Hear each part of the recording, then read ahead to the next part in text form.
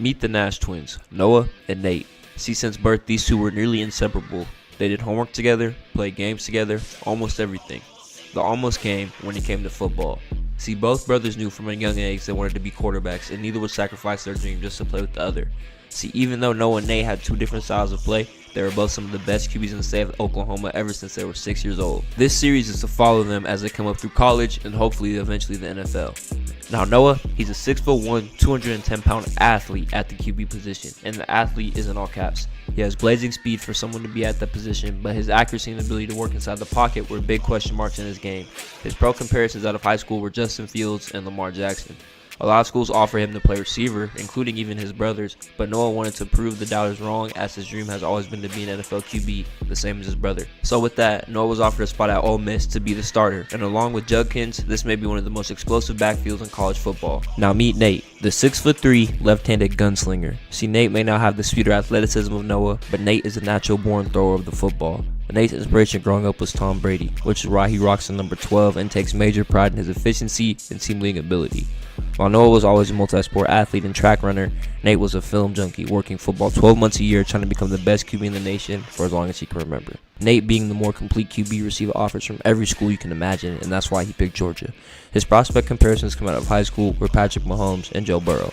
So teaming up with the best tight end in the nation, along with Lab McConkey always waiting to make a big play, this Georgia team was an early season favorite. We are excited to follow these two brothers through their journeys, through the tough challenges the SEC has to face. Let's see how they'll handle it. The first game of my collegiate career, man, coach calls my number as we're down early against LSU. I'm able to pick up about a gain of 7 yards to make it 2nd and 3. Then on 2nd and 3, I give it to Judkins, man, the premier back. He's able to pick up a block and another block, and he's down the sideline, man. And just like that, me for 7, Judkins for 33. That's how explosive this backfield can be. As coach calls Judkins' number again, I hit him on the screen. He's able to make a man miss and get it to a 2nd and 1. Then on 2nd and 1, coach calls my number on the draw. Just go ahead and pick up the first down. And as you see, this drive has been all me and Judkins. As he's able to make a man miss, he's to the outside and he's able to make it a 2nd and inches. And then on 2nd and inches, man, we go ahead and give it to him once again. Just go ahead and pick up the first down. We are in striking distance inside the 10. Then on 1st and goal from the 10, I'm dropping back and I see Watkins wide open for my first passing touchdown of the season, man. It was all my legs, all Judkins' legs, and then we were able to get Jordan Watkins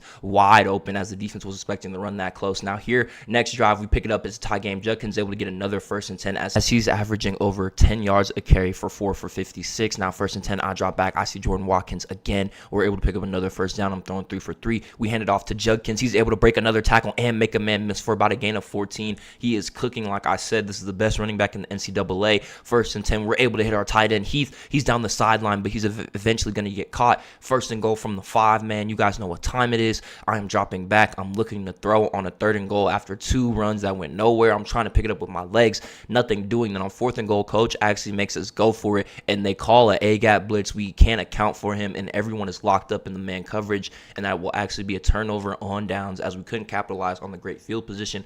1st and 10 for the next drive. Coach calls a play action. I'm scrambling. I don't see anything. I just go ahead and pick up the first down myself. And after 2 runs, it was 3rd and 2, and I hit Judkins wide open in the flat to pick up the first down. He breaks a tackle. He makes a man miss. He makes another man miss. And just like that, man, we are in the red zone yet again as Judkins has been taking this game over. I'm dropping back to throwing another 1st and 10. I'm able to hit Wade in the seam, man. Perfect chest ball. My accuracy is a question, but not right there. And then we hit Judkins perfect, wide open in the end zone on the flat route again. And just like that, man, take this lead on LSU, but unfortunately, they were able to score right before half, so we are back down again. 1st and 10, I'm able to hit Harris for another first down, and then I'm dropping back again. I'm looking, I don't see anything, so I just go ahead and pick up about a gain of 4 with my legs. After a handoff on 2nd and 6 to make it 3rd and 1, coach calls a read option. I keep it for myself. I juke to the outside, and I'm down the sideline as I'm able to pick up a first down as I have 7 rushes for 43 yards, and my legs have been killing LSU all game. 2nd and 10 after nothing doing on first down, we give it to Judkins. He's able to juke inside and pick up yet another first down as we're trying to score and take this lead in the 3rd quarter. 2nd and 9, I'm dropping back. I'm looking to throw, and we get a wheel route wide open to Jordan Watkins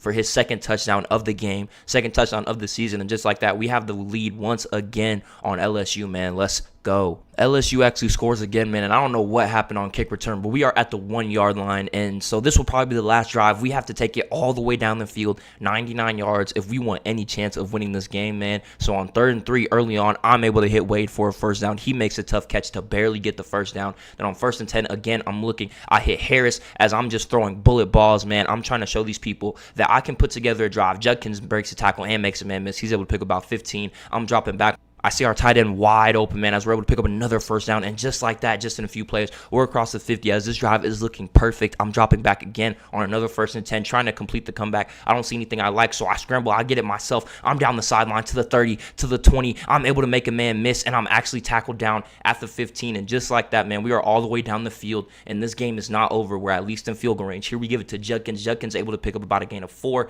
maybe 5. And then on 2nd and 6, I'm dropping back. I'm looking to throw. I see him slanting wide open across the field as we get Harris for yet another touchdown. And just like that, man, could we complete the 2-minute drill? And unfortunately, our defense could not get a stop. And even though I played almost as perfect as you can for my first week, especially against a good team in LSU, Jaden Daniels went down and called game. As you see, he played pretty well as well. And amen.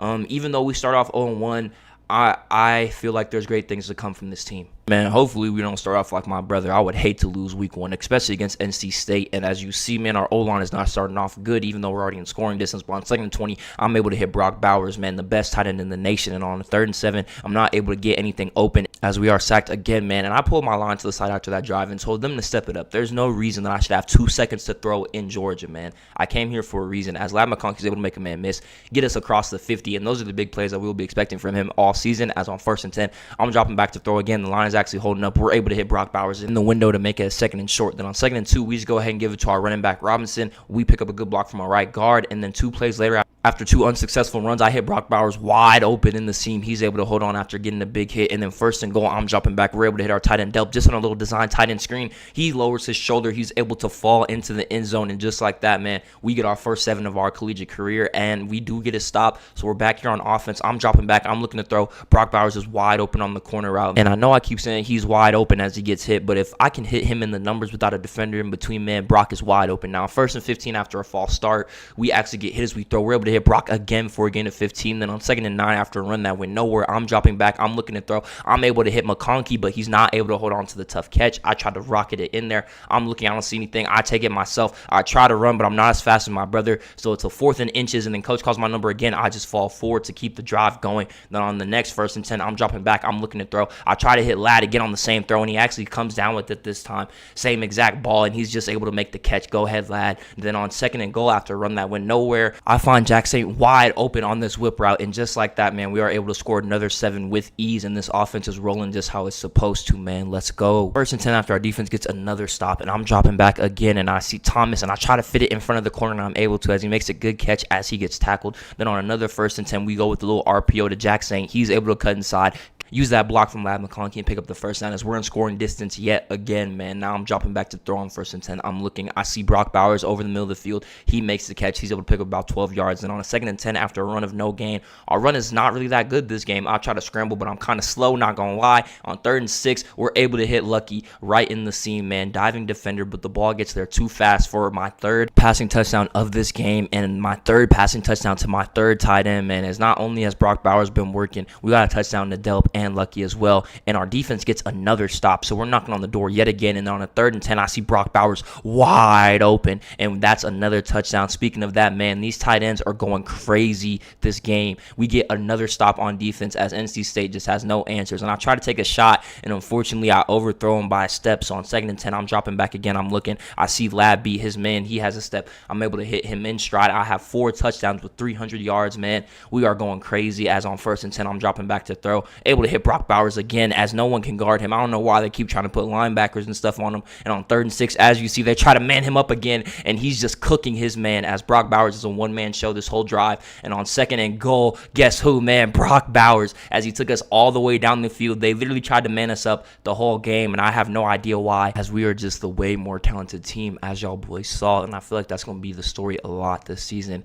Man, my brother doesn't stand a chance. Like Brock Bowers, Lad McConkey, as y'all boys see, we just went crazy. And I'll see y'all boys next week to see what happens next. We picked this episode up in the 2nd quarter as we're down 7-0, struggling heavy against FSU. Man, their defense has been locking us up all 1st quarter. I hand it off to Judkins. He's able to pick up some blocks, and then he's able to run through the defender for a 1st down. And then on 1st and 10, coach calls a read option, and then this defensive tackle breaks a double team block, man, to make it a 2nd and 14. And on 2nd and 14, I'm under center. I'm looking. I don't see anything open, and I get sacked again, man. So on 3rd and 13, I'm looking to throw before this drive ends. and I get sacked a third time. As, man, our offensive line has been getting dominated by this FSU D-line all game, man. We pick it back up after our defense got a great stop, and look at it, we're getting sacked yet again. It's just like I don't even have enough time to think. As on 2nd and 18, I'm dropping back, I'm looking to throw, and I try to hit my tight end, but I get sacked again. And then on 3rd and 17, I'm dropping back again, and we're finally able to hit Jordan Watkins. But unfortunately, we ran out of timeouts, getting sacked over and over again, so we're not even going to get any points as we get shut out the whole first half, and FSU has been dominating us this game as our defense gets another stop. So we pick it back up in the red zone, actually, in the beginning of the 3rd quarter. It's a play action. I'm scrambling. I'm looking to throw. I see my receiver wide open. My boy Wade is able to get the first down. We are finally in striking distance, man, knocking on the door. But after 2 unsuccessful runs, man, we get sacked yet again, and we cannot capitalize on the good field position. And that's really been the story of this game as we pick it up in the 4th quarter, as we couldn't do anything the whole 3rd quarter, but our defense gets another stop in good field position, and there's just nothing open, man. These FSU DBs have been blinking our receivers all game. Our run game hasn't been able to get going, as that big D tackle on FSU has just been breaking all types of double teams. So right here, man, we really need 7, as if our defense can somehow get another stop, we're right back in this game. And on 2nd and 3, I find Judkins to go ahead and get the 1st and goal, and on 1st and goal from the 6, we give it to Judkins again. He's trying to find a crease, and as you see, they're just shedding every block. And on 2nd and goal, I'm looking to throw. I'm getting hit as I throw. I just get rid of the ball, man, as we just have no time. And on 3rd and goal, we're trying to get our touchdown, and we finally find Caden as we're able to get our first 7 of the game. And even though we have not been performing well, our defense has kept us in it, and just like that, we are 1 stop away from being able to take the lead. Let's go.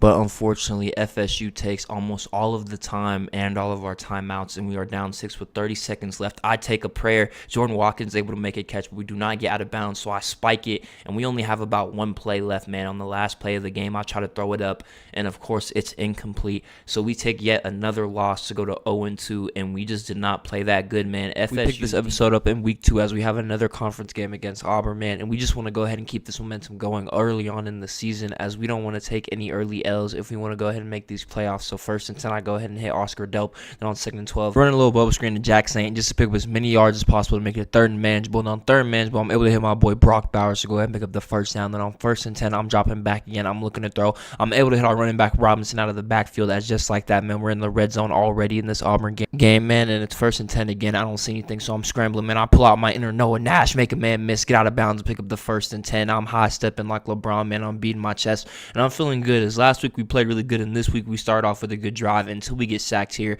to make it a 2nd and 17. On 2nd and 17, I'm trying to find someone. I get hit as I throw to make it a 3rd and 10. And on 3rd and 10, I'm trying to convert on 1st down. Lad McConkey makes the great diving acrobatic catch, man, and that should have been a touchdown, but we get a holding call. And then on 3rd and 20, I hit Thomas in the chest, but he's just not able to catch it, so we're forced to take 3 there. And then here we fast forward to another 3rd and 17 as I gotten sacked, and we're able to pick up the 1st down. Thomas makes a tough catch, man. And then on 2nd and 6, after the handoff to our running back, we see Lad McConkey beat his man in the man coverage, and he's wide open for a touchdown, man. 45 yards to the house. As early on this season, man, Lad has really been the go-to, as well as Brock Bowers, making these big plays whenever we need them and just coming up with big points. As here we're up 7 against Auburn, I'm able to pick up another 1st down to guess who? Lad McConkey, man. On another 1st down, I'm dropping back, I'm looking to throw. I'm able to hit Jack Saint. He picks up about a gain of 5. Then on 2nd and 5, I'm looking to throw, and I kind of see Brock Bowers open, but I wanted to force the ball downfield, and I didn't see anything. And then here, speaking of forcing the ball, I try to hit McConkey again, man. I'm staring down my stars,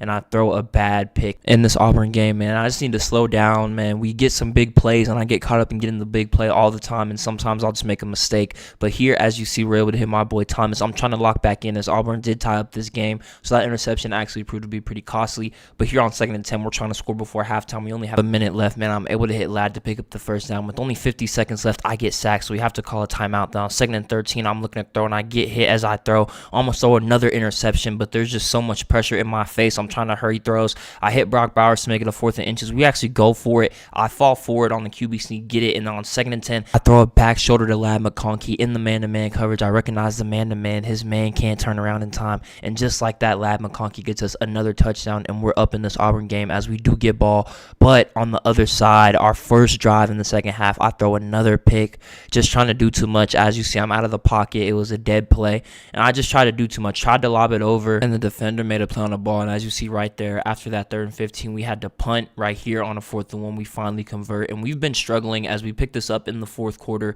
The reason I showed y'all that 3rd and 15 is because it's just been punched to the series. First half, our offense was pretty good, but this half, man, it's been tough. As here, we're just trying to salt this game away. With this 3rd and 7, with this first down, we will be able to end this game. And as you see, we're able to pick it up, and we're able to escape with the 3-point win against Auburn, man. And I need to clean up these turnovers and get my act together as our struggles continue. As we pick it up in the 2nd quarter, down 14-0 to Texas A&M, man. And this is a conference game against the A&M team that we're supposed to beat. This is one of their first years in the SEC.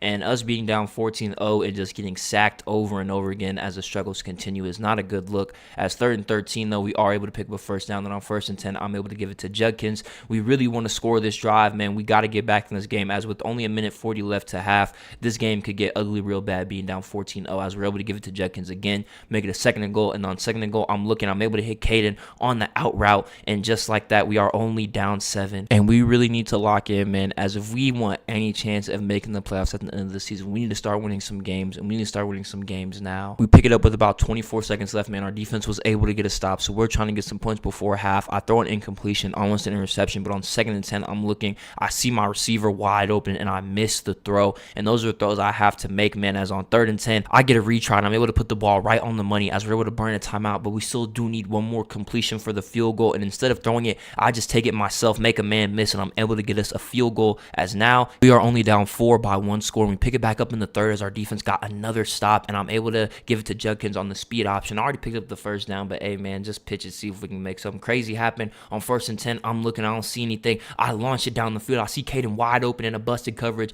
and just like that, man, we're knocking on the door to score once again as we really need this 7 to take the lead. 1st and goal, coach calls a tight end screen, and we're just able to pick up a few yards to make it about a 2nd and 4. And on 2nd and 4, we give it to Judkins. He's trying to pick up some blocks, and he falls down to the 2. And then on 3rd and goal from the 2, I'm looking, I don't see anything, and I actually get sacked. So we're only able to get 3, man. Not being able to capitalize on the big plays has really been the theme for this season. But on the 3rd and 13, after our defense gets another stop, I'm able to hit my boy Caden for another first down. And then on 1st and 10, I go ahead and scramble with my legs to make it a 2nd and 1. On 2nd and 1, we just give it to Judkins to pick up the first down. And then on 1st and 10 again, we give it to him again, man, trying to establish that run on probably our final drive of this game. 2nd and 3, we try to get a play action boot, and our left tackle does not seal the edge. So I run straight into a defender. And on 3rd and 17, I'm blasted as I throw, but I'm able to hit Jordan Watkins for a first down. And just like that, man, we're knocking on the door to score. I'm able to hit Harris in the chest. 1st and 10, we're able to give it to Judkins yet again. He gets tackled for a short gain, but on 2nd and 8, we don't give up on the run as we're able to pick up about 3 more yards. And on 3rd and 5, I'm dropping back. I'm able to hit my boy Dayton Wade wide open on the sideline for a first down. Then 1st and goal after we make them burn their first timeout and their second right here. And on 2nd and goal, coach calls a tight end screen. We're just trying to pick up as many yards as possible, but nothing doing. And on 3rd and goal, I'm dropping back. I'm looking to throw. I really want a touchdown. I don't see anything. I'm scrambling. I'm trying to pick up something, and I don't see anything. So really what I did here was I just took up as much time as possible, but made sure we got 3. I even centered it for our kicker. So as long as our defense doesn't choke, we'll win this game as we end up losing to Texas A&M by 1. I did all I can do. We called the pass play. There was nothing open, so I ran around, wasted time. They had no timeouts, man. We thought that we were going to be able to escape with this one, but Connor Whitman drives all the way down the field. We have our first road game against Miami, and we're already down 7. As here I hit Oscar Delp to go ahead and pick up the first down. And then on 2nd and 10, after our run goes nowhere, I'm able to hit Thomas for another first down, and then we're across the 50 just like that, and they play man-to-man coverage, and you know Ladd is going to cook that every time. So just like that, we're across the 15, and I throw another interception, trying to force the ball into a tight window, man. I thought that I can throw it under the safety, and the safety just made a good play on the ball. So here we pick it back up toward the end of the first quarter. Fortunately, our defense was able to get a stop, and with that play to Thomas, we're in the red zone, but we get sacked. And on 2nd and 19, I'm looking, I hit my boy Thomas yet again as he's been cooking this game. And on 3rd and 8, I try to hit Ladd, and I throw another interception as I fire it, man, in the backside behind the backer. He got a hand on it, batted it into the sky, and then they were able to make a play. So here I just hit Jack Saint, man. We need to go ahead and score here as our defense got us another another stop, and I've been playing terrible these past few games. But right here, we hit Lad wide open for a gain of 30 yards into the end zone. And just like that, it's a tie game. But I really, really need to cut down on these turnovers, man, if we're going to win this football game. We have about a minute left into the half. We're trying to get some points, man, trying to go up before the half. I see my boy Jack Saint over the middle, beating his man in the man-to-man. So just like that, we're across the 50, but we get sacked. We're first to burn a timeout, and I almost throw another interception trying to hit rah-rah. Then on 3rd and 17, I'm dropping back to throw, and Jack Saint gets PI'd, bro. I swear, I feel like the ref should have called that, but it looked like he was beating his man, and then he got bumped, and I throw another interception. So we get no points, but our defense does hold up for the last few seconds. So here on the other side of the half, man, we're trying to score. We're trying to take the lead against the U. I'm dropping back. I'm looking to throw, and I get hit and throw another interception, man, as this nightmare game is turning worse, as Miami scores off of that too. So just like that, man, we're down, and as you see, 3rd and 15, nothing was doing. We have to punt, and just like that, we are down 10, but our defense actually got to stop after we had another 3 and out. So just like that, man, we need this 3rd and 10 to be able to try and get 7 here and take the lead. I almost throw another interception as Miami's defense is just flying around, so we had to take 3, but fortunately our defense has been playing well and was able to get us a stop, so we can come down here and tie this game as I hit Lad McConkey to get us across the 50 already, and then the very next play I hit Brock Bowers,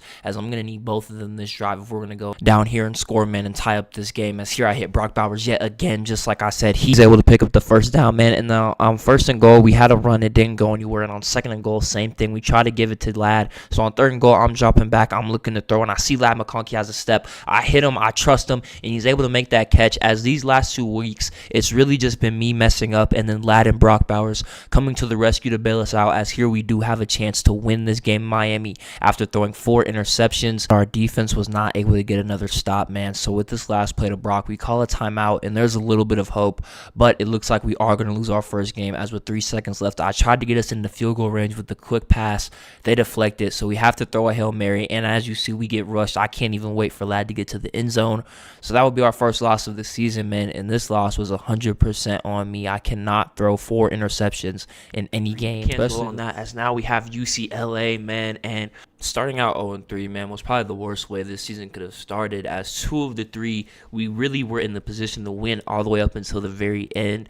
And it would be easy to just blame it on our defense for not getting that last stop. But to be fair, a lot of these games, especially that FSU game, our offense just has not been performing how it's supposed to be. There are a lot of times where we just can't take advantage of good field position, or we just make a bad mistake, or I can't make the big throw to get us in the end zone, and we just stall out a lot of drives, and that leads us to having a lot of close games, and we just got to fix that if we're going to want any shot at the playoffs this year. As 0-3, we're going to need to win most to all of our games if we even want a chance at sniffing the playoff. As Dayton Wade scores here, but it is a 12-team playoff, so like I said, we do have a chance, man, but we're going to need to lock in, as we still do have some tough SEC games left, like the fact that we have 3 losses, and we still haven't played teams like Bama. We still haven't even played my brother over there at Georgia.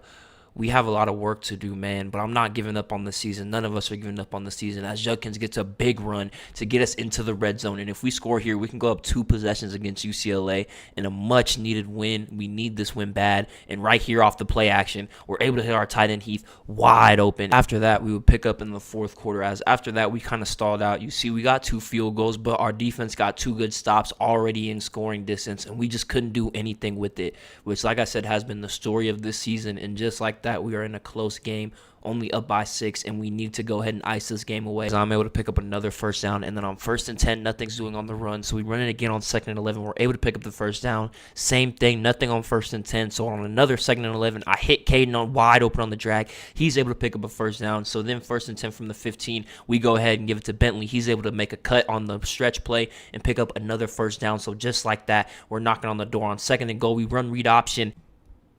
Their linebacker gets a perfect block shed and hits me, and I actually fumble, but we're able to recover it. And on 3rd and goal, man, we need this score to ice this game away. And I'm able to find Trey Harris. He's able to hold on to a tough catch, and just like that, man, they have no timeouts. That's going to go ahead and ice this game, as they aren't able to score. We get the ball back, and we just kneel it out. 284, 3 touchdowns. This was the performance we needed to go ahead and put us in the right direction. We are 1-3. We can't dwell on it, as we're already down 7-0 in another conference game against A&M. and we have to win this game, as losses early on in the schedule can lead to us not making the playoff. And to be honest, I'm not too worried about us not making it, because as you see, we do have one of the best teams, one of the best defenses. Literally, man, our problems start and end with me, as I am a true freshman, and these are just the growing pains that I'm going through. And our team, our success goes as far as my growing pains let us go. As you see, Rara is wide open. But lately, man, you've been seeing our defense will get us all the stops in the world.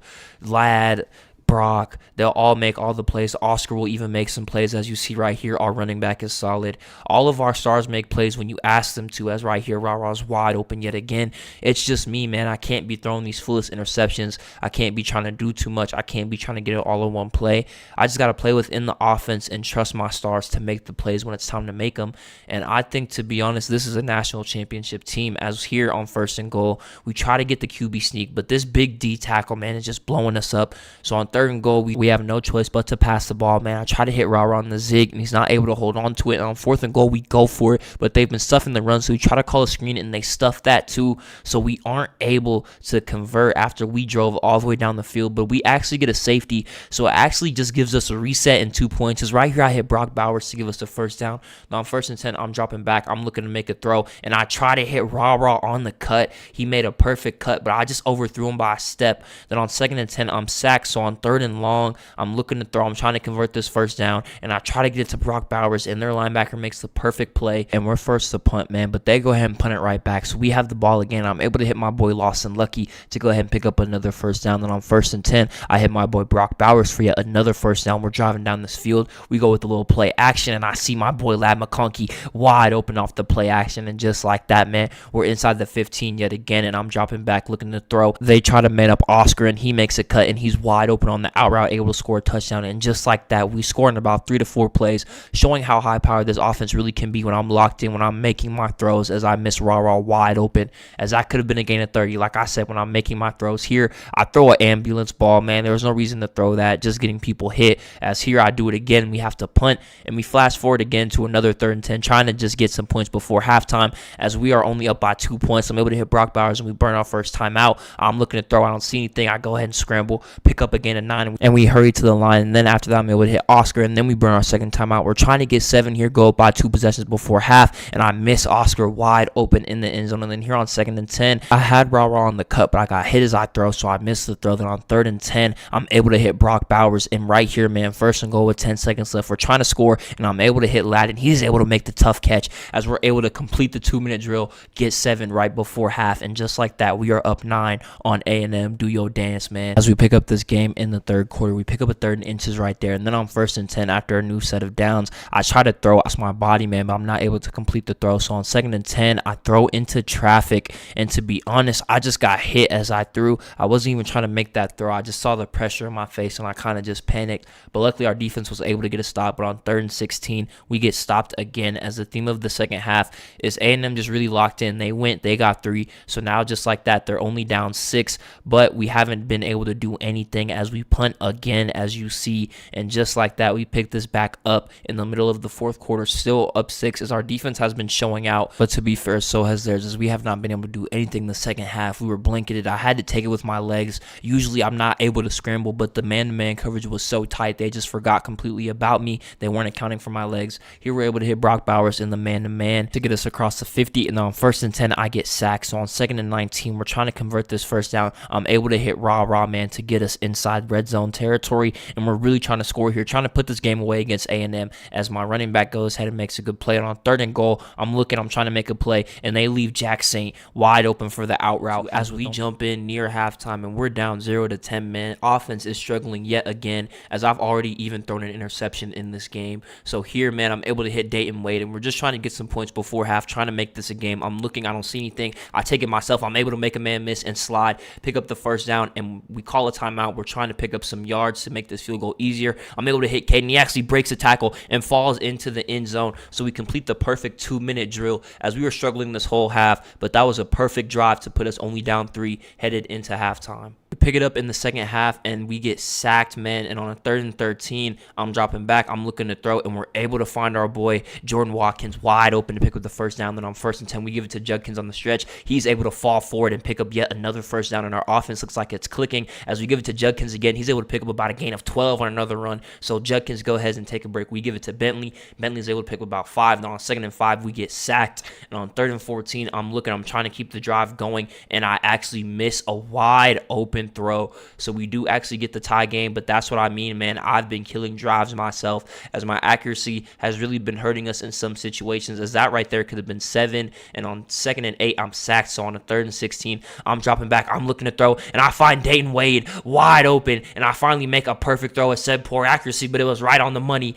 Dayton Wade goes ahead and takes a bow as we take the lead here in Oklahoma. And after our defense gets another stop, man, we're here late in the 4th with the lead, and with 1 first down, we can go ahead and end this game, as they're burning all their timeouts, and we can really just kick 3. But on 3rd and 7, I'm scrambling. I don't see anything. I'm directing traffic. I give it to Caden. He's able to fall forward for the final first down, and we're able to kneel it out as we pick up our 2nd win in a row, as we're picking up some much needed momentum to move on to 2 and 3. And here we do jump in the 2nd quarter, as the 1st quarter was a little quiet, only 3-7 against Florida. But as you see, we break off this game with a big play to Lad McConkey, man. Just burns his man in the one-on-one. Perfect over-the-shoulder throw. Perfect deep ball, as Lad has been making deep plays for us all season. As here on 3rd and 18, man, the theme for this game also was just, man, we were moving kind of slow. It was either a big play or nothing, as here we have to punt yet again, as we haven't been able to do anything really since that big play to Lad. As here, this is already the 3rd quarter, and we're finally able to hit Brock Bowers to get us inside the red zone. And this is literally our first red zone trip since the 1st quarter field goal, man, as that Lad McConkey big touchdown doesn't really count as a red zone trip. But you guys get the point, man. We've been boxed. I have to dive and make a play myself, as I was getting hawked down with my slow speed. But I just go ahead and dive into the end zone. I tried to make a play as we go ahead and take the lead in this game against Florida, as we're trying to go ahead and close this out in the 3rd quarter. Our defense gets another stop, and here I'm able to hit Rob Thomas on the back shoulder fade, and he's able to run all the way into the end zone as we get another big play. As you see, that Lad McConkey touchdown, this touchdown, that Brock Bowers big play. This game was just that 1 or 2 plays that can make all the difference in the world, as we hit Lad McConkey again to get across the 50. But as I was saying, man, our offense wasn't that good this game, except for those 3 big plays, to be honest. As you see, we only have 24 points, and we had 3 big plays, as we have a 4th one right here to Brock Bowers to get into the end zone, as our defense also played really good this game.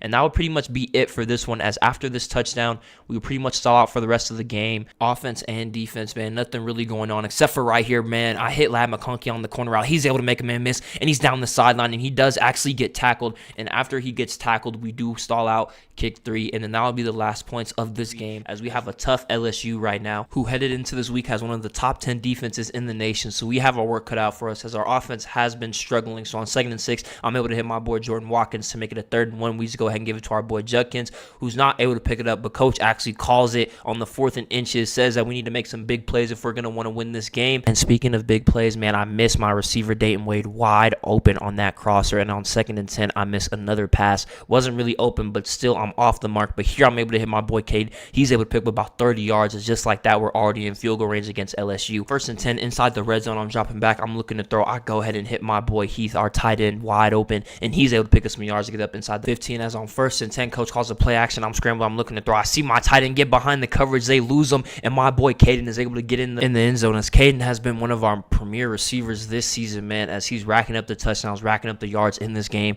as we take the lead against LSU 7-0, and we pick it back up in the 2nd quarter. Go ahead and give it to Judkins. He's able to pick up about 6 yards, and on 2nd and 4, we go ahead and give it to him again. On 3rd and 3, I'm dropping back. I'm looking to throw. I see my boy Dayton wide open, and he's able to go ahead and pick up the first down to keep this drive going. And on 1st and 10, we go ahead and call a little screen to my boy Jordan Watkins to pick up about 4 yards. On 2nd and 6, I'm dropping back. I'm looking to throw. I have my boy wide open on the play action, Dayton Wade, as he's able to make a man miss and get us down inside the 15 yet again, and we're in scoring distance against this LSU defense. As here on 1st and 10, I try to get as many yards as possible, and on 2nd and 8, I'm looking to throw, and I don't see anything, so I just throw it away. On 3rd and 8, I'm dropping back, trying to keep the drive going. I'm scrambling. I don't see anything, but I see my boy Jordan Watkins wide open at the end of the play, and just like that, we're up 14-0, and our offense is clicking on all cylinders right now, as we're looking really good against one of the best defenses in the nation. Up 7-14 with about 2 minutes left until halftime. We're trying to score, man, make it a 2-possession game, and I get hit as I throw, and I throw a terrible interception, man. And if I didn't get hit, okay if the line could have just held up. It would have been a completion, and now I have an extra interception. But let's just be happy that our defense got another stop as we're able to pick up that first down, and we do get sacked as our line is continuing to mess up. But here on 2nd and 17, I'm looking to throw, and I try to throw it up to Jordan Watkins, and they swat it. So on 3rd and 17, I'm trying to keep it going, and I see my boy Caden as he comes up big yet again, and just like that, we're already in field goal range. And I see Judkins streaking. I try to hit him, but my guard actually gives up right before I'm able to throw the ball. So now on 3rd and 14, we could have had a touchdown. I try to hit Caden, and he actually catches it as we're able to spike and kick 3. We pick it back up here in the 4th, and the reason you see the score like this is because LSU has basically been shut down the whole game, and so have we, man. After that first half, we didn't do anything in the 3rd. Our defense just got 2 good stops, and we got 2 field goals. That was it. Our offense has really been struggling, as here we're trying to go ahead and score and put this game away as I get sacked, and I actually get hurt, man, and I'm going to be out for the rest of this game as I limp off to the sideline. I go in, I get diagnosed, and thankfully it's just a sprain. I'm only out for this week as we have undefeated USC, and we're on a streak right now, man. If we can keep this win streak going and then go and be an undefeated team, we'll definitely be in the playoff hunt. Florida 34-10 as the man that ended last game is able to start this one as we're able to hit Ladd McConkey the first play against UNC coming out of our bye week, actually. So this is week 7, and we hit Brock Bowers right there to get us up inside the 25. And after this bye week, man, we were hoping that our offense could start clicking on all our cylinders. I can cut down on the mistakes, but unfortunately it would be the same shadows as our last couple of weeks, as after this explosive first drive, we wouldn't do anything until the 3rd quarter again, as we are down 7-10 in the 3rd against UNC. And here we finally have another big play to Brock Bowers, and I don't know if you see my passing percentage, but I'm below 50% until this throw right here to my boy Ra to get me to 50%. In this game, we've just been struggling as we're finally able to hit Brock Bowers right here to give us the lead. And after this, man, we just need our defense to get one more stop, and hopefully we can go ahead and escape with another win.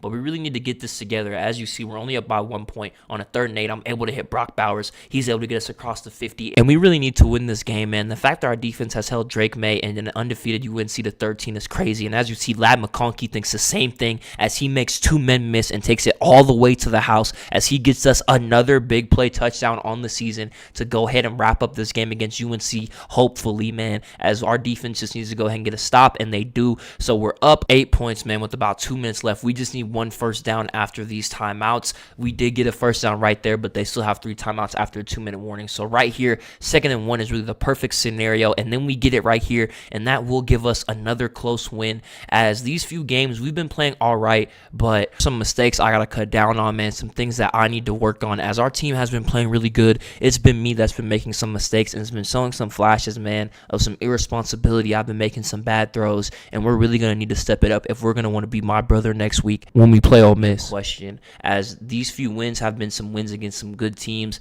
and if we can come in here and beat Caleb Williams in his house, man, not only will we have a lot of confidence, not only will we be on a 4-game win streak, but we will actually have a chance at being ranked. But we do pick it up down 7-0, and as you see, our first run is -6, and on 2nd and 16, I'm looking to throw, and we're hit right as we throw, man. We're getting popped, and that's the theme of this game, man. Their defense was playing tough. As you see, I get hit as I throw, and we're forced to punt, and that's the theme, 3 and outs. As here on a 1st and 10, we get a holding call. We're down 14-0. It's 1st and 18. I try to pick up some yards to make it a 2nd and 6. On 2nd and 6, you go ahead and give it to Judkins. He gets hit right at the line of scrimmage. So on a 3rd and 5, we're trying to pick up the first down. I just go ahead and hit Judkins just to keep the chains going, and we have to fight for every single yard this game as USC's defense did not come playing, man. As you see, 2nd and 10, I had to throw the ball away. I'm dropping back. I'm looking to throw, and I miss a wide open Dayton Wade, and that could have been a touchdown, as those are the throws that I need to make if we're going to have any chance at being a good team this year. I make up for it by hitting Caden right there to pick up the first down, and on 1st and 10, I'm dropping back to throw again. I don't see anything, so I just go ahead and pick up the first down myself, and I'm able to slide into the enemy territory. And just like that, man, we're knocking on the door as Judkins breaks a tackle. He's able to make it a 2nd and 1.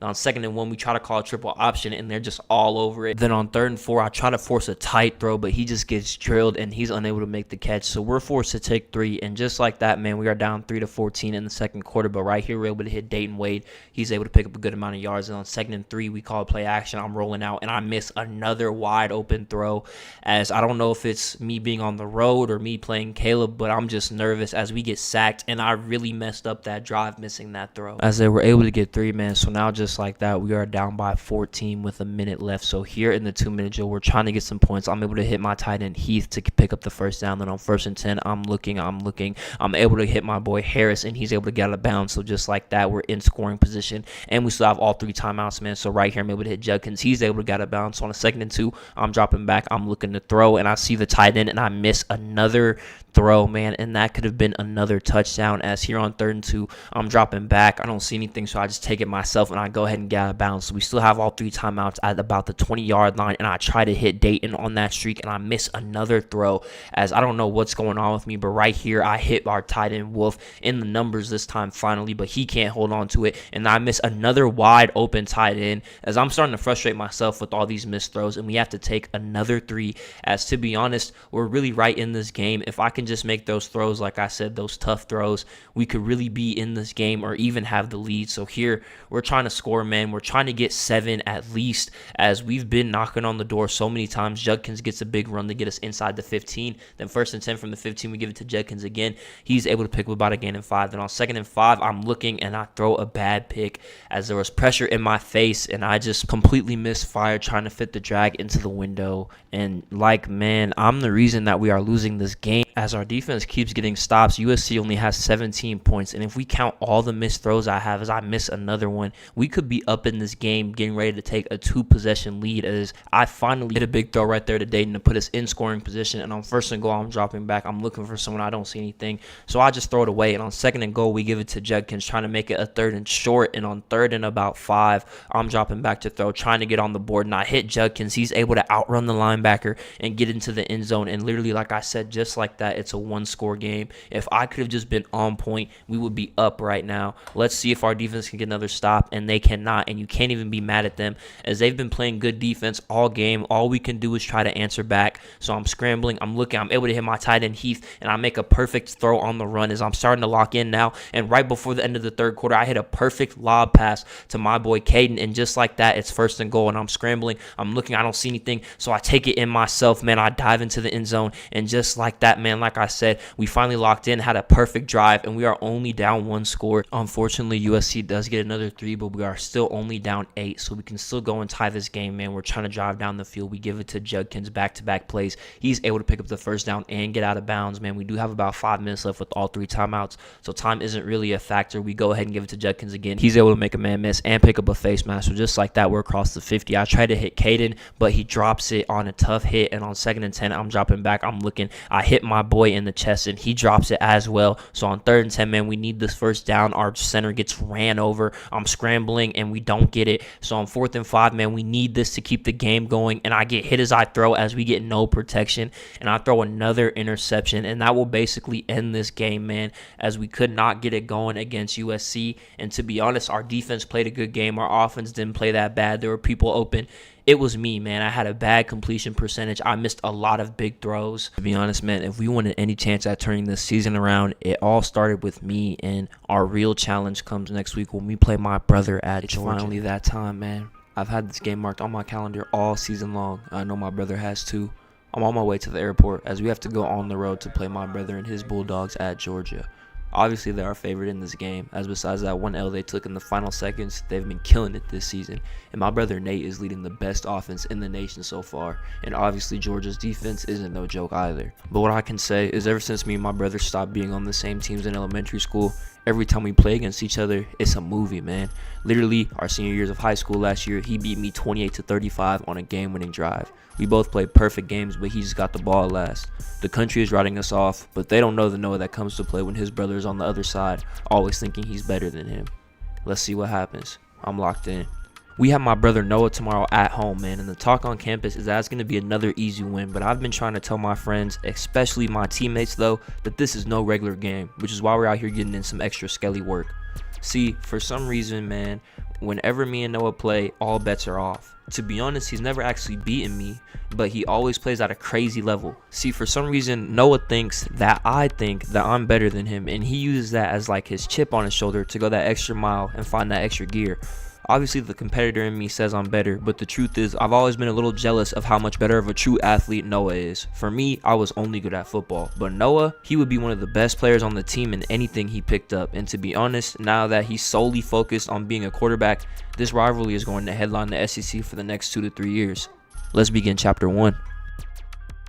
Ladies and gentlemen, the first chapter starts here as Nate is going to start off with the ball, and he's going to get it to Brock Bowers to pick up a first down. He's dropping back. He's looking to throw. He's able to hit Lad McConkey in the slot. He's able to make a man miss. He breaks a few tackles. He gets out the bunch, and he's able to pick up a first down. And just like that, man, Georgia is already knocking on the door across the 50. Nate dropping back to throw. He's able to hit Ra Thomas in the seam. Just like that, Georgia is inside the 20-yard line, man, in the red zone. They are just driving down this field with ease as they're going to flip it to Lad. He's just trying to pick up as many yards as he can. He's able to break a tackle, and he picks up about a gain of 4. Then on 2nd and 6, they give it to Brock Bowers. He only picks up 1 yard after a hard hit. And on 3rd and 5, Nate Nash is dropping back to throw, and he hits his man Jack Saint for the first touchdown as Georgia drives straight down the field and strikes first in this SEC matchup, man. Let's see how Noah responds, man. 1st and 10, they flip it to Judkins. He's going nowhere. Georgia's defense is all over that option game. 2nd and 12, play action. Noah, he's scrambling. He's looking to throw. He doesn't see anything. He just tries to get what he can, and this Georgia defense looks real tough as on 3rd and 10, Noah's dropping back to throw.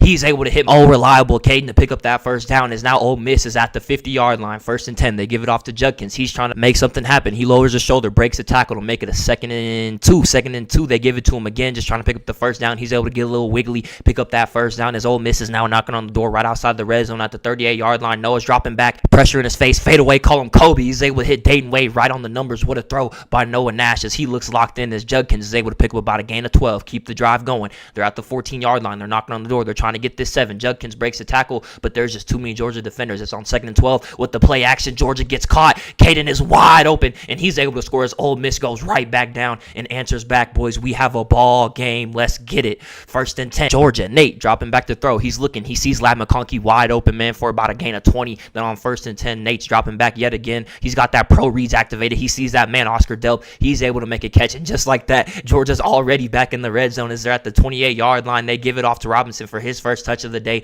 Nothing doing, man. That's why they're not handing off that big old fat number 0. He's locking shit up. 2nd and 10. Nate's right tackle gets molested, and now it's 3rd and 20, man. This Ole Miss defense is going crazy. 3rd and 20. Nate's dropping back, trying to keep the drive alive, and he's hit as he throws again as this Ole Miss D-line makes a stand. And if Georgia can make this field goal, they will be up 10-7 as it's up, and it is good. How will you respond? Noah Nash, Ole Miss ball, 1st and 10. They hand it off to Judkins. He's trying to find some space, but Georgia's run defense has been pretty good so far. As on 2nd and 11, Noah tries to keep it himself, but there's just no space. 3rd and 7, Noah's dropping back to throw. He needs this to stay on the field. Will he stay on the field? Yes, Dayton Wade's wide open over the middle of the field as Noah hits him right in the numbers, and just like that, Ole Miss is just across the 50 yet again as Noah's throwing 4 for 4. Read option right here, nothing doing. Georgia is not letting them run the ball. They're saying, Noah, you're going to have to beat us with your arm. As he's dropping back to throw, he misses a throw, and that's what they're saying right there with the pressure. 3rd and 15, can Noah convert? He does, man. He keeps Ole Miss on the field after converting. Another 3rd and long, man. 1st down as he hits his tight end Heath.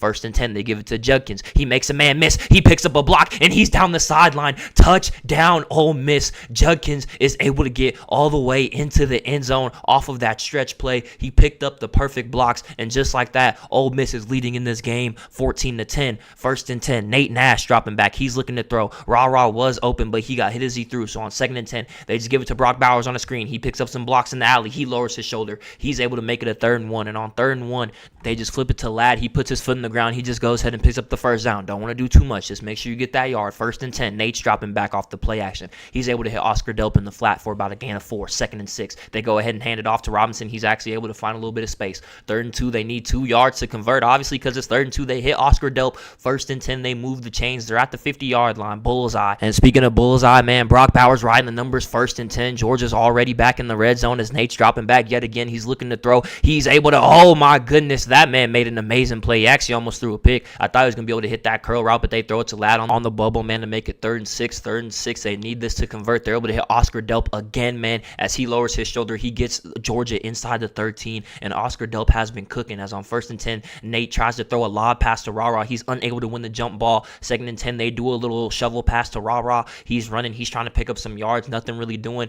3rd and 4, man, they're looking. Nate's looking to throw. He's trying to get this touchdown, and he sees his man Oscar Delp again as he carried this drive. Georgia strikes again, and they take the lead in this game. Noah, Nash, I'll ask you again, how will you respond? It's 14-17, about to be the 2-minute warning. He scrambles on a 1st and 20 after a holding call. He makes it a 2nd and inches. He gives it to Judkins to pick up the first down, keep the chains moving. Then on 1st and 10, they ran it again. Nothing was doing. 2nd and 9, 2nd and 9. They give it to Judkins for a 3rd time in a row. He makes it a 3rd and 2. And on 3rd and 2, Noah's able to hit Heath, and he's able to get out of bounds as they're trying to score before halftime with about a minute left. 1st and 10. Noah's dropping back to throw. He doesn't see anything he likes, so he's just going to go slide, make it a 2nd and 4, and then Ole Miss is going to use their first timeout. 2nd and 4. Noah's dropping back to throw. He's looking. He's scrambling. He doesn't see anything. He goes ahead and picks up the first down and gets out of bounds. Just like that, Ole Miss, man, in striking distance with about 45 seconds left. Noah's dropping back to throw. Doesn't see anything again. He's scrambling. Fadeaway throw to Heath. Wide open in the end zone. As look at that throw. Pressure in his face. Noah Nash makes an incredible throw to take the lead for Ole Miss headed into halftime, but there is 40 seconds left. Nate dropping back to throw.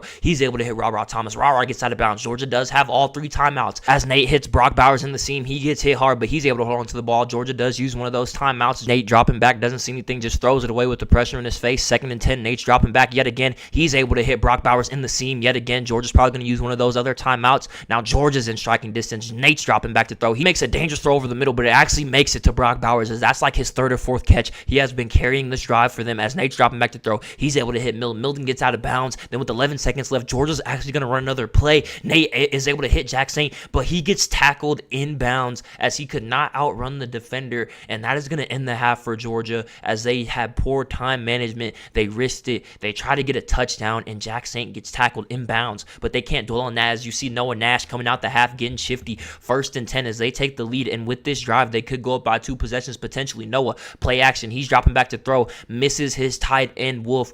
Wide open as there goes the accuracy concerns for Noah, but they're not going to dwell on it as they give it to Judkins. He's able to make a man miss. He's down the sideline. He puts on a spin move and jukes out 3 Georgia defenders as he's across the 40, and Judkins has been cooking this game. 9 rushes for 80 yards and a touchdown. Let's see how they continue. 1st and 10, read option. Now Noah Nash gets his legs involved. He makes a man miss. He makes another man miss, and just like that, man, Judkins and Noah got Ole Miss all the way down the field just off of their legs alone. 1st and 10 from the 24. Noah's dropping back to throw. He gets hit from behind, and that actually could have almost been an interception. Pause on the hit from behind, but on 3rd and 12, he's able to hit Heath, and just like that, Ole Miss is at the 3-yard line trying to make this a 2-possession game. 1st and goal, they give it to Judkins. Nowhere to go. 2nd and goal from the 5. Noah's going to scramble. He sees Dayton Wade wide open, and he's able to hold on to the ball as he gets hit, and just like that, Ole Miss is up 2 possessions in this game where they were thought to be written off. And Nate Nash, how will you respond now? As 1st and 10, he gives it to Oscar Delp. 2nd and 2, play action. He's able to hit Brock Bowers. Brock Bowers gets Georgia across the 50.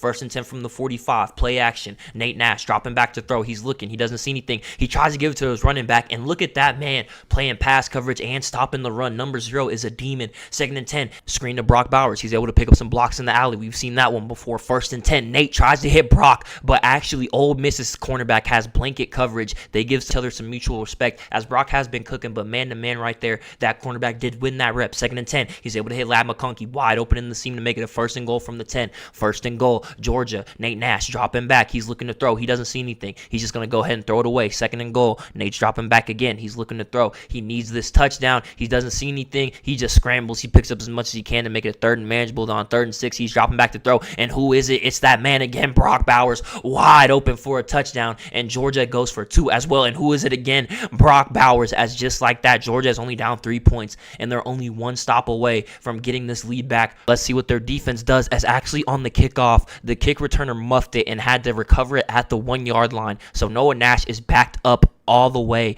and on 2nd and 10, he does hit his receiver, but they're not able to hang on through tough coverage. On 3rd and 10, he has Caden wide open, but he misses the throw with that pressure in his face. So Ole Miss is actually going to have to punt, and Nate has a chance to take the lead right back here. 1st and 10, Nate's dropping back to throw. He's looking. He's able to hit Rob on the out route. 1st and 10 again. Nate's dropping back to throw. He's looking. He's able to hit Brock Bowers. He's able to break a tackle. He makes it a 2nd and inches, and then on 2nd and inches, Nate's dropping back to throw. He's able to hit Milton. Milton gets hit and still is able to hold on to the ball ball. What a catch. As on 1st and 10, they just throw a bubble to Rah-Rah. He just tries to pick up as many yards as possible. As headed into the fourth quarter, Georgia is down 3, 2nd and 4, play action. Lad McConkey is wide open. Miss, how can you allow that? As now Georgia is all the way down at the 1, trying to take this lead right back. They try to go QB sneak, nothing doing, as Ole Miss's line has been tearing it up all game. Then on 3rd and goal, they need a touchdown. They need 7. They finally get it in with Milton, as Georgia has taken the lead in the fourth quarter. But you know this game is not over yet, as there's still over 8 minutes. And even though Kendall is strutting into the end zone, the real question is, number 2, how will you respond, man? You are down 4 against your brother. He hands it off to Judkins. He breaks a tackle. He falls forward. He's able to pick up about a gain of 7. 2nd and 3, play action. Noah scrambling. He's looking to throw. He's able to hit Heath as he gets tackled out of bounds for a first down. Then on 1st and 10 yet again, he gives it to Judkins. Nowhere to run, as he's going to make it a 2nd and 8. 2nd and 8, there's a play action. Noah dropping back to throw. He's able to hit Trey Harris dead in the chest.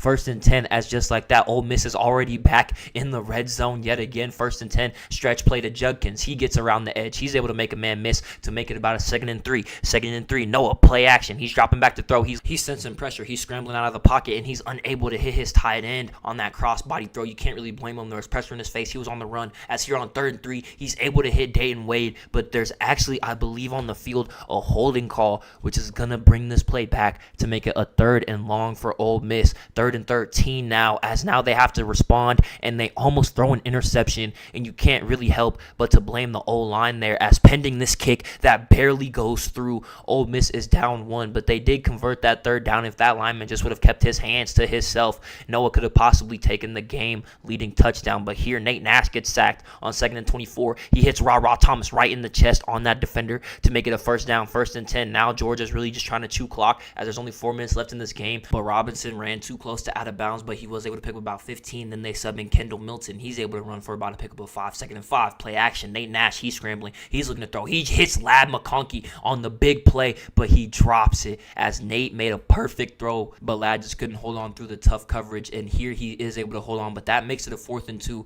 And Georgia's actually going to have to punt, but they try to kick the deep field goal, but that's just not in their kicker's bag, as he doinks it off the post. And just like that, I'm going to ask one more time, how will you respond, Noah Nash, as now he has a chance to potentially win this game in Georgia against one of the best teams in the SEC. 2nd and 10, Noah's dropping back to throw. He's looking. He hits his boy Heath, as just like that, Ole Miss is already in field goal range, and we have to see if either Ole Miss is going to try to go for 7 or if Georgia's going to start using their timeouts. 1st and 10, Noah's dropping back to throw. He doesn't see anything. He scrambles for about a gain of 15, as he has been killing Georgia with his legs all game. He has 11 rushes for 73 yards, and now from the 15, 1st and 10, he's able to hit Judkins out the backfield, but he gets tackled immediately. 2nd and 3, Ole Miss actually calls a timeout, as they want 7 here. They're able to get the 1st and goal, and now Georgia's going to unfortunately have to use that timeout, as they got the 1st down. Here, now Ole Miss is just in straight 2 clock mode. They give it to Bentley. 2nd and goal. They really want to score. They're trying to pound it in. They go QB sneak. They do not get the touchdown, but hey, Georgia has to use their last timeout. Here on 3rd and goal, they give it to Judkins. He's trying to get in the end zone. He doesn't get in, as Georgia makes a stand, but as you see, they ran out of timeouts. Noah Nash did what he had to do, gave it to his kicker on a silver platter. What is that, like a 7-yard field goal? And with that, that last second is going to tick out on the kickoff, and Noah Nash completed the impossible, as his first time ever beating his brother is a 34-32 walk-off money drive win in Georgia, who up until this point was the best team in the SEC. And now people have to really watch out for Ole Miss, as they did take some losses early. But if Noah can continue to perform like this, perform within his role, as you see, Nate had the more star-studded performance, as you would call it, but Noah did his job. He got his team the win. Judkins performed. All the stars came out. This was a star-studded fireworks special, and I cannot wait to see how the SEC unfolds now that Ole Miss is officially on the map with this W. Man, I'm feeling great after that win against my brother in Georgia, man. And here we are back at home against NC State. I'm not going to lie to y'all boys. This game was a blowout, man. If we can compete with Georgia, NC State does not belong on the same field as us. I'm just going to show y'all boys some highlights, and then we're just going to go ahead and get on to the next week, as this season is coming to an end, and we are making that playoff push. That win against Georgia is big, but our next 2 games after this, we have 9-2 Tennessee, and then right after that, our season ender, man, the final game of the season, we do have to play Bama. So these next few games are going to be important. They're going to be essential to us making this playoff. And to be honest, I'm feeling really confident, man. Like I said, Georgia was the number 1 team in the SEC leading up to that game. So if we can beat them, man, especially me beating my brother for the first time, I feel like we can beat anybody. And as you see, this NC State team just has no no answers, man, as I'm able to hit my boy Dayton Wade wide open for another touchdown. At this point, it's 27-10, and then Judkins just going to pour it on. He's going to take it all the way to the end zone for about a gain of 40, and just like that, man, we went ahead and dropped 30 on NC State. But that's expected, man. We got to win games like this. Next week, we have Tennessee, and we really got to win this game. And to be honest, I came in this game expecting a dogfight,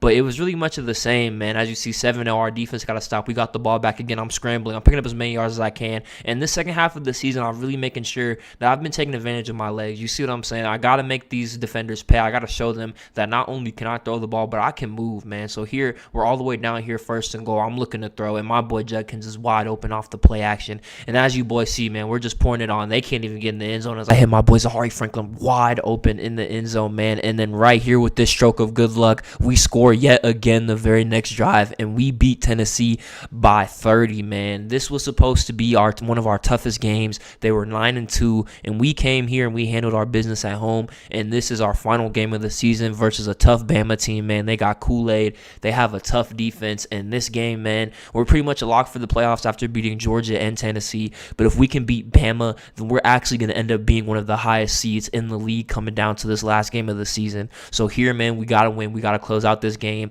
but it's going to be tough. Bama is no slouch. Bama is no pushover. Here I'm able to hit Dayton Wade. He gets a face mask, so not only do we get the first down, but we're inside the 20, and then right here I'm able to hit my boy Caden, and just like that, we strike first here in Bama to take an early lead. And man, I've just been so proud of how my team has performed all season long. We started out 0-3. Everyone thought that we were in a rebuild phase. We were going to need to go and recruit some people or something like that, but we locked in mid-season, and we have not lost. We were 0-3, and we have not lost since then, man. As I've been clicking, all of my teammates have been clicking. As you see, we stopped Bama again, and just like that, we're about to score again. I hit my boy Caden on the RPO. He picks up about 8 yards, and on a 2nd and 2, coach calls a little play action. I'm running to the left. I'm looking. I don't see anything, so I'm just going to go ahead and take it myself, pick up the first with my legs, and just like that, man, we're knocking on the door, trying to score again. We give it to Judkins. He's able to pick up about 7 yards. Then on a 2nd and 3, I'm dropping back to throw. I'm looking, and I get hit as I throw, but I'm able to hit my boy Jordan Watkins, and he dances into the end zone as we take this lead. Bama does finally score, but look at Judkins, man. He makes a man miss. He breaks a tackle,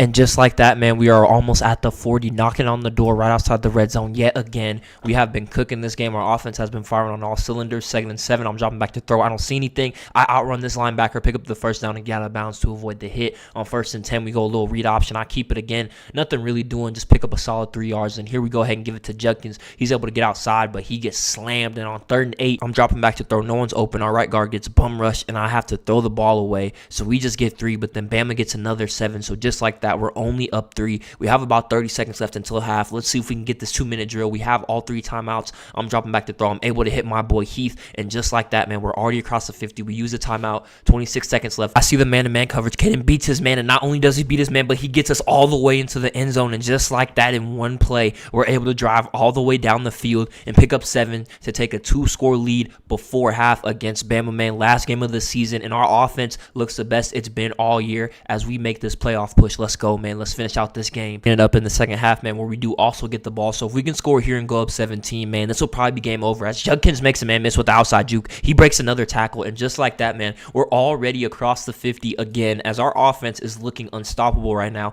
Play action after the big run, and I do fumble, but it's okay. We recover it, but we're going to have to take 3. But Bama doesn't score. We get another stop, so we are up 13 with the chance to go up even more points in this game. I'm dropping back. I'm looking to throw, and I miss my boy Harris wide open. But here on 2nd and 10, I'm trying to make up for it. I don't see anything I like, so I just go ahead and take it myself and slide. Then on 3rd and 4, we go with the little play action. I'm scrambling. I don't see anything, so I'm just rolling out. But then I see my boy late, and I'm able to hit my boy Jordan Watkins wide open in the back of the end zone. Perfect throw on the run, man, to end this game. As you see, they were able to score on this 3rd and inches. We see 1 first down. We get it. I fumble, and they actually do get another 7, but as you see, they're going to have to use all their timeouts. It's not going to matter. We beat Georgia. We beat Bama. We beat Tennessee. The SEC, in my eyes, is ours. We're going to get the 2nd seed due to our losses that we took at the beginning of the season, but I can't wait for the playoffs, man. Let's see how Nate finishes. Get up in Bama in our 2nd to last week of the season, down 7-0, and we're struggling early. As you see, Kool-Aid gets his backside blitz,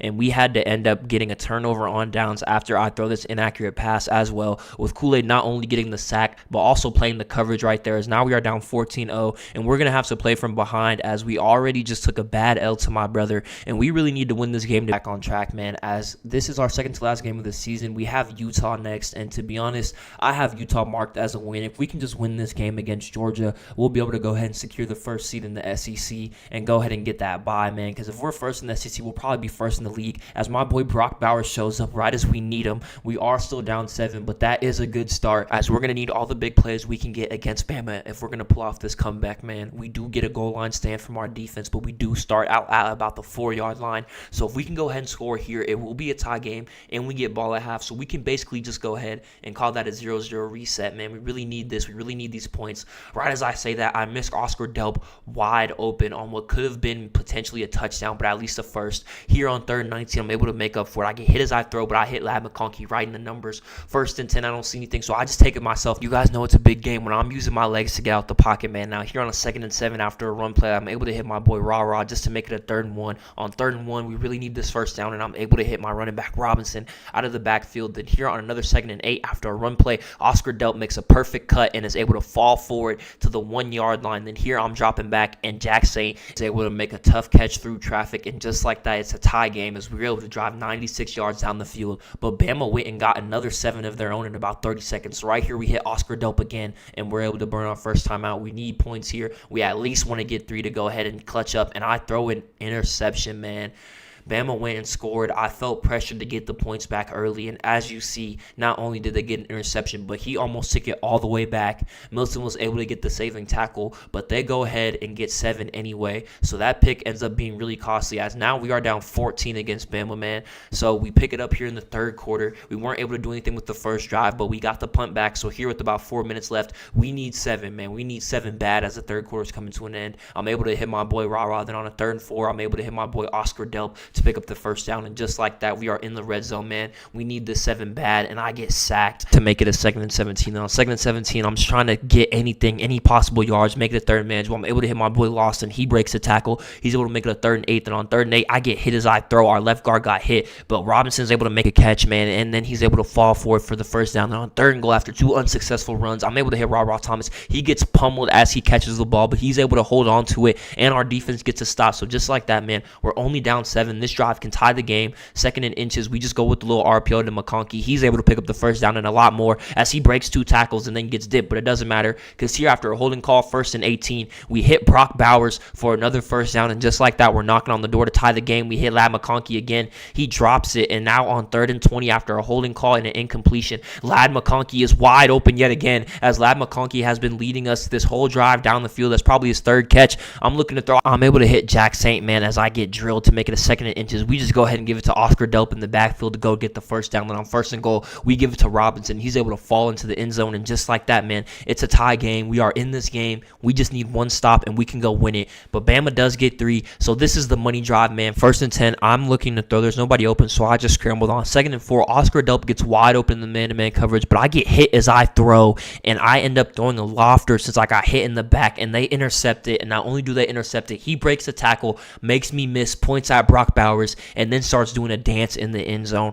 So not only do we lose to Bama in heartbreaking fashion, but we got embarrassed, man. Now here in Utah, like I said, this is a guaranteed win. As you see, first drive, 2nd and 14, doesn't matter. 99-yard perfect fade ball to Ra Thomas. And this is our last game of the season. Even though we lost to Bama, we're still going to finish first in the SEC. So by no stretch of the imagination has this been a bad season, but the losses that we've taken, man, have just made me upset, man. I'm a winner. I want this team to win a national championship. And the fact that we lost to Bama and the fact that we lost to Ole Miss and my brother, a team that we're probably going to have to play again if we're going to want to get to a national championship, it doesn't feel good, man. And here, even though we do blow out Utah to end the season on a good note, I am razor focused. I'm locked in as everyone was celebrating after this game, but I'm not, man, as starting next week, it's win or go home. We have to win every game, and I can't be making these mistakes. I can't be throwing 2+ picks in a playoff game and expecting us to win. So next week, man, I'm locked in. There's no more games. It's officially playoff time, and I want to win a national championship. Last practice before the playoffs, and I'm making sure all our guys are on point for this playoff push. Man, we started off a little slow, but we haven't lost since we played USC, and I truly feel like we are the best team in the SEC right now. Of course, the bracket doesn't say so, and we're going to have to play some pretty tough games. But I believe if we want to win a national championship, I'm willing to do whatever it takes. And I know my boys are ready too. And I really think that we can do this, man. Let's get it.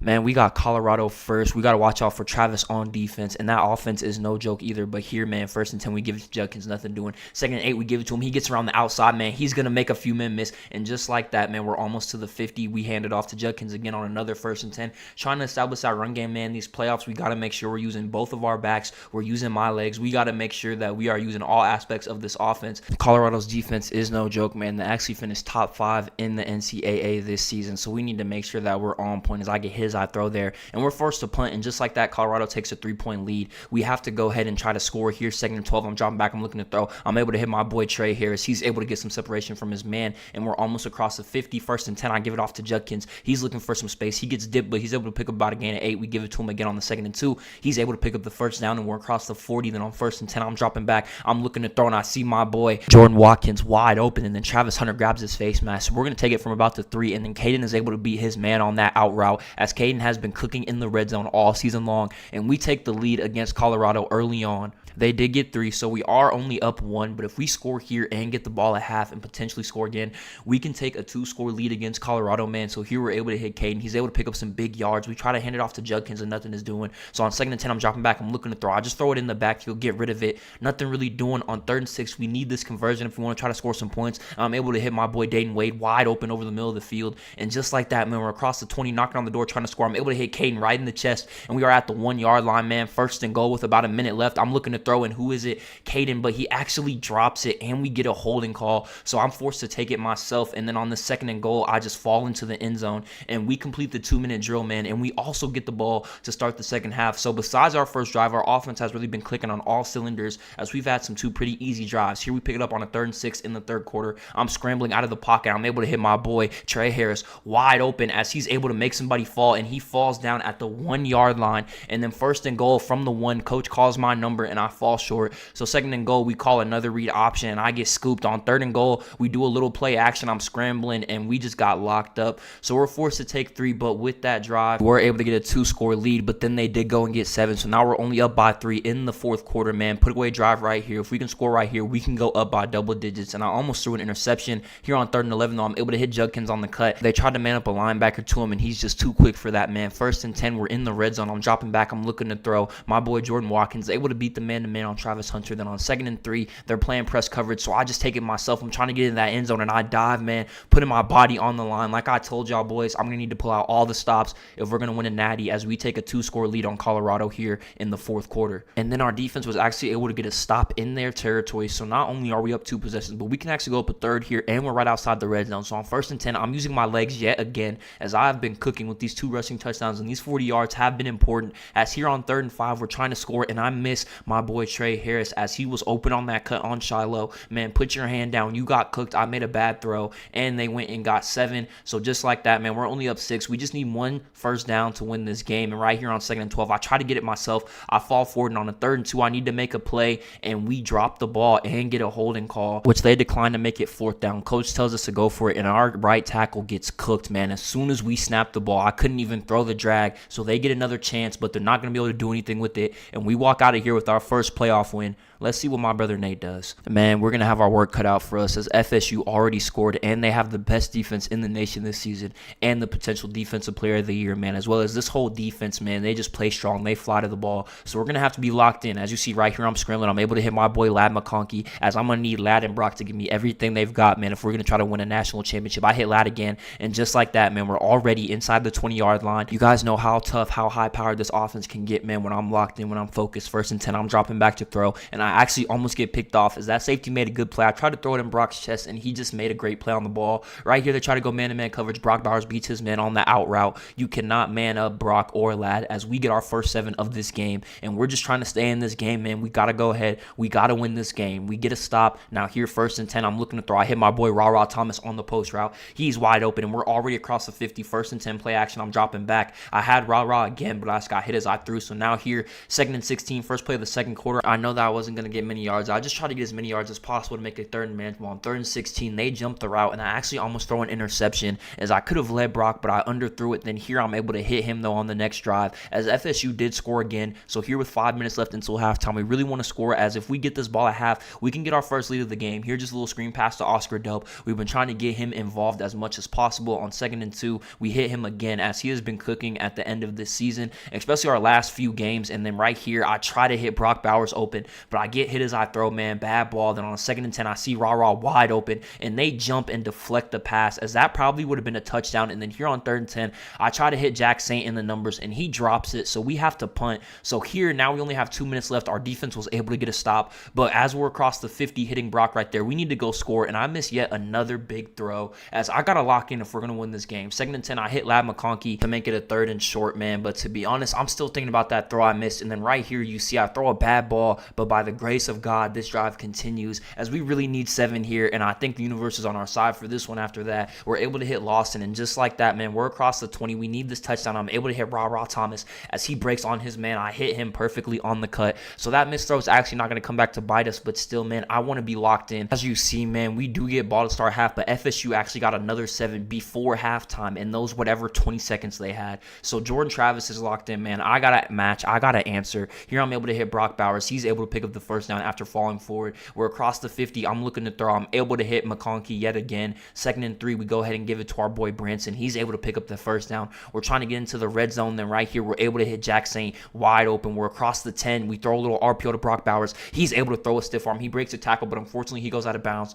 So on 2nd and 3, we give it to him again. He's able to pick up the first down. Here on 1st and goal, I just fall into the end zone myself, and we're able to tie up the game with that fast drive, and we need a stop, and we need to take this lead, man. Unfortunately, our defense wasn't able to get a full stop, but they did hold them to 3, so we do have the opportunity to take the lead in this game, and we need to do that, man. Here on an early 3rd and 2, I'm able to hit Branson. He's able to go ahead and pick up some extra rack, and we're right behind the 50-yard line here, and we're dropping back to throw on the play action. I see my boy McConkey open, and I miss the throw, and that probably would have been a touchdown. That's another missed throw, man. I have to make these big throws if we're going to win this game. As you see, FSU was scoring almost every drive. So here on a 3rd and 13, I'm trying to keep the drive alive, and I'm able to hit Rah Thomas wide open, and just like that, man, we're across the 50 yet again. Then on a 1st and 10, I'm able to hit my boy Lovett. Then on 2nd and 3, I'm dropping back. I'm looking to throw, and I just go ahead and pick up the first down myself at the start of this 4th quarter, as, man, we need to lock in. We need to go ahead and secure this win.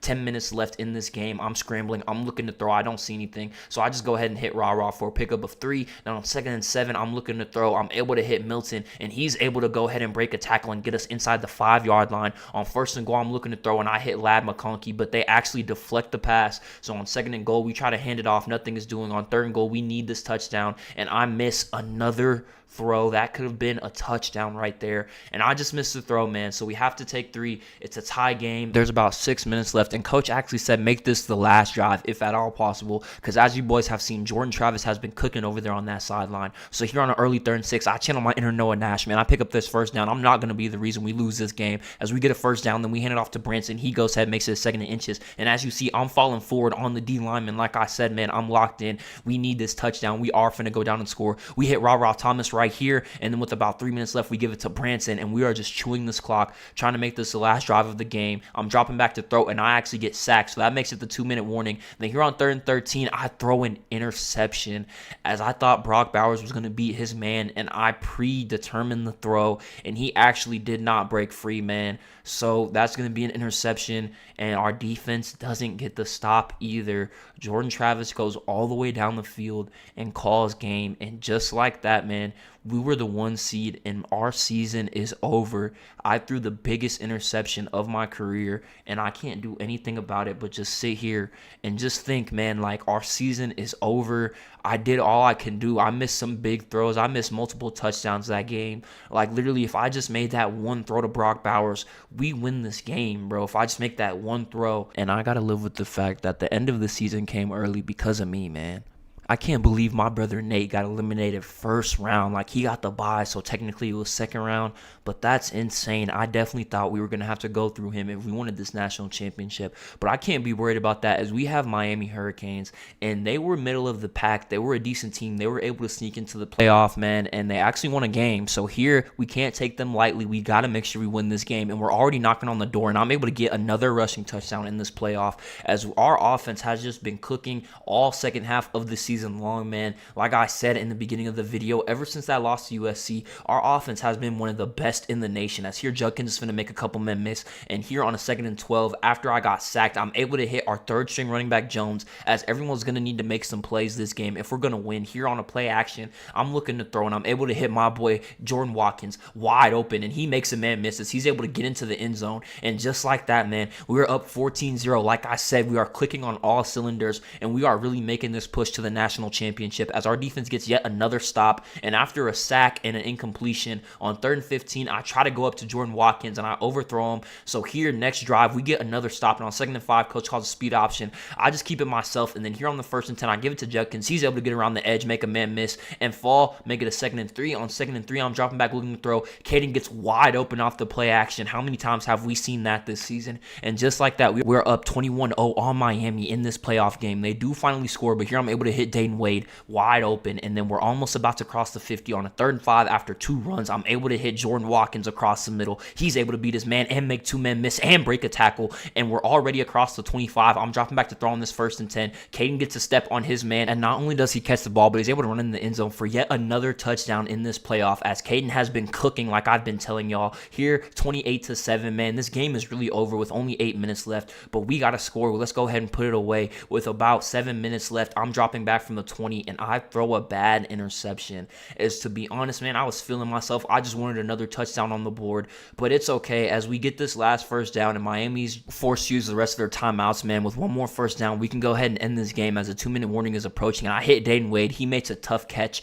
and with that, man, we can just go ahead and salt out this game. But since we're so close, we're going to go ahead and try and score. We're going to keep it on the ground all 4 plays, so we can go ahead and run out this clock, and I go ahead and dive into the end zone to put an exclamation point on this game for yet another rushing touchdown, as we are at home, and we took care of Miami with ease, as we just looked dominant on that game. But we got to play the team that beat Georgia, my brother, the #1 team in the SEC. We got to play Florida State, man, as this is the best team in the ACC. They're actually a favorite. They're supposed to go on to win the national championship, is what everyone is saying, because like I said, they have the best defense in the nation, and for some reason, Jordan Travis is on steroids, and he scores every single possession, man. So we got to be on our A game if we're going to want to go to the national championship, and I do want to go to the national championship. I know our team does too, as Judkins is going to get around the outside. As we pick this game up in the 2nd quarter, as y'all boys saw, it was literally just stop after stop. It was a defensive first half, and guess who scores first? My boy Caden, as like I said, red zone threat of the year with another touchdown, and of course Jordan Travis decides to score right as we score, but we're able to hit Heath, and we have a minute left until half, so we're trying to complete this 2-minute drill. We need these points if we're going to win this game. I'm able to hit Dayton Wade wide open, man, and just like that, we're in scoring position. We have 2 timeouts, 37 seconds left. I'm able to hit Dayton Wade yet again. We go ahead and burn one more timeout, and we have 30 seconds left, man. I want a touchdown. I need this 7. We need to win this game. I take it myself for yet another rushing touchdown this playoff, as I'm establishing myself as one of the best dual threats in this league. My legs have never been questioned,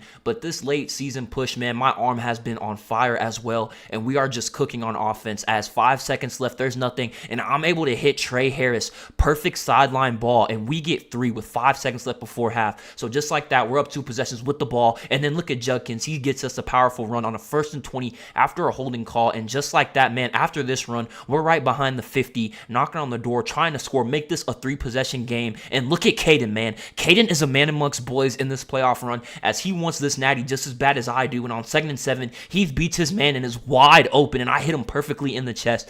And just like that, we're up 3 scores on FSU. We need this natty, man. 24-10. Coach calls a little read option on 2nd and 8. I make a man miss, and I juke back outside to make it a 3rd and inches. On 3rd and inches, we just go ahead and give it to Quinshawn. He's able to pick up the first down after making a man miss. And now it's the start of the 4th quarter. We're trying to put this game away. We're up by 14. I hit my boy Caden for a first down. We're already across the 50 yet again. 2nd and 12. Coach just calls a play action. I'm able to hit my boy Jordan Watkins on the run. We're already across the 20, and I'm dropping back. I'm looking to throw. I pump fake, but then I decide to fire it in there, and I throw another perfect ball. Trey Harris makes a perfect toe tap. We are up 3 possessions on FSU, man, as our defense has actually showed up today. Usually Jordan Travis averages like 30 points points a game whenever you play them. Our defense has held them to 10. And right here, as you see inside the 2-minute warning, they're not going to call any more timeouts. So we're just going to go ahead and be able to kneel this one. And with that last knee, we are headed to the national championship, man. No one thought we would make it this far. Everyone counted us out early on when we were 0-3. When we lost to USC, they said that we couldn't beat any comp. But we're playing for the game. And as you see, my brother Nate is actually able to win the Heisman. And look at Offensive Player of the Year. It goes to Brock Bowers. But in this order, it's Ladd, Nate, myself, and Quinshawn, man.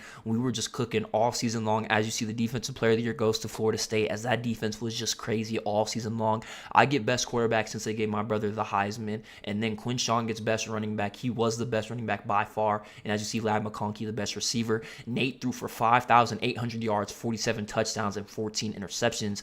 And I threw for 4,300, 41 touchdowns, and 7 interceptions. So I actually had a better touchdown to interception ratio. But of course, Nate just lights it up every single week. Quinshawn, by far the best running back. He didn't have the most touchdowns, but he had the most yards. Y'all know he had the most impact. And Ladd McConkey and Brock Bowers, both with 1,700 yards, 100 receptions, and 15 touchdowns as they ran the college football. But man, it is time for the national championship as we have Bo Nix in Oregon. And when I tell y'all, I have never been more locked in my life, man. I have the Snickers backplate because I'm hungry for this national championship, man. Let's go. We pick it up. We're down 3-0. 3rd and 6. As y'all boys see, I make 3-man miss. I got the dark visor. No one can see my eyes. I'm completely locked in this game, man. I need this natty. 3rd and 4 in the same drive. I'm dropping back. I'm looking to throw. I'm able to hit my boy Dayton Wade. He makes a tough catch. Then on 2nd and 6, after we give it to Judkins, we just fall forward on the read option, make it a 3rd and manageable. Then on 3rd and 2, I'm looking to throw. I try to fit it into a tight window to Jordan Watkins, and they actually call an offensive pass interference on that when he got hit, and then our guard gets trampled. So we have to punt on a 4th and 21. Then here we have to punt again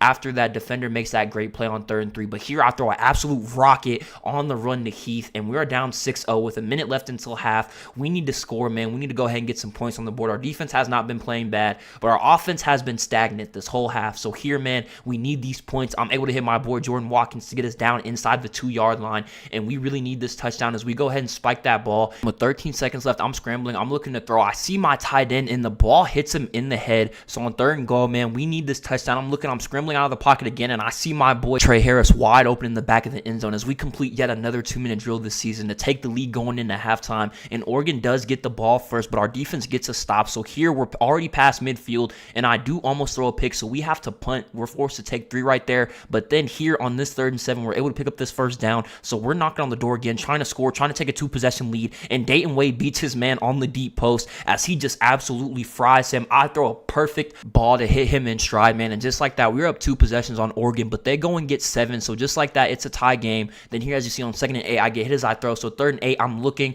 I don't see anything, so I literally just have to throw it away, and we have to punt. And when we get the ball back, we're actually down 21-17 with only 4 minutes left. So this could potentially be, man, the last drive of this season, and I'm not going to be the reason we get off the field. I know that was a bad throw, but here on 3rd and 10, I'm dropping back, and I'm able to hit my boy Jordan Watkins in the seam, and we're already across the 50 with less than 4 minutes left, man. We need to take this lead. We need 7, so I'm just going to go ahead and get it myself as I pick up about a gain of 20 on the rush, man. I am locked in. We need this 7. I will not be the reason we don't win this game. It's here on 1st and 10. I'm going to take it again. I'm going to pick up about 7 yards on 2nd and 3. We just go ahead and pick up the first down. We give it to Judkins to let the 2-minute warning hit. Now on the other side of the 2-minute warning, I don't see anything. I get hit as I throw. On a 2nd and 10, I'm looking. I'm trying to find somebody open, and I see my man Trey Harris wide open as he gets another touchdown in this playoff, and we take the lead late against Oregon as this could potentially be the game-winning touchdown with only 2 minutes left, but they actually go down and score. So with about 40 seconds left, man, the question on everyone's mind, how will I respond as Dayton Wade is wide open, busted coverage, and he's going to take it all the way to the crib as we score the go-ahead touchdown with only 30 seconds left, man. We need our defense to hold. We need to stop as pending the extra point, we will be up 3 in the national championship. And as you boys see, we get the stop. We take this last knee, man. And with that being said, Noah Nash is your 2024 national champion, man.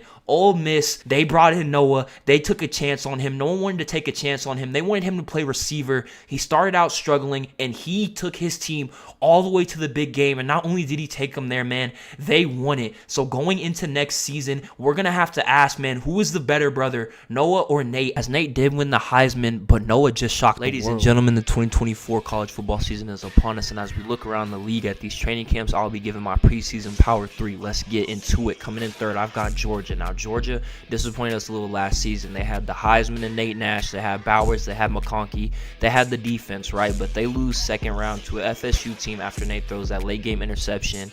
But these rankings are for this year, not last year. And the reason I have them at 3 is I believe Nate Nash is the best quarterback in college football. Yes, they lost Bowers. Yes, they lost McConkey. But they still have some nice returning weapons, filling those gaps, as well as they were able to secure the number 1 running back in the nation and the number 2 overall recruit out of Texas, Camden Park. Just won his school a state championship, running for 250 yards and 3 rushing touchdowns in that one game alone. Camden led the nation with over 2,000 yards rushing, and Georgia's run game being their biggest weakness last season, and then being able to bring in Camden, the best running back in the nation. This team's offense is going to be dangerous with him and Nate in the backfield. Now moving on to number 2. My number 2, to everyone's surprise, is actually going to be the national champion Ole Miss. They won that national championship. No one thought they were going to do it. They got it done. I do believe Noah Nash is probably a top 5 quarterback in the league right now. They have the best running back in the nation returning in Quinshon Judkins. There were some rumors that he was going to transfer, but he decided to stay put, and that along with the fact that no skill players, yes, you heard me right, not one single one on this offense declared for the draft. You have a national championship offense running it back at full strength, man. That's going to be really scary.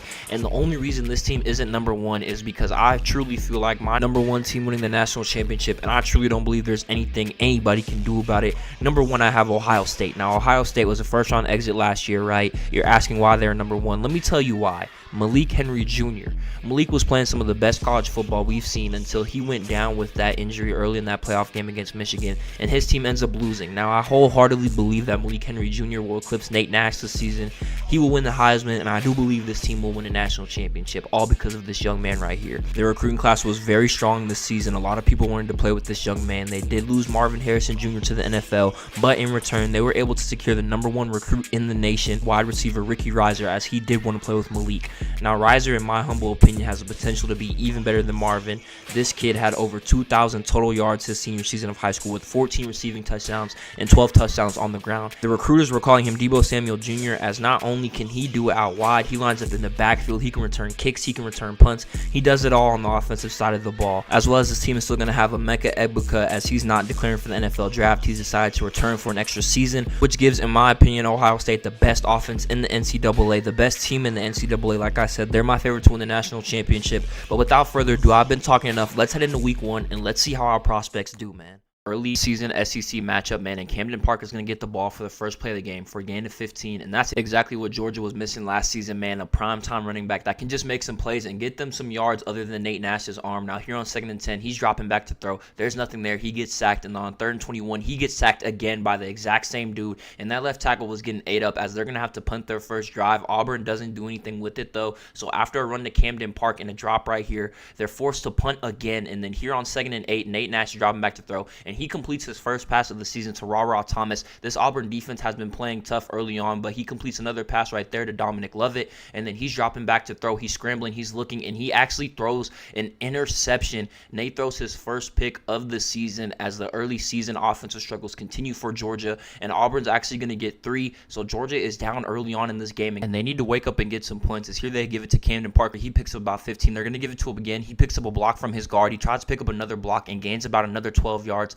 Then Georgia calls a play action after the 2 good runs. Nate's dropping back to throw and almost throws another interception, but he gets a defensive pass interference called. And here they give it to Camden Park again. He's going to get around the outside, pick up about another 13 yards, and then on a 3rd and goal, he's going to run it in himself. So Nate has been struggling. Georgia's pass game has been struggling, but Camden Park takes it into his own hands, gets into this end zone, and this is exactly why Georgia went and recruited him. They needed a run game when their pass game wasn't working. It hasn't been working here today, man. Nate Nash has been struggling. As here he almost throws another interception, 3 for 8, 37 yards, and an interception headed into half, man. Those aren't the stat lines we're used to from Nate Nash. And as you see here, Camden Park breaks about 3 tackles and gains about another 20 yards, and he is just cooking this game as he is really turning up this run game. Here they try to throw it to Oscar Delp. There's nothing doing. Then on a 2nd and 10, they just run it. So on 3rd and 9, Nate Nash is finally able to make a good throw. He hits Jack Saint on the cut, and on a 1st and 10, they go ahead and give it to Camden again. He's just trying to get as many yards as he can. And on a 2nd and 5, Nate's dropping back to throw. He's looking. He doesn't see anything, so he tries to exit out, but he has no speed speed. Oscar Delp gets open late, but he misses the throw as he was in the back of the pocket. And then here, Jack Saint beat his man and was wide open, but Nate misses yet another throw. Georgia is forced to take 3, and just like that, man, they're only up 4, and he throws yet another interception as the struggles continue for Nate Nash, man. He missed 2 touchdown throws last drive. He's thrown 2 interceptions. So here, they're just going to try to establish the run game. They give it to Camden Park. They're down now. Auburn went and got 7, so Georgia needs to score here if they want to go ahead and start this season 1-0. Nate's dropping back to throw, and he doesn't see anything, and they're forced to punt again, and Auburn goes and scores another 7. So Georgia is down double digits here in the fourth quarter. They need something here. They hit Oscar Delp for a big gain. Nate Nash is dropping back to throw. He's looking. He gets sacked to make it a 3rd and very long, and on 3rd and 19, he's trying to keep the drive alive, and he's able to hit Ra Thomas in the seam wide open to keep the chains moving, man. And then here on a 1st and 10, he could have hit Jack Saint, but he got hit as he threw. And then here on 2nd and 10, Nate's dropping back to throw, and he's not going to make the same mistake twice as he's able to hit Ra Thomas as he beats his man. And Georgia is only down 3 points pending the extra point, and they actually missed the extra point. So now Georgia is down 4. This is the money drive. We've seen Nate make it so many times. Can Nate drive down this field with about 4 minutes left and win Georgia this game? He's been struggling all game, but can he lock in when it matters? 3rd and 10. Nate's dropping back to throw. He's looking. He doesn't see anything. He just checks it down to Camden. Camden needs to pick up this 1st down, and he does. So now on a 1st and 10, they move the chains, man. Camden has been big all game long. Even though he hasn't been making big, spectacular plays, man, he's been getting the job done. Here, they're able to hit Ra Thomas for another 1st down, and then on the other side of the 2-minute warning, they just want to make sure Auburn doesn't touch it, so they give it to Camden Park not once, but again, and then here he's able to pick up the 1st down, and then on a 1st and 10, they go ahead and give it to Camden a 3rd time in a row. He's just trying to get as many yards as possible, and on 2nd and 7, Nate's dropping back to throw. Ra Thomas forgets how to run his route, and the miscommunication almost leads to an interception. So on 4th and 7, this is do or die, and Nate's able to find Oscar Delp wide open, and Georgia takes a go-ahead touchdown with less than a minute left in the game. Georgia just needs to make sure that their defense can hold this Auburn offense, which they do, man. So Georgia's going to walk out of here with the win, and when they're trying to chew clock, Camden Park gets this last touchdown, just a little bit of icing on the cake. That game was close. Nate Nash is going to have to figure it out, man. He struggled, but that's what they brought in Camden Park for, to pick up the slack when the offense is down, and Camden did just that, and they're able to escape week 1. Now we head to Ole Miss, man, where we have a rematch of the college football semifinals last year, and FSU was already up 7-0 as Noah Nash right here was able to hit Caden, who this season really has the potential to be tight end 1 as Brock Bowers did go to the league. Here on a 1st and 10, they hit Jordan Watkins on a bubble screen RPO, pick up the 1st down here, and then Noah Nash on a play action is dropping back to throw, and just like that, man, Ole Miss picks up right where they left off last season. Dayton Wade is able to make a tough catch in the back of the end zone for Noah Nash's 1st passing touchdown of the season, man, as this Ole Miss offense looks strong early on. Let's see if they can keep it going, man. It's here on the 1st and 10. It's just going to be a little triple option. Noah's running with Bentley. Noah's going to make a move. The defender's going to run with Bentley, and Noah's down the sideline, man. No one's going to catch him as Noah Nash is going to take this play 70 yards all the way to the crib on the triple option. As Noah shows y'all, he reminds you guys who the best dual threat in this league is, man. But FSU goes down and ties up the game. So with about 10 minutes left until halftime, Noah's able to hit Jordan Watkins for a 1st down. Then on 1st and 10, they give it to Judkins. We haven't heard much from him so far. Let's see if Ole Miss tries to get him more involved, and here they give it to him again on a 2nd and 5.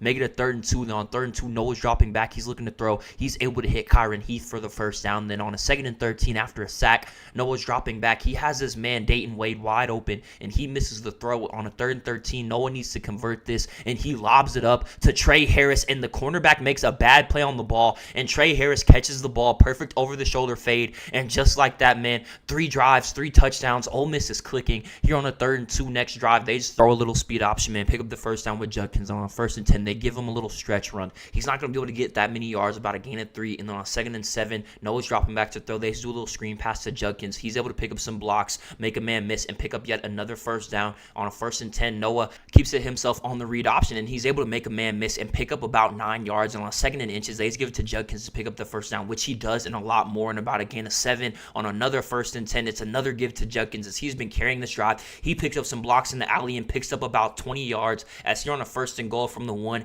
they actually get sacked on a play action, and on a 2nd and goal, Noah's dropping back to throw, and he finds his man Trey Harris wide open for another touchdown in this game. And this Ole Miss offense looks unstoppable as here with 28 seconds left, they're trying to get some points on the board. Noah's scrambling, he sees nothing, and then he's finally able to hit Jordan Watkins on the run. Jordan gets hit as he throws, was able to make a good catch, and then right here on another 1st and 10, Noah's off the mark as he was open on that corner route, and on a 2nd and 10, 15 seconds left, he throws the ball out of bounds to avoid the sack. And on a 3rd and 10, he's able to hit Aiden Williams to pick up the first down, man. And then with 9 seconds left, he's dropping back to throw, trying to make it an easier field goal. And he hits Aiden Williams again, who makes 2 big catches. So then Ole Miss can go ahead and get 3 before half. Ole Miss is up big in the second half against the FSU defense. I was one of the best in the nation last year. And right as I say that, man, Quinshon Judkins is going to have his first fumble of the season. And FSU is actually going to take this fumble and go get 7. So just like that, Ole Miss is only up 10. But besides that one blunder, their offense has been playing pretty good. Noah Nash misses Trey Harris right here on a wide open throw. And then he misses Aiden Williams the very next play to make it a 3rd and 10. On 3rd and 10, he's scrambling and he makes a crazy throw. It was almost intercepted, but it was actually a roughing the passer call. So they're able to move the chains. And then here on a 2nd and 10, he throws an absolute bomb. And Aiden Williams makes the catch in double coverage to get Ole Miss right back in the red zone, as Aiden Williams has been cooking this game, man. On a 1st and 15, Noah's dropping back to throw, and he's able to hit Heath for yet another passing touchdown this game, as Noah Nash has been going absolutely crazy. This Ole Miss offense has been going absolutely crazy, and FSU just has no answers, man, as they were able to get another score. Their offense has not been playing bad, but their defense just cannot stop this O. And here on a 2nd and 8, Noah's dropping back to throw. He's able to hit Caden on a zig route. Caden's able to pick up the first down. Then on a 1st and 10, they just do a little read option. Noah's able to outrun a defender and then make another one miss. And then as he runs out of bounds, he's able to pick up 8 yards. He points at the sideline, man. Noah is just feeling himself as this offense, like I said earlier, is clicking on all cylinders. Here on a 3rd and 2, they give it to Judkins just to get the first down. And then after 2 unsuccessful runs, it's about in 3rd and 6. Noah's dropping back. He needs this first down. He's able to hit Caden right in the chest. He makes a tough catch off of a good throw. And then here on a 2nd and 10, he's able to hit Jordan Watkins for yet another passing touchdown. And Ole Miss drops 45 in their debut, their week 1 game. And this team looks even stronger than it did last season. They just came off a national championship, 2-0 on the season. We continue week 2 in Ole Miss as they have A&M. Well, Ole Miss game doesn't start off with the Quinshon Judkins run on first down. Nothing was really doing, though. So here on 2nd and 9, they give it again. You know that Ole Miss has to establish this run game. On 3rd and short, Noah's dropping back to throw. He completes his first pass of the day to Jordan Watkins. He gets Ole Miss across the 50. And then here on a 2nd and 10, they call a little read option. Noah's able to get around the edge and use his speed to pick up this first down as he jukes outside and gets tackled inside the red zone. And just like that, Ole Miss is knocking on the door this first drive of the game. Here they give it to Quinshon Judkins on a 2nd and 10. He picks up about 3 yards, and on 3rd and 7, they need this first down. He's able to hit Kyron Heath. He falls forward and picks up this first down, and now 1st and 10 inside the 20. They give it to Judkins again. He makes a man miss to make it a 2nd and 1. 2nd and 1, they give it to him again. They jailbreak, but he's able to break a tackle and get Ole Miss inside the 5. Now on 1st and goal, they feed him again. They're just trying to feed Judkins this drive, but then here they catch him on the blitz, and they hit Will Bentley wide open in the flat for Noah Nash's first touchdown of this game. And then here they give it to Quinshon Judkins, start off the 2nd drive, and he's going to get a big run for about a gain of 60 yards. And just like that, man, Ole Miss is already across the 50 again. And then on this play action, they throw it up to Caden, and he's going to get wide open as he beats his man. And Ole Miss is already down to the 2-yard line. Then on 1st and goal, they just give it to Quinshon to get him into the end zone. He's not going to get in there. And on 2nd and goal, they give it to him again, and he's going to get stuffed again. And then here on 3rd and goal, Noah's dropping back to throw after 2 unsuccessful runs. Throws an inaccurate pass to a wide open Quinshon. So on 4th and goal, they go for it, and they do an outside toss, and Quinshon is able to make it to the outside for his first rushing touchdown of this game as Ole Miss takes a 14-0 lead and get the ball back on A&M. As here on 1st and 10, Noah's dropping back to throw. He doesn't see anything, so he's just going to scramble, and he's down the sideline. And you guys know when Noah's down the sideline, nothing but magic happens as he jukes out 2 defenders, jukes out 2 more defenders, and then he's all the way down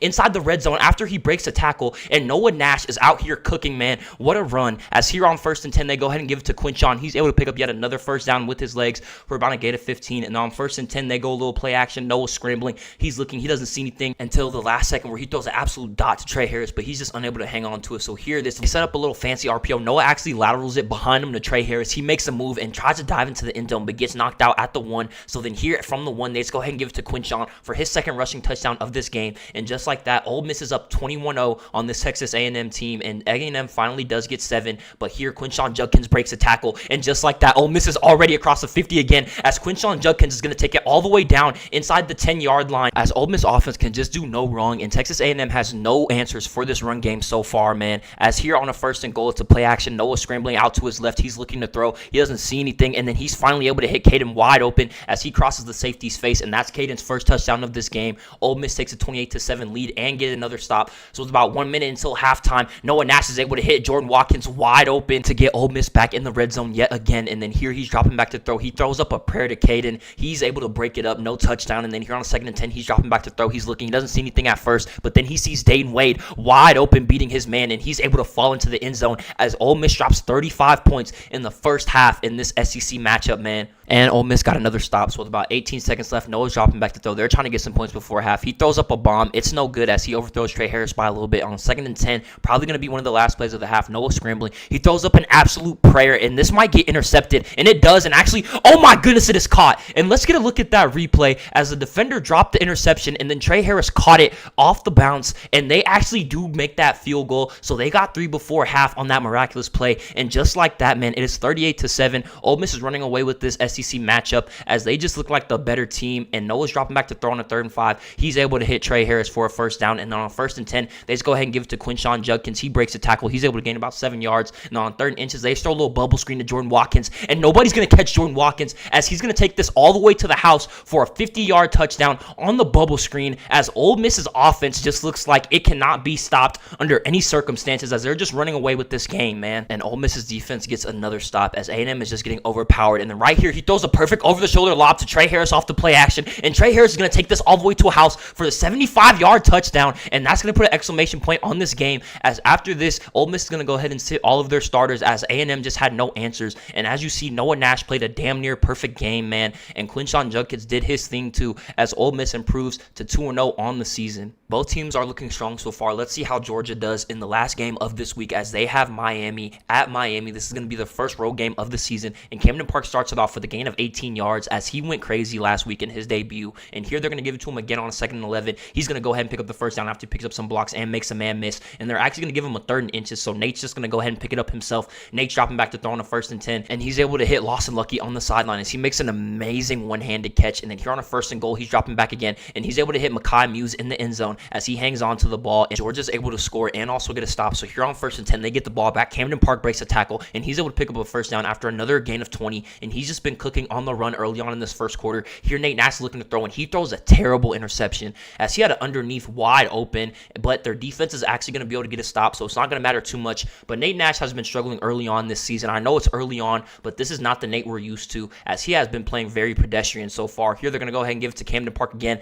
as he's going to pick up about another 20 yards as he has just been carrying this offense early on this game. Nate needs to go ahead and step it up, but here on a 1st and 10, they're looking, and he's actually able to hit Dominic Lovett wide open, and Dominic's racing for the end zone. He tries to dive in, but he gets knocked out at the 1, so on 1st and goal, they try to give it to Camden. He tries to flip into the end zone, nothing doing. And on 2nd and goal, he's able to walk in, and just like that, Camden Park gets his first touchdown of this game, and Georgia's up 14-0. Miami does go and score, so it's 14-7, but Camden Park gets a handoff. He makes a man miss, and then reverses his field. He has one man to beat, and that man's not going to catch him as Camden Park is going to take this run all the way to the end zone, man. And just like that, Georgia has 21 points, and Camden Park has been establishing himself as arguably the best running back in college football early on. As here, Georgia gets a good stop. They're in perfect position on 2nd and 9. Nate's scrambling. He doesn't see anything, so he just throws it away. On 3rd and 9, they're looking for a touchdown, and Nate throws another interception where they could have at least just taken 3 if he just would have thrown the ball away. And I think Nate is just trying to do too much to make the big play, man, especially when Camden is cooking how he is, and he throws yet another bad ball right here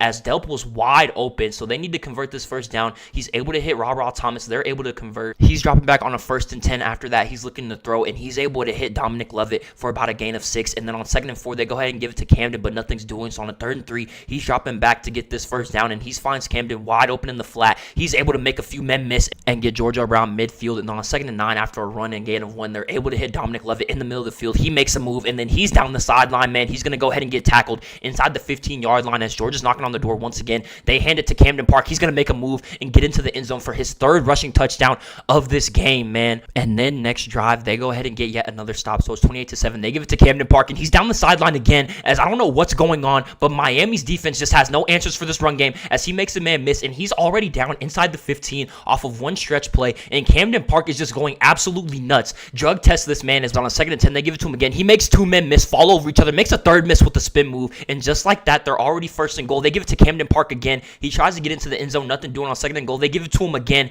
4 touchdowns on this game for Camden Park, as this is by far the best running back through these first 2 weeks of college football. As here on a 1st and 10, they give it to him again, as Miami just can't do anything on offense or defense in the 35-7 matchup. And you have to think Georgia might even pull their starter soon, as here Nate's able to hit Oscar Dope for a first down. On 1st and 10, they give it to Camden Park again. He's around the outside. He picks up a block. He makes a man miss, and he's going to take this all the way down inside the red zone. He makes another man miss, breaks the tackle, and Camden's going to take this run all the way to the crib, as Camden Park has 5 rushing touchdowns on this game, and 2 have been above 60 yards, as no one can contain this man right here. And they're going to give Camden Park the ball again. He makes another man miss and picks up about 10 yards, as Camden Park has 304 yards on this game. He gets around the outside. They're not able to catch him. He makes a man miss. He makes another man miss with the double juke, and Camden Park is down the sideline once again for yet another touchdown. Camden Park's 6th rushing touchdown on the game, 3rd rushing touchdown above 60 yards. And just to show y'all that I'm not cheating,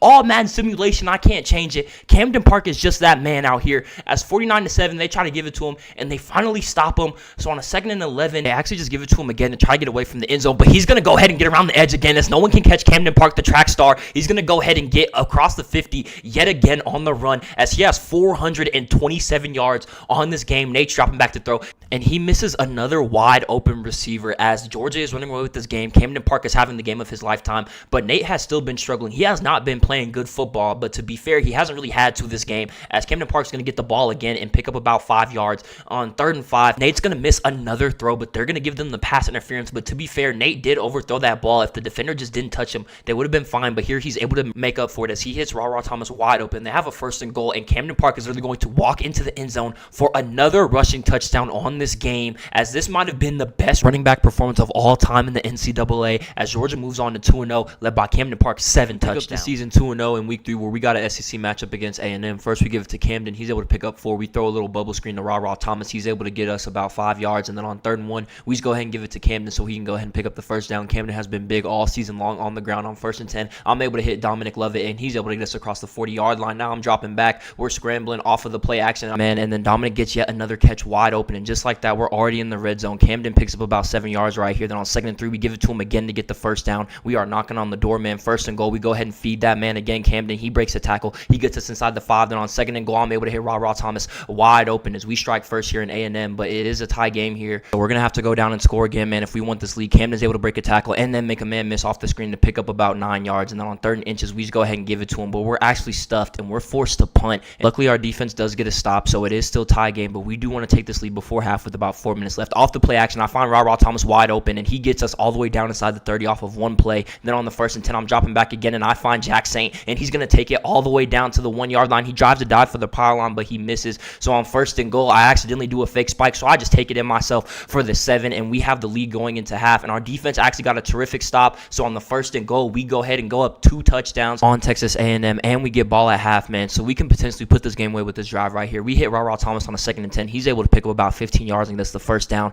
I'm able to hit Oscar Delp. He's able to get us yet another 1st down. We're moving with ease. I'm dropping back again. Oscar Delp is wide open yet again. Like I said, man, moving with ease. We're already in the red zone. I'm dropping back to throw again. I don't see anything. I'm still holding on to the ball, trying to find something. I finally find Oscar Delp for the 3rd play in a row, and then make that 4, as Oscar Delp took us all the way down the field and scored us a touchdown, and A&M doesn't score again. So with this score, man, right here, this is probably going to be the end of the game, as we throw it to Jack Saint, and he's going to take it all the way to the crib. No one's going to stop him, man. Jack Saint is going to give us yet another touchdown on this game, as we were just completely running away with this, and A&M has no answers for our offense. As I'm dropping back, I'm looking to throw. I find Ra Thomas wide open again. We're trying to drop 40, man. We go ahead and give it to Camden Park. He hasn't done too much this game, but he's still making an impact, as here we go ahead and give it to him again on the 3rd and 3. He's able to break a whole bunch of tackles, get us inside the 30, man, and give us the 1st down. So on 1st and 10, I'm looking, and I see my boy Jack Saint wide open yet again, as he gets another big touchdown for us, and we're just running away with this game, man. A&M did get 3, but we're still up 25 points right here. I'm able to hit Oscar Delp yet again, as he's just been on fire this game. Here we go ahead and give it to Camden on the dive. He's able to make a man miss. He's out to the outside, and he's able to pick up another 15 yards. And then here on a 3rd and 18, after a sack and a gain of no yards, I try to throw it, and I'm able to hit Dominic Lovett, but he drops the ball. So that's actually our first time being stopped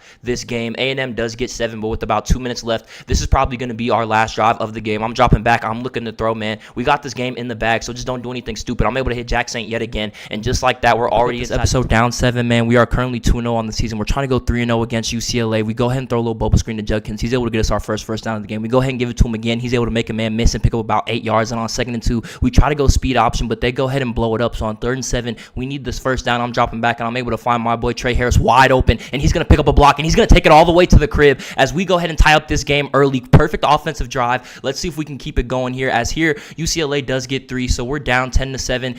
Jordan Watkins, man, to pick up the 1st down. Now on 1st and 10, it's an RPO. I keep it myself to pick up about a gain of 15 yards. yards on the scramble. And then here on a 2nd and 9, it's a QB draw. I go ahead and take it for myself, pick up about another 16 yards on the play. Here it's a little play action. I'm looking down the field. I don't see anything open. I finally hit Caden on a little check down. He's able to pick up about 8 yards. And then on a 3rd and 4, I'm dropping back. We need this touchdown, but we get sacked. So we do kick 3. We tied up the game, but then UCLA went and got another 7. So here I'm fighting, man. I break a tackle and get around the edge to pick up about 7 yards. Turn nothing into something. Then on 2nd and 3, I'm dropping back. I need a receiver, and I miss Jordan Watkins wide open, man. So on 3rd and 3, though, I make up for it by hitting Caden to pick up the first down. And then here on 1st and 10, we go ahead and run the read option. I keep it myself. I'm down to the left side. I make a juke outside, and I'm able to pick up about 11 yards on the play for another first down. Here we throw a little screen pass to Dayton Wade. He's able to pick up about 9 yards. And on a 2nd and 1, we go ahead and just do the little QB blast. I pick up the first down myself. Now on 1st and 10, we're knocking on the door. We're trying to tie up this game. I'm looking, and I'm able to hit Dayton Wade. He's able to pick up another 15. And then here inside the 20-yard line, we just throw a screen pass to Judkins. He picks up about 4 yards. And on 2nd and 11, we just go ahead and give it to him on the inside zone. And he's going to pick up some good yardage right here to make it a 1st and goal from the 4. And then on 2nd and goal, after another run, I'm scrambling. I'm looking to throw, and I'm able to hit Caden wide open in the end zone. And just like that, man, we're able to tie up this game. We got to keep this momentum going. Hopefully our defense can get a stop, which they don't. So we're still down 7. But right here, I'm able to hit Dayton Wade, and we're really trying to get 7 this drive, man. Here on the read option, I juke inside and juke back out to pick up a good gain, almost get the first down. We tried to run it on 2nd down, but we lost the yard. So here on 3rd and 2, we need a first down, and I hit Caden to go ahead and pick it up. Here on another 1st and 10, we got the play action. I'm scrambling. I'm looking for somebody. I thought I had a receiver, man, but Ramsey makes an amazing play on the ball, and just like that, man, we threw an interception. And to be honest, that was just an amazing play. My receiver was open, but our defense got to stop, so it's all good, man. We just need to go down here and get 7. Judkins picks up about 12 yards on the first down play, and then here on another 1st and 10, we give it to him again. He jukes to the outside, and oh my goodness, man, Judkins is going to take this all the way to the crib. Nobody's going to catch him as he made one move, juked out 3 defenders, and took it all the way to the house. That was the spark that we needed. We tied up this game. If our defense can just go ahead and get a stop, we have a good chance at winning this game here. We just need to stay focused, man. They do get 3, but with this drive, we can go ahead and take the lead. It's here on 2nd and 5. I pick up the first down with my legs, and then on 1st and 10, I'm dropping back to throw off the play action.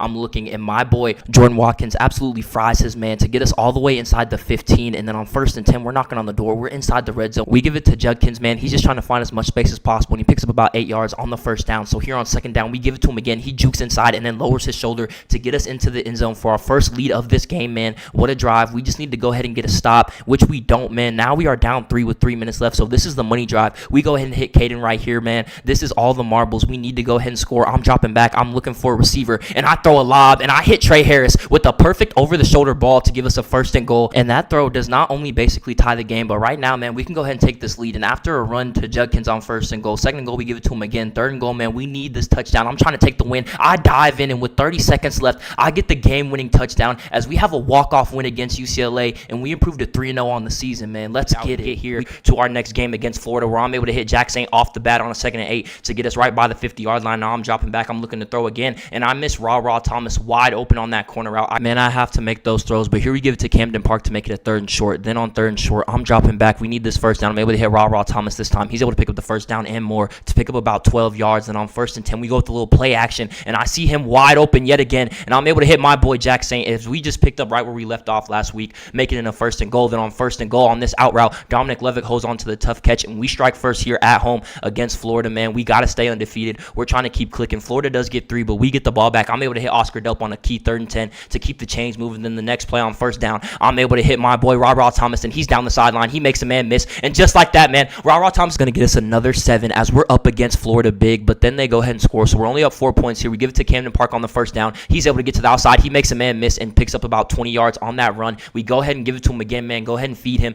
Get him some more carries. He's able to make 2 men miss. Look at these moves that Camden's putting on. No one can tackle him one-on-one, man, but he is able to get us across the 50 on this 1st and 10. I'm scrambling off the play action, so I just hit Dominic Levitt in the flat. He was right in front of me, and he made a man miss, so he was able to get us inside the red zone. Then on this 3rd and 11, we need this if we want to go ahead and score. I'm looking to throw, and I see Jack Saint, but he's not able to make the tough catch. We do get 3, but then Florida goes and gets 7, so this is a tie game. Here I'm able to hit Raw Thomas yet again, as he has been cooking all game long here on a 2nd and 15 after I got sacked. I'm dropping back. I'm looking to throw. I try to hit Camden out of the backfield, but we get sacked to make it a 3rd and 30, and this drive is looking bad, but off the play action, I'm able to hit Raw Thomas, and not only does he catch the ball, he picks up the first down on 3rd and 30 to keep this drive alive, man. This is a close game. We need to win this game. We need to stay undefeated and at the top of the SEC. I'm able to hit Dominic Levick again to get us inside the red zone. Then on 1st and 10, I'm dropping back. Oscar Dell beats his man on the out route. I'm able to hit him to get us inside the 10. Then after 2 runs that went nowhere, it's a 3rd and 8. I break a sack, but then I do go down. So that drive, we only got 3, but our defense got a good stop, and with 5 seconds left until halftime. I'm able to hit Ra Thomas, and he gets out of bounds. So we secure ourselves another 3 before half, but Florida did go and get 7. So we're still only up 6 points, man. This is a close game. We give it to Camden Park on the stretch. He reverses his field to pick up about 4. Then on 2nd and 6, I throw a lob to Oscar Delp. Perfect over-the-shoulder ball, and he holds on to it. And just like that, man, we're already back in the red zone. I've been locked in all game long. Florida has just been a tough opponent. I'm looking to throw. I'm able to hit Dominic Levitt. He was able to be his man on the drag route. Then on 2nd and 10, we just give it to Camden Park on the stretch. He gets to the outside. He has one man to beat, and of course he's going to beat him as he celebrates into the end zone. And we go up 2 scores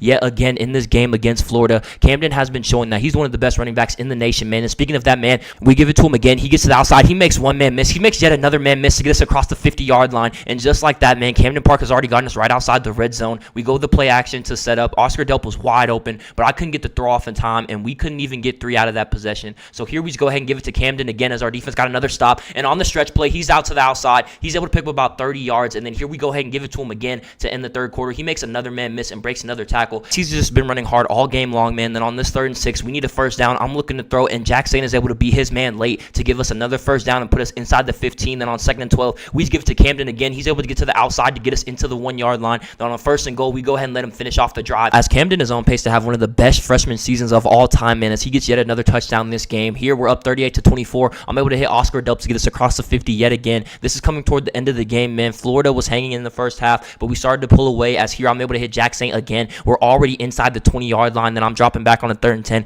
We need this first down. I don't see anything open, and I just throw it to Oscar Delp late, and he catches it, runs back to the ball, gets us another touchdown as our offense drops another 40-point game. Our defense gets another stop, so here we go ahead and give it to Camden Park. He picks up a block from Oscar Delp and tries to fight his way into the end zone, but he gets stopped at the inch line, so we just give it to him again, and he does a Superman dive over the top, and they give him 7. We can't spend too much time celebrating, though, as here in week 4, we are already down 6-0 against Oklahoma, and I throw an interception, man. I thought my receiver was open, but the DB made an amazing play, and he breaks a tackle and takes it all the way to the house. So just like that, man, we are down 2 scores, but to be honest, that would be the theme of this game, man. We're trying to fight back, but this defense was really tough, as here I almost throw another interception on a 3rd and 12. We have to punt. As you see, it's 20-0 about to be halftime, and we haven't done anything with the ball, and I throw another interception as they jump another route, and this Oklahoma defense is just on another level, as we're down 27-0 before halftime, and we just couldn't get anything going on offense. We couldn't get the run game going, and as you see, they just jump every ball. That's my 3rd interception of this first half. I think a receiver is open, and then they just make a play on it.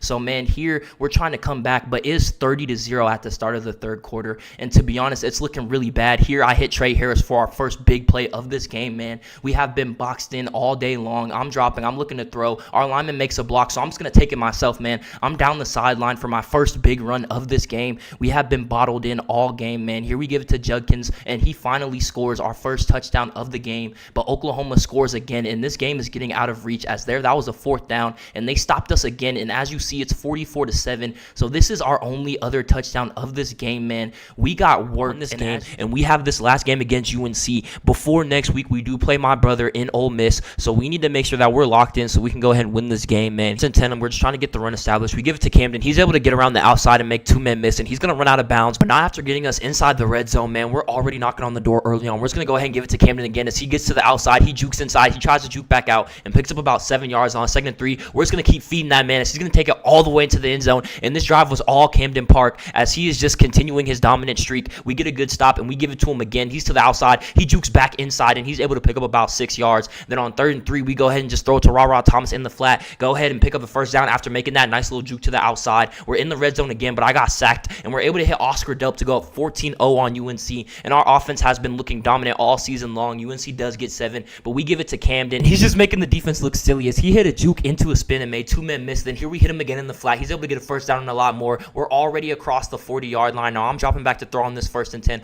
I'm looking for 7, and I'm going to fire this ball near sideline and find Ra Thomas for the perfect toe tap, and we're 3 for 3 so far as our offense just can't do no long in these past few weeks, man. Let's go. Here we get another stop. We're going to go ahead and give it to Camden, and speaking of that, man, he's going to take this all the way to a house. 75-yard touchdown, man. No one's going to catch Camden Park when he hits that sideline, and his dominant season continues. As I've been telling you guys, this is the best running back in college football as a true freshman, man. Come on. This game is getting a little ugly as our defense got another stop, 28-7. I'm trying to throw a touchdown. He's wide open, but I get hit as I throw, and I actually end up throwing a pick 6, man. I'm not too worried about this play. As you saw, I made the right read, but our line just couldn't hold up long enough for me, and we're going to have to take that L, but we do get this ball back, and we run the same exact play. I told coach, let me run it, tell the line to block, and I'll throw this ball. Literally same exact ball. We just didn't get hit. So now we get a touchdown and we get another stop. We're up 35-14, and it's not even halftime yet. So you got to think coach might pull us, as we do have to play my brother next week. And with this play right here, Camden Park is going to get him another touchdown after making a man miss. And that track speed is just so crazy, as once Camden Park gets into the open field, you just have to pray that he trips or something, man, because you're not going to catch him. And UNC only got 3 again, so it is 17-42. I'm really thinking that this is probably going to be one of the last drives for the starting offense in the game. And with this run by Camden Park to pick up about 20 yards, man, that's just furthering my assumptions. As here on 1st and 10, I'm dropping back to throw, and I try to throw a bomb, and I hit Ra Thomas wide open. There is a flag on the play, but it was actually roughing the passer, so I was able to make that throw under pressure. We get our 7, and this is actually going to be our last drive of this game here, just trying to close it out. UNC could not score any points after that first half besides that field goal. Right now, man, we're just giving it to Camden Park, letting him cook. As you see, no one can tackle this man one-on-one. It takes a whole village to bring this man down unless he runs out of bounds. And then here on 2nd and goal, we're able to hit Oscar Delp wide open to go ahead and drop 50 on this game. And our last official drive, I'm looking to throw. I don't see anything, and I fire, and I'm able to hit Dominic Lovick down the field. Now we're trying to get 60, man, as we want to make a statement, because next week we do play my brother, like I said, the defending national champions. Not only did they win the national championship, but they beat us. So yes, we did score 60 this week, but nobody's celebrating, as we got to lock in if we want to win next season by 30 points, man. I haven't lost a game that bad in my whole collegiate career. We're kind of down, man. We came off the national championship, and then we get 30 balled. All of our spirits are low, and we started off down against LSU, but I'm able to make this throw to Caden to go ahead and tie up this game, man. But to be honest, it would be all the same. Our offense would stall out. We're down 14-7 right here, and as Caden drops that 3rd down, we punt and they score again. So we're just trying to get as many yards as possible, and I fumble, man. And not only do I fumble, but they capitalize. So we're down 28-7. We're getting into last week's territory really fast, and I miss another throw on 3rd and 7. We're gonna have to punt this football again, and guess what? LSU capitalizes, man, as they get another 7. Here I'm able to hit Caden right before halftime. We're just trying to get some points, and we do make it 14-35 going into the half, man. But to be completely honest with you, it doesn't change anything, as here I'm dropping back to throw on a 3rd and 11, and I try to throw it up, and I throw a terrible ball, and we're forced to punt again. And guess what? LSU capitalizes, as I'm pretty sure they've scored every possession of this game, man. We're getting sacked.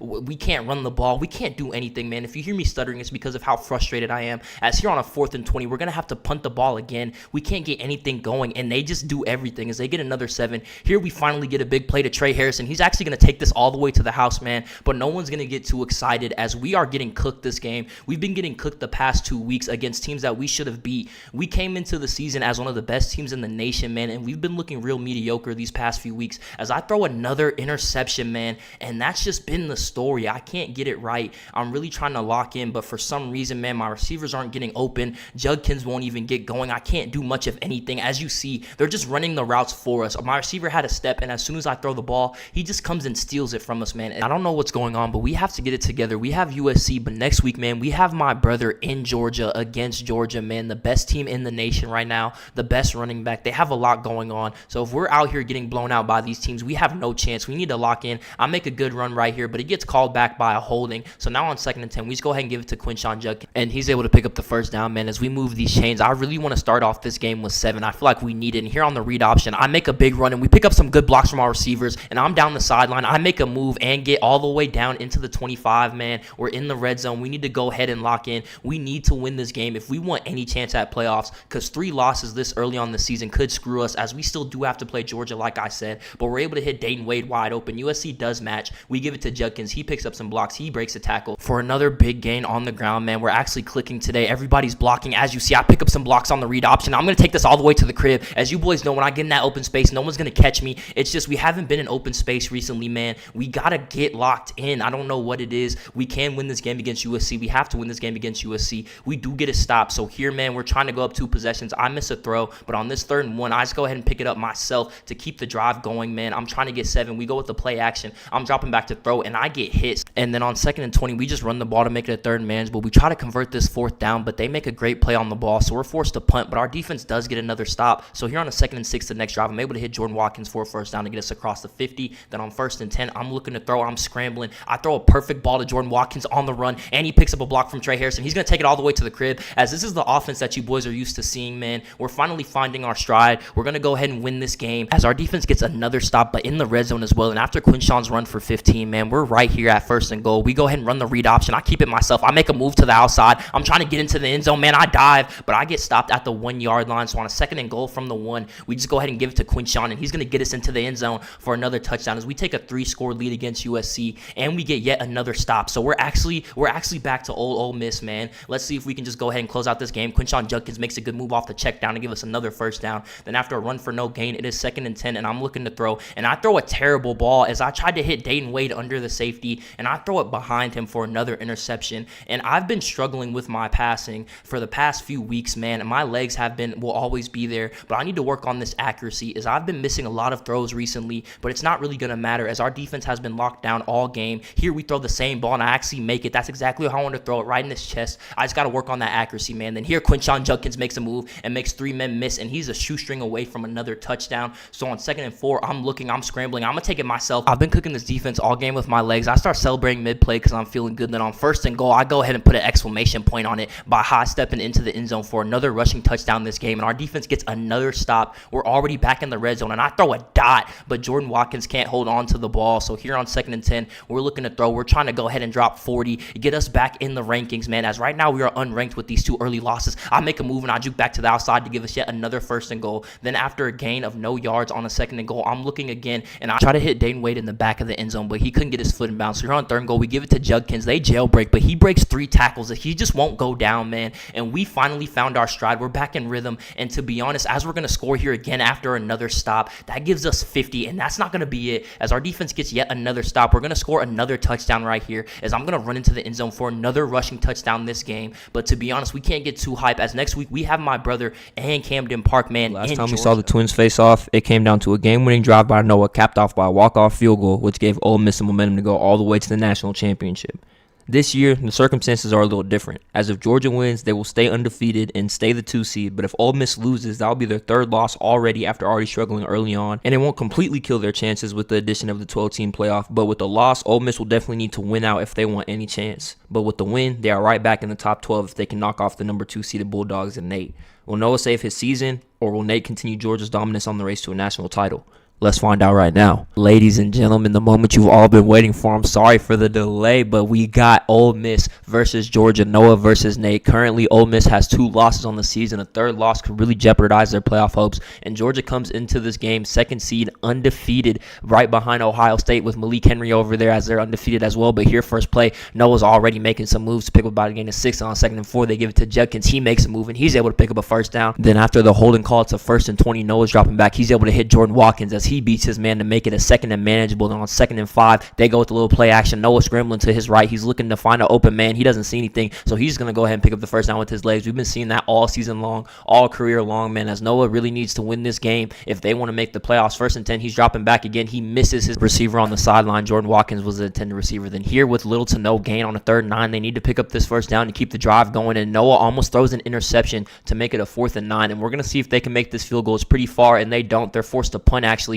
and now Georgia has the ball, and you know what time it is. It's Camden Park time. As you see, last week he went crazy, 316 yards and 4 touchdowns. They did not have Camden Park last year. Let's see if that's going to have an effect on this game. As you're on a 3rd and 1, he just picks up the first down, man, to keep the chains going. Georgia's going to go ahead and try to drive down this field. They're going to go ahead and give it to Camden again. He gets the edge. He's able to pick up yet another first down, as I feel like Camden Park is going to be a big reason that Georgia goes crazy this season. Here, Camden Park gets the ball again. He jukes to the outside for another gain of 15, as Ole Miss is just getting clipped by the run. Camden is hyped. He's feeling good. Now Nate's going to drop back to throw for his 2nd pass of the game. He's able to hit Jack Saint over the middle to pick up about a gain of 9. On 2nd and inches, they just go ahead and give it to the workhorse Camden Park again, and he's to the outside. He's able to make a man miss, and he gets Georgia all the way down inside the 20-yard line, as Camden Park has put this drive on his back, and we're really used to that this season. As here, they're going to go ahead and toss it to him again. He gets to the edge. He makes the defender miss. He hits another juke, and Camden Park is going to get all the way down into the 1-yard line. 1st and goal for Georgia, and you have to think they're just going to give it to him again, but they actually go shotgun, but he still gets the ball. He makes a move, and just like that, Georgia strikes first. That drive was all Camden Park. He had over 70 yards on the ground and caps it off with a touchdown as Georgia gets first blood. Here, Ole Miss needs to strike back. They go with a little read option. Noah's able to pick up about 6 yards, and on 2nd and 4, Noah's dropping back. He's looking to throw.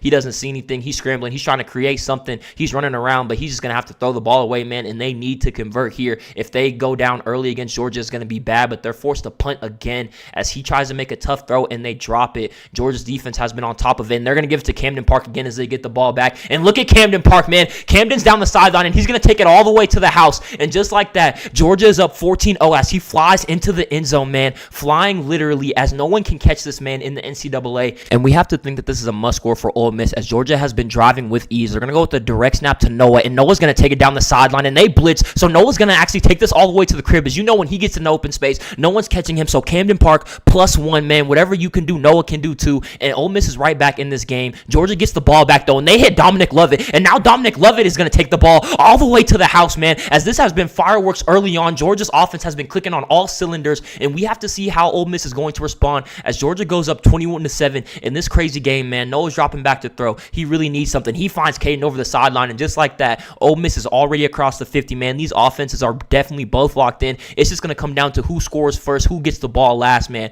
Let's see if Noah can come back as he's scrambling down the sideline. No one's going to catch him as he's down here. He makes a move to get back into the inside, and just like that, Ole Miss is already back in the red zone inside the 15-yard line. Noah's dropping back to throw. He's looking for 7. He's able to hit Judkins, man, on the sideline, and Judkins is going to walk into the end zone to go ahead and give them 14 points, and just like that, man, Ole Miss is right back in this game. This game is not over. They just need to stop, and here's a step in the right direction as they get Camden Park for his first loss of the game, and it's a big one because now it's 2nd and 18. Now 2nd and 18, Nate's dropping back to throw. He tries to hit his tight end but has pressure in his face, and now on a 3rd and 18, Ole Miss can get off the field here with the stop, but Nate keeps the drive going as he hits Lawson Lucky wide open. He's able to make a catch, and then here on 1st and 10, they give it to Camden Park again, and he's right back to work as he picks up about another 13. On 2nd and 9, after a gain of 1 on the ground, they're able to find Oscar Delp for another first down. They're driving yet again. This Georgia offense looks unstoppable as Camden Park makes a crazy move to the outside and picks up about another 15 for Georgia as they just have no answers for this Georgia run game. No one in the league has all season long. They're going to go ahead and feed the beast again, and he's going to pick up about a gain of 6. And on 2nd and 4, Nate's dropping back to throw. He's looking for a touchdown. He doesn't see anything, so Nate's going to channel his inner Noah, and he's going to take it himself for a rushing touchdown. And you know if Nate is running, that it's game time, man. He's doing snow angels in the end zone as Georgia goes up big again in this game. Noah Nash, how will you respond? You're down 14 in the second quarter, man, in a must-win game versus your brother. What are you going to do? They got a read option right here. Noah's going to get to the outside. He's going to pick up some yards. He gets a good block from his receiver. He jukes to the inside. He's down. He makes a spin, and he makes 2 men miss, and Noah's down the sideline, and he's going to take the read option all the way to the crib and cap it off with the hold my dick dive, man, as Noah is locked in. They are down, but he is not out for sure. Noah really knows that they need to win this game, and he's locked in. Let's look at this instant replay, man. Juke into the spin, makes 3 defenders miss on the play, and takes it all the way to the house, man. But here, Georgia has the ball back with about 6 minutes left. They haven't been stopped all game long. Let's see if they keep that trend going as they pick up the first down with Oscar Delp. Now it's a 1st and 10. They give it to Camden Park again. Camden's going to pick up about another gain of 10, and Camden has been averaging about 10 yards a carry, man. No one can stop this man. That is the best running back in the league. He overtook Judkins this season as they get another first down. They're going to give it to Camden again, and like I said, another gain of about 15 yards. He makes a man miss and falls forward. 219 yards in the first half. They're going to give it to him again, man. Just keep feeding the beast as he gets yet another first down to get them to the 1-yard line. And then on 1st and goal, they go with the play action, and it actually works. They have a receiver, but Nate has to throw across his body, so it's incomplete. 2nd and goal, they try to run it in. It gets stuffed, man. And then here on 3rd and goal, they're going to try to run it again, and it gets blown up yet again. So Georgia's going to have to take 3, but wait, hold on a second. Coach actually makes them go for it, so Nate's dropping back to throw. Ole Miss plays perfect shutdown defense. There was nobody open, and that's the stop that they needed as with 2 minutes left, they have a chance to tie up the game going into half. Noah's dropping back to throw, but he gets sacked. So now on 3rd and 6, they need this to convert. He's looking to throw. He hits Judkins, and Judkins is able to fight for the first down and get out of bounds. So with 1 minute and 20 seconds left, Noah's dropping back to throw. He's able to hit Judkins yet again, man, and he breaks the tackle, picks up some yards, jukes to the outside, and gets back out of bounds, man. So Ole Miss is driving. They do have a chance to get some points on the board with 50 seconds left on the 3rd and 10. Noah's dropping back. There's nothing, so he's going to take it himself. He's going to get the first down. They're going to burn their first timeout, man. They're across the 50. Noah really wants the points here, and he throws an interception before half. He gets baited on the corner route. That cornerback last year makes a perfect play on the ball, man, and Georgia now has a chance to go up 2 scores before halftime yet again, and Nate looks like he's going to take full advantage as he's able to hit Jack Saint on the first play, and he gets out of bounds across the 40. They're 1 play away from field goal range, and he's able to hit Camden Park in the flat to get them near the 20-yard line, man, and just like that, they're guaranteed 3, but they're trying to go for 7 as they get out of bounds again. They still have 2 timeouts with 20 seconds. Nate's dropping back to throw. He's able to hit Dominic Lovett, and they're inside the 5. They burn another timeout. Nate's going for 7. He's looking to throw. He gets it to Oscar Delp, and they get into the end zone as Georgia scores another touchdown in less than a minute, man. Georgia is up 2 scores. How will Ole Miss respond in the second half as Georgia also gets the ball, and they're going to give it to Camden Park, and he's going to make another big run for about a gain of 30 yards, man.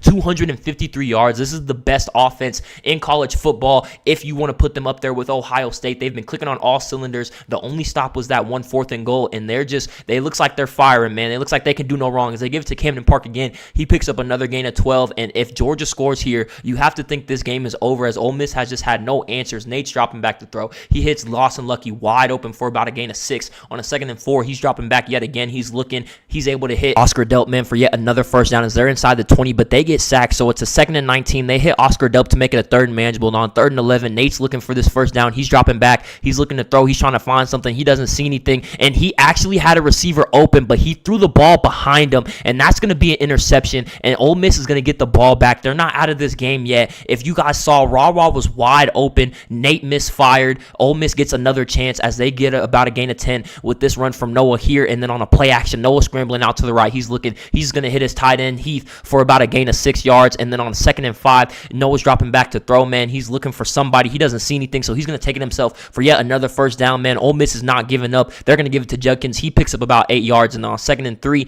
they're going to go ahead with another read option. Noah picks up a block. He's going to go ahead and juke to the outside, and Noah's actually a shoestring away from yet another rushing touchdown, as Noah has 193 yards rushing himself. So really, man, he's really up there with Camden Park if you think about it, as he hits Jordan Watkins right here. They're in the red zone. They're trying to score. Noah's going to take it again for about another gain of 4, and after no gain on 2nd down, Noah sees Trey Harris. He has to make a tough catch, and he drops it. So on 4th and 4, Ole Miss is actually going to go for it. Noah's dropping back yet again, and this time he's able to find Jordan Watkins in the end zone, and he makes a tough catch, and Ole Miss is only down 7 points. This is actually a really good game, man. Let's see if Ole Miss can get another stop and tie up this game. Nate's dropping back to throw. He hits Camden Park out of the backfield to get Georgia across the 40 yet again, as they just have no answers for Camden Park. That might be the best player in the nation. You guys let me know down below. And here, Nate had a wide open tight end, and he overthrows him again, man. He misfires for the 2nd drive, as Nate really needs to get it together. This offense was clicking until he started making some bad throws, and just like that, man, Ole Miss is a drive away from tying up this football game, man. Let's see how they respond. They get a first down to Jordan Watkins. They go with a little RPO to him again. He's able to break a tackle and pick up some decent yards to make it a 3rd and manageable. On 3rd and 6, Noah's dropping back to throw. He needs this first down. He's able to hit Judkins. Judkins makes a tough catch, but it's 4th and inches. You have to think they're going to go for it. Yes, they just give it to Judkins to pick up the first down, but he gets a lot more as he makes one man miss, then makes another man miss, and gets Ole Miss all the way down inside the 10-yard line, man. And Ole Miss has been playing from behind most of this game, so they haven't been able to get him the ball as much as they want to, but when he does, he's been making plays, as y'all boys have seen here on a 1st and 10. They're able to hit Kyron Heath for about a gain of 7. On 2nd and 3, Noah's dropping back again. They need this touchdown. They're trying to tie this game up. Noah's looking. He's just going to have to throw it away. Then on a 3rd and 3, they try to run it. Judkins has just nowhere to run, man, as Georgia makes a big stand, as Ole Miss is going to have to take 3, so Georgia still has the lead, and they get the ball. So if Georgia can score here, it might be the put-away drive, and you see Camden Park is locked in as he makes a man miss to pick up 10. They give it to him again. He jukes to the outside, trying to get the edge. They do a good job of containing him, but he still picks up 4 yards. So on a 2nd and 6, Nate's able to hit Jack Saint to pick up yet another first down, as this Georgia offense just looks elite right now. They give it to Camden again. He gets to the outside. He's able to pick up about 9 yards on 2nd and 1. They just give it to him again. Feed the beast. That's the name of the game, as he has over 300 yards. Then they're going to go with a play action on 1st and 10. Catch them biting on the run, and Dominic Lovett is going to walk into the end zone. Perfect play design, man. They've been getting killed by the run all game. They hit him with a play action, and they just were not ready for it. On a must-win drive, Noah sees the seam, but last year makes another great play as he jumps about 5 feet in the air to intercept the ball, and he hits a spin move and gets Georgia all the way inside the 10-yard line. So if Georgia scores here, we have to think this game is over, man. The receiver was open. The defense just made a great play, and Camden Park puts an exclamation point on this game with yet another rushing touchdown, man. That is the best player in college football to this day. And here, 49-31, Ole Miss is down 3 scores with 4 minutes left. Noah thinks that he sees Caden, but he throws the ball directly to the defender. He underthrows it on another inaccurate pass, as Noah completely crumbled the second half of the game, man. And so there were some great plays made by the defense, but Noah ultimately did throw those interceptions. And as you see here, man, they just have no answers for Camden Park. So even if Georgia gets 3, this game is pretty much over. They're just going to keep feeding him. They're keep picking up the blocks. It looks like Ole Miss just gave up, as Camden is going to get into the end zone for yet another touchdown. That is the best running back in college football. I know I've said it a million times. I'm going to say it a million more. They just have no answers for them, as Georgia is going to run away with this game late in the 4th, as they made a serious contention for the 1st seed. But Ole Miss, man, if they want to make the playoffs, they're going to have to win out. Episode with only 4 weeks remaining in the regular season, and we already have 3 losses, so we basically need to win out if we want any chance at the playoff. Hopefully we get lucky with some seeding, but here we have a middle of the pack NC State team, and we're supposed to win this game, but we've lost a lot of games that we're supposed to win this season, man. So here I get the first down to put us inside the red zone, and on 2nd and 10 I'm dropping back. I don't see anything I like, so I just scramble up the middle, pick up about a gain of 9 timeout. And then on 3rd and 1, we won the read option. I make the right read, but there's just too many defenders around. So we're going to have to kick 3. But then NC State gets another 7. So we're down 10 points here. I hit Aiden Williams, and he's going to take this all the way to the crib to go ahead and make it a 1-score game. That's a big play we needed right before halftime, as we also get ball before half. So if we can go ahead and score again, we can take the lead in this game. The second half opens up. We throw a little orbit screen to Will Bentley. He's able to pick up some good yards and get us another first down to go ahead and move the chains. And then the next play on 1st and 10, we run a read option. I keep it myself. I juke to the outside, make 3 defenders miss, and I'm actually going to take this all the way. No one's going to catch me as I go ahead and give us our first lead of this game in the 3rd quarter. That was a big touchdown. With this defensive stop too, we have the chance to go up 2 possessions. I hit Jordan Watkins in stride as he gets us into the red zone in 1 play, and then on 2nd and 11 after a loss of 1 on the run, I definitely thought that this was a pass interference, man. That was supposed to be an in route. He got bumped on the cut, which turned into an interception. Here Trey Harris is going to make the tackle, but unfortunately NC State's offense is going to go ahead and score, so we're back down in this game. This drive is really important as we need to take the lead. I was able to hit Jordan Watkins right there, and then here I'm able to hit Caden to go ahead and pick up another first down. Then the next play, the pocket is collapsing. I don't see anything, so I'm scrambling, and I finally see Aiden Williams late. I try to throw it on the run, and he makes a terrific catch to get us back into the red zone again in perfect position to take the lead. Then on another 1st and 10, I'm dropping back, and I see Caden wide open in the back of the end zone, man, for yet another touchdown on this game. That was a big score. Now we are up. We need to go ahead and secure this lead. Our defense went ahead and got another stop, so here we can go up 2 possessions and almost ice the game here in this 4th quarter. I make a good play on this read option to pick up about 20 yards, and then the next play on another 1st and 10, we go to the read option again. I pick up another gain of 10. Now I'm dropping back to throw again. I see my boy Jordan Watkins yet again. He's able to get us another first down, and more importantly, back into the red zone, man. We're trying to ice this game. Now on 2nd and 6 after a run from Judkins, I don't see anything I like, so I pick up the first down myself. 7 rushes for 124 yards, over 10 yards per carry. Then here on 2nd and goal, we get the read option to get us to the 2-yard line. Then on 3rd and goal, I'm trying to make a play. I'm looking, and I try to throw off my back foot, but I get sacked by Pete Wilson. So we have to take 3, but our defense gets another stop, so we're up 7. And then on this read option, I'm going to take this all the way across the 50 to get us right outside of field goal range, man. With another play or 2, we could be 3 points away from closing this game out with only 4 minutes left. We go with the play action. I'm able to hit Caden to get us inside the 25, and with this unnecessary roughness hit right here, we're going to be in prime position to score. And on 1st and 10, I'm dropping back. I'm looking to throw, and I fire this land into Aiden Williams, but the defender makes a great play. And on 2nd and 10, we give it to Judkins. He picks up almost the whole first down. On a 3rd and 2, we give it to him again. He dives forward. He's not able to get it. So on 4th and 1, we actually go for it, and I pick up the first down myself after a generous push in the back, man.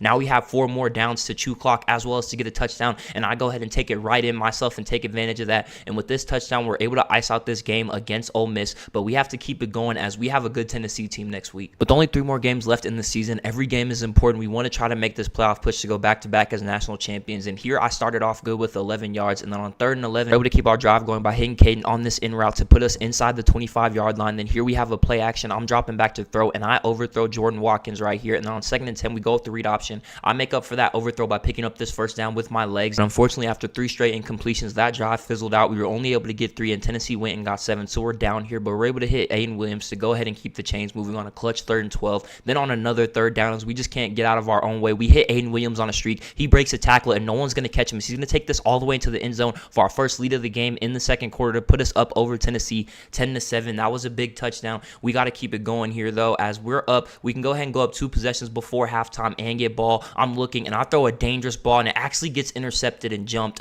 by the backside safety, man. I was not expecting the safety to catch up to Aiden there, but I was throwing on the run. I was throwing off my back foot. That's just a mistake I can't be making this late in the season. And speaking of mistakes late in the season, I get baited by the soft squat, man. I was thinking he was going to keep sinking, but he jumped Kyron Heath's check down at the last second, and that penalty is going to be on us, so they're going to decline it and go and score 7. So now we're down 7. I've thrown back-to-back interceptions, back-to-back drives. I got to get it together. We literally went for it on 4th and inches because coach was like, if you don't score, you're going to get benched, man. I've been playing shaky all season long. Most of our losses have been to my poor play, man, so I got to go ahead and lock in if I want my spot to be secure. So here we hit Jordan Watkins again. We pick up another first down. We have about 1 minute and 20 seconds left until halftime. We really want to score some points as we're down 7 here. We hit Jordan Watkins again to get us inside the red zone. That was a big catch. That was a big play. With 1 minute and 14 left now, I'm looking, I'm scrambling, and I get sacked. And after this sack, it's going to be a 2nd and 21. This is an incompletion. So now it's 3rd down, and Jordan Watkins can't hold on to that tough catch. So we're only going to be able to get 3 before half, but we do start with the ball. So here on another 3rd and 15, I'm able to hit Jordan Watkins. It seems like he's been making all the plays today.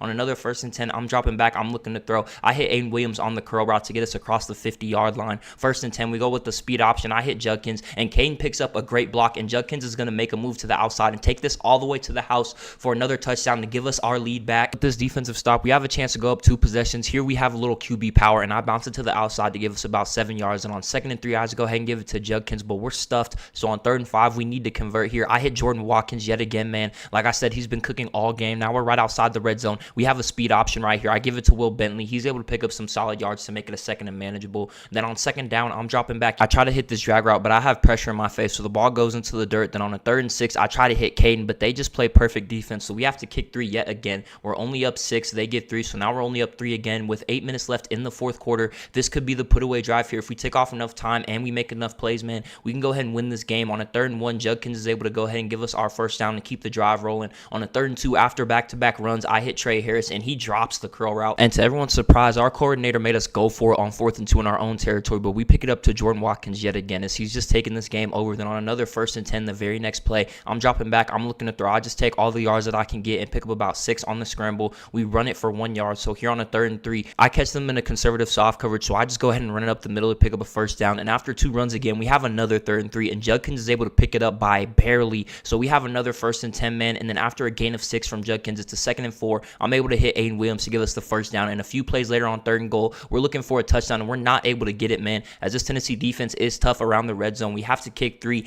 yet again, man. And they're actually going to go ahead and score and take all the time up. We only have 19 seconds left, and I throw a terrible ball. I try to hit Jordan Watkins, and this game might have actually washed away our playoff hopes, as now we have 4 losses, man. We have A&M, a game that we should win, but with 4 losses, it's going to be really hard to make the playoff, and we still have to play Alabama, man. Undefeated Alabama after this game. That will be our final game of the season, but 1 game at a time, man. Hopefully, if we can string together these last 2 wins with this touchdown right here to go ahead and give us the lead on this game. But as I was saying, if we can streak together these last 2 wins, man, especially beating undefeated Alabama, as well as we had a good game against my brother in Georgia. We lost, but that's the 2nd team in the SEC. If we can compete with the top teams, maybe it will give the voters something to think about at the end of the season, but I can't focus on that anymore. The only thing I can control is these last 2 games, and as you see, my accuracy continues to be put into question as I miss a wide open Aiden Williams and force us to punt, but our defense has been playing good so far in this 1st quarter. Then we hit Trey Harris for a gain of 9. Then on 3rd and 1, we just give it to Judkins, but we get blown up, man. So we actually are going to go for it on 4th and 1 around midfield. Jordan Watkins makes another 1st down catch as he's been coming up big the 2nd half of the season, man. Then on 2nd and 6, after I run to Judkins, we go with the read option, and they play both the quarterback and the running back. Computer beat cheating. Then on 3rd and 10, they play terrific defense, and we miss the field goal, and they go and score. So it was actually just a 13-point swing, man. We could have taken a 2-score lead, but instead now they're up 3 points. We have about 3 minutes left until half, so we desperately need to score here, as if we let this game get away from us, we can go ahead and lose, and our season will definitely be over. Losing to a middle-of-the-pack A&M team, man, would definitely kill our playoff chances, but I'm not going to let that happen, as here I pick up a 1st down and a lot more, making multiple defenders miss with my moves, man.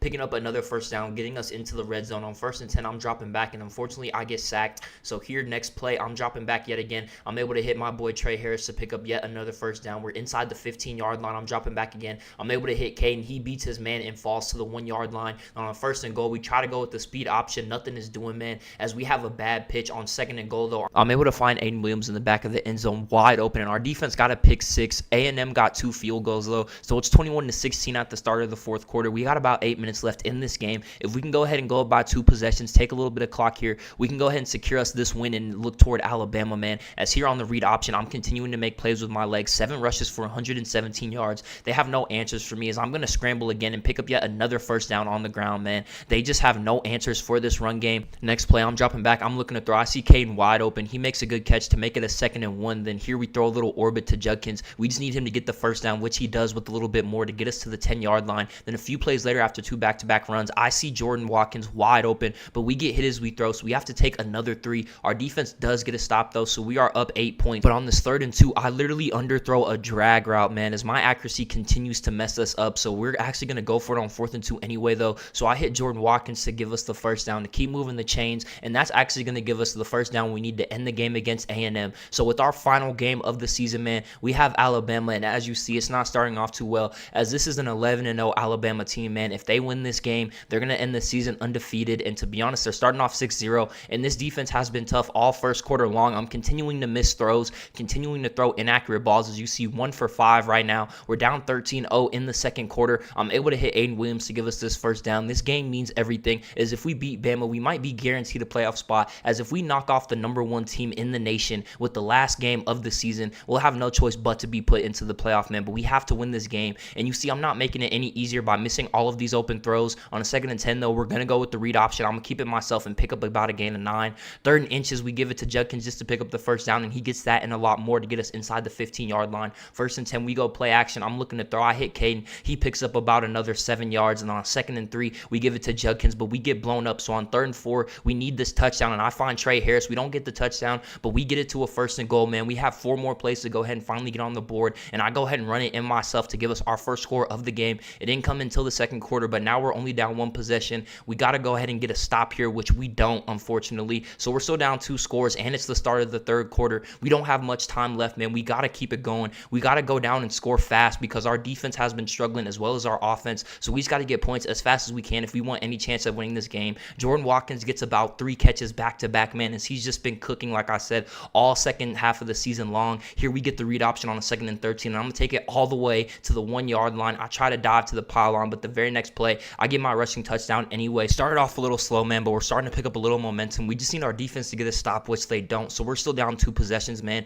The theme of this game, we've just been battling from behind. I started off really slow. Starting down 2 possessions against Alabama is not a good thing, man. And then here on a 3rd and 11, I do get hit as I throw, but I miss another open receiver. We do punt, and our defense finally gets a stop. Unfortunately, we couldn't get that stop after a score. So now we're still down 2 possessions. It's the 4th quarter. We're running out of time. I hit Caden and then hit Aiden Williams back-to-back plays to get us inside the red zone quickly. And then here on a 1st and 10, I'm able to hit Judkins to get another first down to get us inside the 15. Here on the play action, I'm dropping back. I'm looking to throw. I just go ahead and hit Kyron Heath to pick up about 5 yards. And on 2nd and 5, we need this touchdown, and I actually overthrow the slant route. I couldn't hit Caden right in the chest to make that body throw, but here I make up for it by hitting Jordan Watkins with the perfect window throw with the sliding catch. And then here we give it to Judkins on a 2nd and goal, and he falls into the end zone to put us down 1 score, relying on that defense to get a stop again, which they actually do. So with 4 minutes left, man, we have a chance to win this game. On a 3rd and 2, we had a first down and a lot more, but our center held. So on this 3rd and 12, we needed the first down, but we get sacked. We're going to have to punt. Bama gets 3, so we're down 8 with 2 minutes left, and this is it, man. We have 2 minutes, the final 2-minute drill of the regular season. This could make or break our whole entire season, and as you see, I overthrow a wide open first down. Here on 3rd and 6, I hit Judkins. He's going to get tackled. So 4th and 1, man, this is the game right here. I'm dropping back. I'm looking to throw, and I hit Jordan Watkins yet again. He makes a big catch. That, to be honest, was not the best throw, but I had to get rid of it. He made it happen, and then here on 1st and 10, I'm able to hit Kyron Heath to get us across the 50. We're driving, man. This game is not over yet, but I overthrow Caden. I keep overthrowing important passes, man. 3rd and 10, we need this, and I overthrow a wide open Jordan Watkins, man. With the game on the line, I overthrow a wide open pass. So here on 4th and 10 for the money, I overthrow a wide open Aiden Williams, and that's going to end the game, man. We're going to lose to Alabama and have 5 losses on the season, but somehow by the grace of God, the committee voted us in, and we're going to get the last seed headed into the playoffs. Ladies and gentlemen, it's finally time for the playoff episode, but we're actually going to start with one more regular season game, as this is the SEC Championship, 11-0 Georgia versus 11-0 Bama. Whoever wins this game not only goes undefeated, not only wins the SEC, but will also secure the number 1 seed for their side of the bracket. They are going to be on the same side, so there's a chance that they could play again, but this game holds all the marbles, man. Whoever gets this game not only gets that first round bye, but like I said, does secure that SEC Championship, so Georgia wants to come out here and win. They're already across the 50-yard line, but here on this 3rd and 11, Nate's going to get sacked, and that's going to set the tone for this game, man. This was a tough game. This was a defensive game on both sides. As you see, Georgia got to stop right back. Now they're going to give it to Camden. Camden picks up only about a gain of 3. The run game was pretty contained for the first half. Nate's dropping back to throw. He's able to hit Oscar up to pick up the first down. 1st and 10, they give it to Camden again, and there he goes, man. He's able to pick up about 13 yards, and they're going to give it to him again. As you guys know, if Camden gets going, it's trouble for any team. Here he's going to pick up about another gain of 6, and on a 3rd and 4, after they tried to give it to him again for no gain, Nate tries to hit Ra Thomas, but the defender makes an excellent play, and they're going to have to punt again. It's still 0-3, though, as Georgia got another stop again, so it's just stop after stop. Who's going to be able to get that first 7 on the board? That's going to be a big indicator of who can potentially win this game, as Camden gets another rush for about 15 yards. He's averaging about 5 yards a carry. They're just waiting for him to explode that big run, and then here off the play action, they're able to hit Jack Saint. They catch the defense staring at Camden, and they get a walk-in touchdown to go ahead and strike first against Alabama. Now, and with another stop on defense, they have a chance to double dip, go up 2 possessions here. Camden's going to hit a spin move to pick up about 7 yards on the carry. Then on a 3rd and 3, since that was 2nd down, Nate's dropping back. He's looking to convert this first down. He finds Oscar Delp wide open in the flat. He's going to lower his shoulder to pick up a few extra yards. That gives him another 1st and 10, and they're going to give it back to Camden. Camden's actually starting to work now. He goes ahead and picks up about another gain of 12. They're going to give it to him again, and just like that, man, picks up another gain of about 30 yards after breaking a tackle and making a man miss. 13 rushes for 88 yards already. Nate throws a chest ball to Dominic Lovett. He makes a tough catch between two defenders, and here they give it to Camden again. He's going to be stopped just short to make it a 3rd and 1, but guess who gets the ball on 3rd and 1, man? Everyone in the stadium knew where it was going, and he still picked up about 8 yards, already over the 100-yard mark in the first half. They're going to go ahead and give it to him again on 2nd and goal, trying to just fall into the end zone. 3rd and goal, they give it to Camden again, and it's just nothing doing, so they're going to have to take 3. Bama does finally go and score, so it's 10-9. Georgia's still up 1. It's the middle of the 3rd quarter. They're trying to go ahead and get this go-ahead touchdown right here to extend the lead even more. Off the play action, Nate hits Jackson. Pressure in his face, man. He's unfazed. He makes a perfect throw, and just like that, they're already across the 20-yard line, looking to score again. Try to go up at least 8 points here as they give it to Camden for a gain of 9. And on 2nd and 1, they go with the play action. Nate's rolling to his left. He's looking. He throws it to the back of the end zone, and he finds Oscar Delp wide open to go ahead and take this lead, man. Pending the extra point, they will be up 8, 17-9. They got it. So with 10 minutes left in the 4th quarter, this could be it. And Nate throws a terrible interception on a 3rd down. That could have been the drive to put the game away. But instead, not only is Bama going to get the interception, but they're going to go ahead and score as well. So it's a tie game, 8 minutes left. Now we have to see what Nate is made of. This game determines who the SEC champion is, as well as who gets that first seed. So if Nate's going to lock in, it's going to have to be right now, man. 7 minutes remaining in the game. They give it to Camden. Nate's dropping back to throw on a 2nd and 6. They hit Camden again, but he can't hold on to the ball. So on this key 3rd and 6,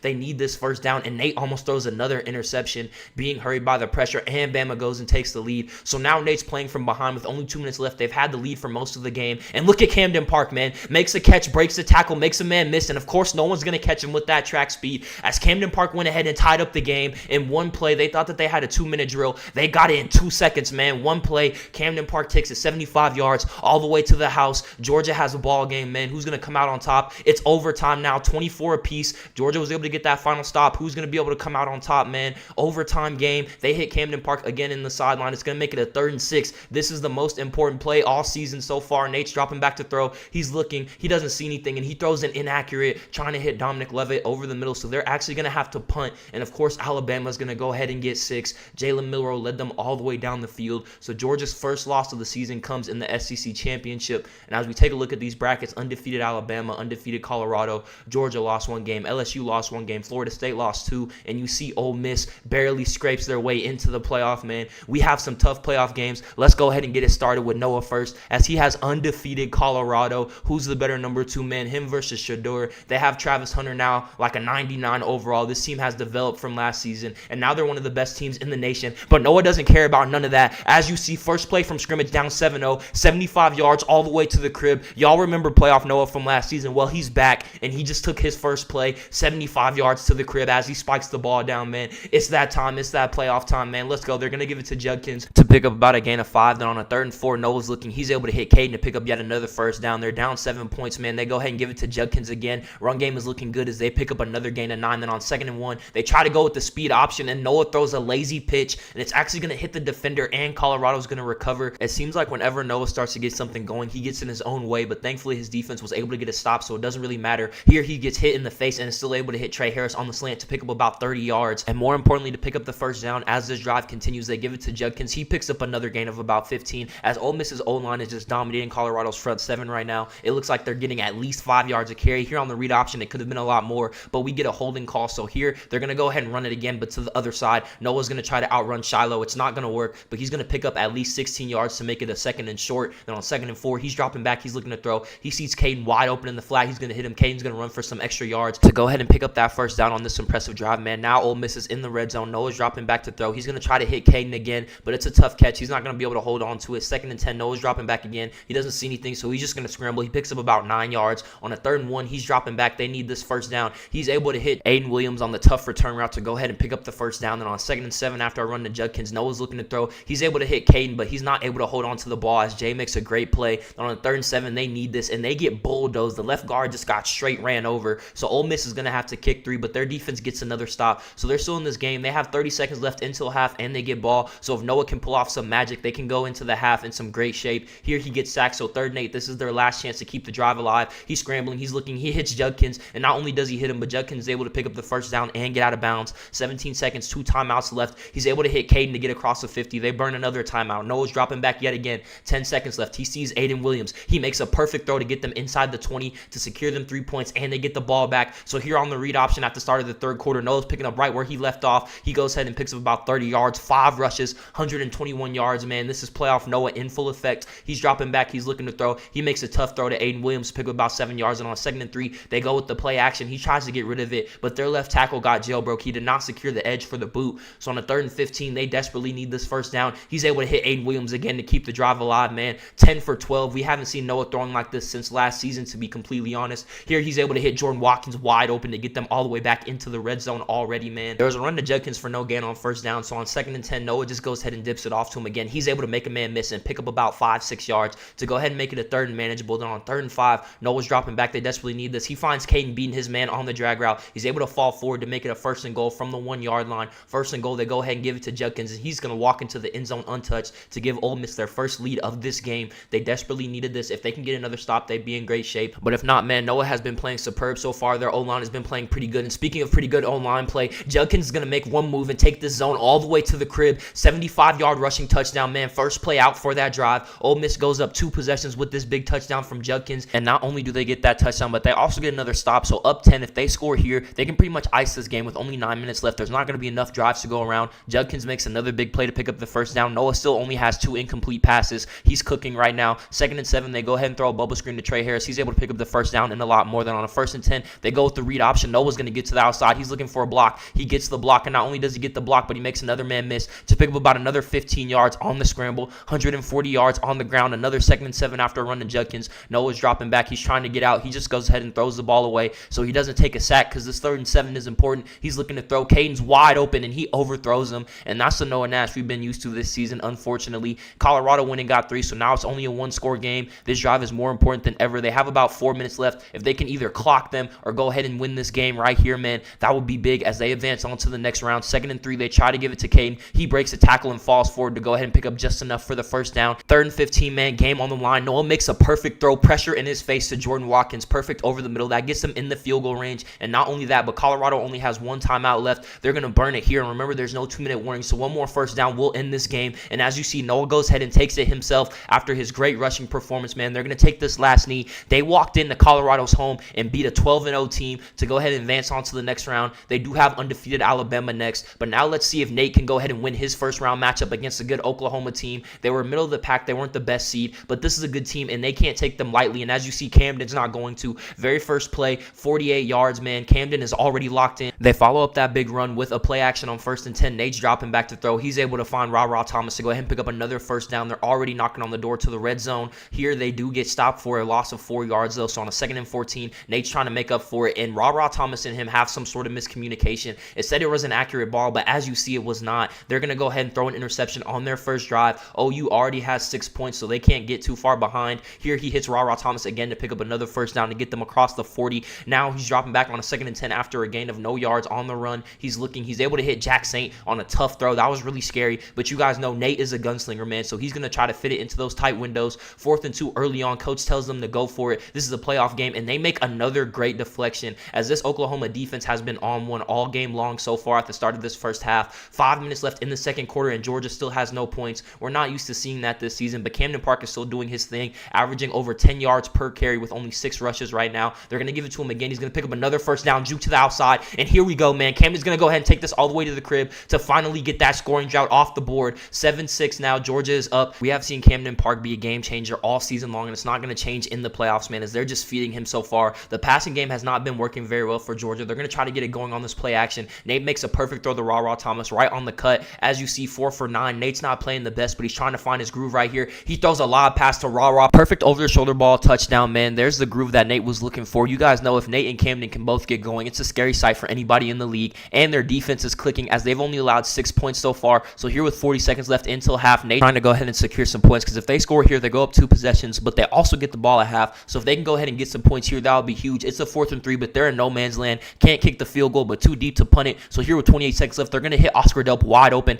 and he's going to go ahead and get out of bounds. So 25 seconds left, they're guaranteed 3, but they can take a few shots at the end zone, and Oscar Delp is going to beat his man wide open the very next play to go ahead and give us a 2-touchdown lead over Oklahoma, man. But unfortunately, as you see, we're going to skip to the end of the third quarter. Georgia hasn't been able to do anything this whole quarter, as well as Oklahoma got another touchdown. But here that's going to open it up as Jack Saint gets a slant. He's going to take this all the way to the house. No one's going to catch him, and Georgia's going to get that 2-touchdown lead back to go ahead and start the fourth quarter. That was a big play. Their offense was stagnant all third quarter. Those were their first points, and it comes off of a huge play from Jack Saint, and their defense got another stop. So at the start of this fourth quarter. If Nate can go ahead and lock in and get another touchdown drive together, down 3 scores with less than 6 minutes left, I don't think Oklahoma will have enough to come back. Here he's going to hit Thomas to get them inside the red zone. He breaks the tackle, gets them to the 20-yard line, man, to pick up another first down. Then on 2nd and 18 after a sack, Nate's dropping back to throw. He's looking. He's able to hit his boy Thomas yet again to get them to 3rd and inches. And on 3rd and inches, you know where the ball's going. They try to give it to him again on 2nd and goal. And then the next play on 3rd and goal, someone actually fumbles the ball. So Georgia gets no points and Oklahoma goes and scores. So now it's a 1-score game with 3 minutes left. Nate, can you go ahead and clutch this out? Perfect ball to Thomas to go ahead and pick up a first down. Then on 2nd and 9 after a run to Camden,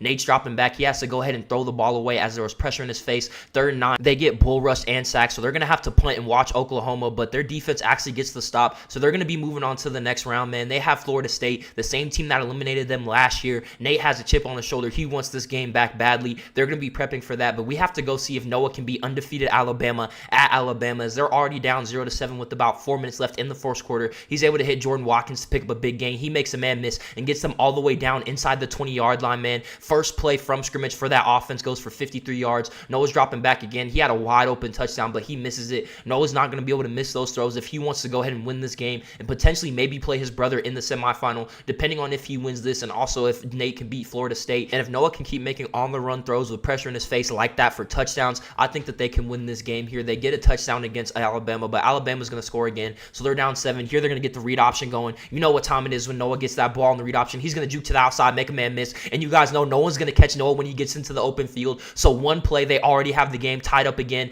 Playoff Noah is back in full effect, man. 14-14 against Alabama. Noah's not going away without a fight. He doesn't care that they were 7-5 and Alabama was 12-0. You guys know when Noah plays the best teams, he shows his best. Here they're going to hit Caden for another first down. They're down 6 as Alabama scored again. And right as I start talking good about Noah, man, he shows us exactly why they went 7-5. He can make some throws, but then he'll just completely miss a wide open receiver. Here on 3rd and 10, he throws up a prayer, and Jordan Watkins is able to come down with the catch, get them across the 40-yard line, man. They're right outside of the red zone. Noah's dropping back to throw on a 1st and 10 and is able to find Aiden Williams wide open to get them inside the 10-yard line on a corner route. Bama's going to use their first timeout with only a minute left in the half. Noah's going to get the read option to pick up some more yards. They're going to go ahead and give it to Judkins. He's going to fall into the end zone to go ahead and take the lead by 1 point. 21-20 start of the second half, or at least that's what we thought, as Bama went down and got through with only 1 minute left. So 2nd and 14 here. They throw a screen pass to Judkins to start the third quarter. He's able to pick up about 11 yards to make it a 3rd and short. 3rd and 3. Noah's looking. He needs this first down, and he throws a terrible interception. He got baited by the curl flat read. The safety started in the hard flat, and he just backed up right into the curl. Bama went and got a touchdown as well. So now Ole Miss is down 9 points. 2 whole possessions. Here they're going to pick up a key 3rd down to keep the drive alive, and 2 plays later on another 3rd and 7. Noah's dropping back. He's going to throw up a ball to Jordan Watkins. He's going to make an amazing catch to get them back in the red zone. They need to score here to go ahead and cut down this lead. Noah's dropping back on a 1st and 10. He's able to hit Aiden Williams. He makes a terrific catch to get them to the 1-yard line. 1st and goal, Ole Miss. And they're going to go ahead and give it to Quinshawn. He's going to lower his shoulder and fall into the end zone, man. Ole Miss is down 1 possession. They could really use a defensive stop right here, which they're going to go ahead and get. So now Ole Miss is only down 2 points in the third quarter. They're going to start off with the read option. Noah jukes to the outside and is able to pick up some big yards, man. 4 rushes for 111 yards. Noah's feet have been cooking all playoffs long. He's dropping back on the 2nd and 7. He's able to hit Trey Harris to pick up yet another first down. They're knocking on the door yet again to go ahead and take this lead. Already in field goal range. If they can get 7 and take a big lead, that would be huge right here. Is on 2nd and 5. They're going to go another read option. Noah's going to make a man miss and break a tackle and get back to the outside to get them all the way down inside the 10-yard line. 1st and goal yet again. 5 rushes, 132, man. Noah is in full playoff mode. 1st and goal, they're going to give it to Judkins. He's going to break a tackle and walk into the end zone as Ole Miss takes their first lead of this game. Let's see if they can hold on to it. They're not going to be able to, as Bama's going to go ahead and score yet again. Down 3 points with 7 minutes left. Noah Nash, what are you made of? Undefeated SEC champion Alabama versus a 7-5 last seed Ole Miss, man. Can you continue the Cinderella story, as he's going to hit Aiden Williams to get them across the 50-yard line. Then on 2nd and 11, after a loss of 1 on the run, he's going to hit Caden wide open in the flat for a drag route to pick up yet another first down. 1st and 10, they're going to give it to Judkins. He's going to pick up about a gain of 7. Then on a 2nd and 3, they're going to go with the read option, but they're going to go ahead and give it again and pick up yet another first down inside the red zone. Noah, can you finish this drive? 3 minutes left. He's dropping back to throw. He's able to hit Trey Harris to pick up yet another gain of 9. Then on a 3rd and inches, Noah's just going to go ahead and fall forward, pick it up himself on the QB sneak. 1st and 10, they're going to give it to Judkins on the outside zone. He picks up about a gain of 2. 2nd and 8, they go with the toss to Judkins. He tries to make something happen, but nothing's doing. Alabama's defense is stout. 3rd and 8, Noah's dropping back to throw, and he finds Jordan Watkins to go ahead and get them a 1st and goal with only a minute left, man. If they can go ahead and score this touchdown, they're just going to need to pray with their defense. Judkins is going to go ahead and walk into the end zone for yet another touchdown, man. That should be the game winner. Hopefully their defense can hold out, as pending the extra point, they'll be up 4. Bama needs to get 7 in 52 seconds, and as you see, they don't. don't. Ole Miss's defense gets the stop. Noah beat undefeated Colorado, then walked into Bama's house and beat an undefeated team as well. So he's sitting pretty, waiting for the conference championship. Now we need to see who it's going to be. Nate, his brother, or is it going to be Jordan Travis yet again? As last season, Jordan ended Nate's season this here exact round, same exact game last year, but they didn't have Camden Park, so hopefully he can make a difference, and he's already making one right here as he's going to go ahead and get a rush for about 30 yards. Here they're going to hit Ra Thomas, pick up yet another first down. This Georgia offense is moving down the field at the speed of light. Nate's dropping back to throw. He hits Ra Thomas again on a 3rd and 6 to go ahead and make it a 1st and goal. Nate's dropping back again. He's able to hit Oscar Delp to pick up a few yards, and on a 3rd and goal, they need this touchdown. Nate's dropping back. He's looking. He's able to hit Ra Thomas on the out route. He makes a perfect catch. Georgia strikes first, man. I'm feeling this is going to be a shootout because last year it was, and as you see, Florida State's already going to match here. Nate's going to go ahead and make a throw to Jack Stain, and Jack Stain's going to take it all the way. Shootout in progress, man. They're going to take this all the way to the house. 75 yards. Naruto run into the end zone, young man. 14-7, man. Georgia is locked in. They really want to get that Ole Miss rematch yet again. Could you guys imagine Noah versus Nate in the conference championship? Winner goes to the national title, man. Here they're going to give it to Camden Park to pick up about a gain of 9. Then he's going to go ahead and get the first down the very next play. They're going to give it to him a 3rd time in a row. He's going to pick up yet another first down as they're going to ride the back of Camden Park for as long as he's running, man. And he's going to be running for a long time as he has been all season. They're going to hit Ra Thomas, pick up another first down. Nate is currently 8 for 9 right now. I repeat, 8 for 9. Make that 9 for 10 as he hits Jack Saint while getting hit in the back to go ahead and pick up yet another first down. They're going to give it to Camden Park, and he's able to run through traffic to turn a gain of nothing to a gain of 8. Then here they're going to go with the play action. They're going to hit him again. He's going to pick up a first down to get them back inside the 10-yard line, man. 1st and goal. Everybody is cooking right now. Everybody is feeling it. Nate's dropping back to throw. He's looking. He hits Dominic Levick on a dangerous pass, but he's able to make the catch. 2nd and goal. There was nothing doing. So on 3rd and goal, they give it to Camden. He's going to get into the end zone to give them yet another touchdown. 21-14. But something tells me this is not going to be the end. As you see, 21-21, man. Florida's firing on all cylinders as well. Nate's going to hit Oscar Delp to pick up a first down. They have about 30 seconds left until half. Let's see what Nate can do if he can make some magic happen. He's going to hit Oscar Delp yet again to already get them inside of field goal range. They have 30 seconds and 1 timeout. So Nate's dropping back to throw yet again. He's looking. He's going to hit Oscar Delp for the 3rd time in a row. Oscar is just carrying this drive right now as they're going to burn their final timeout, but they want to take a few shots to the end zone. Nate's dropping back. He's going to hit Oscar Delp again. The 4th time, 4 catches in a row. Oscar Delp took them all the way down the field. Perfect throws from Nate. They're going to take the lead going into the half, and they get the ball back. So this is their chance to go ahead and finally pull away from Florida State. Camden Park on a 3rd and 9 is going to fight for the first down. He's doing it on the ground and through the air, man, just making plays. Here they're going to hit Jack Saint to pick up another first down on a 2nd and 6. 2nd and 5, they go with the play action. Nate's dropping back looking to throw. Ra Thomas is wide open in the corner route. He's going to juke to the outside and get them inside the 5-yard line for yet another 1st and goal. This is their chance to go ahead and go up 2 scores. Nate's dropping back to throw. He's looking. He's going to get sacked actually to make it a 3rd and goal. Then on 3rd and goal, he's looking for the end zone. He's going to go ahead and hit Ra Thomas, but he drops the ball right in his hands. So Georgia's going to have to go ahead and take 3, but they get a stop. So they're up 10 with the ball again. And look who it is, Oscar Delp again. He's really been filling that Brock Bowers role ever since he went to the league. Here, Nate's going to miss a wide open slant to Ra Thomas on a 1st down. Then here on 3rd and 12, Nate's going to get hit as he throws, and it's going to force it to be inaccurate. They're going to have to punt, but they end up actually getting a pick 6 on defense. Florida does score the next drive, but they're still up 10 with 5 minutes left. So this is the put away right here. If they can just take time off the clock and get 3 or even 7, that will basically be the game, man. As Florida's just not going to have enough time to catch up. They're hitting Oscar Delp yet again, man. This has been Oscar Delp's show right here. Camden Park is going to go ahead and run for some extra yards, and Nate's dropping back to throw on a 3rd and 6. They need this first down. He's going to hit Sperlin, a little short of the marker, but he's going to go ahead and fight for the first down, man. And after a run for about 2 yards, they're going to give it to Camden again on the stretch. He picks up some amazing blocks, and he's going to walk into the end zone untouched to go ahead and put an exclamation point on this playoff game with that touchdown. The matchup is sealed, man. Noah versus Nate, part 3. Noah's 1-1, Nate's 1-1, but they've never played in the playoffs, and this time the winner of the game goes on to the college football national championship. Ladies and gentlemen, it is finally that time. At the end of this video, we will have a national champion, but very first, we got to start with the conference championship. Noah versus Nate, man, for one last time. This time, the winner goes on to the national championship. Nate won the last match in the regular season, and Noah won the game last year, so this is going to be the tiebreaker as well as the most important game that they've played so far. They're going to start off with Camden Park, and they're going to shut that down early on. That's going to be the key to winning this game. If they can contain Camden Park, that ups their chances by about 1,000%, man. As here, it's already 3rd and 9. Nate's dropping back to throw. He's looking. He's trying to find someone. He finds Ra Thomas late to go ahead and pick up that early first down. Here they go with the play action. Nate's dropping back yet again. He's looking. He's able to hit Oscar Delp with pressure in his face. Go ahead and pick up another first down and move the chains. They're going to go with another play action here. Nate's dropping back. He's not going to find anything as he gets hit as he throws. So on 2nd and 10, they're going to give it to Camden. He's going to get his first positive rushing yards of this game, and it's going to be a big run for about 25 yards to get them all the way down inside the 5-yard line. 1st and goal for Georgia. Will they be able to score here? They're going to give it to Camden again. He's going to fall just short at about the 2-yard line. Then on 2nd and goal, Nate's dropping back to throw. He's looking. He's trying to find something. He's going to run it in himself, and that's how you know it's playoff time, when Nate goes ahead and gets him a rushing touchdown to open up the game. Now it's Noah's turn, man. Let's see how he'll respond. They're going to start off with the read option. He's going to go ahead and pick up a quick gain of 11 to get the drive started. Next play, they're going to go read option again, and they're going to keep biting on Judkins. That's what's so powerful about this Ole Miss read option, is that they have one of the best running backs in the nation, along with Noah with his feet as well. So they're going to have to make sure that they choose right, and here Noah's going to make an inaccurate pass on a 2nd and 6.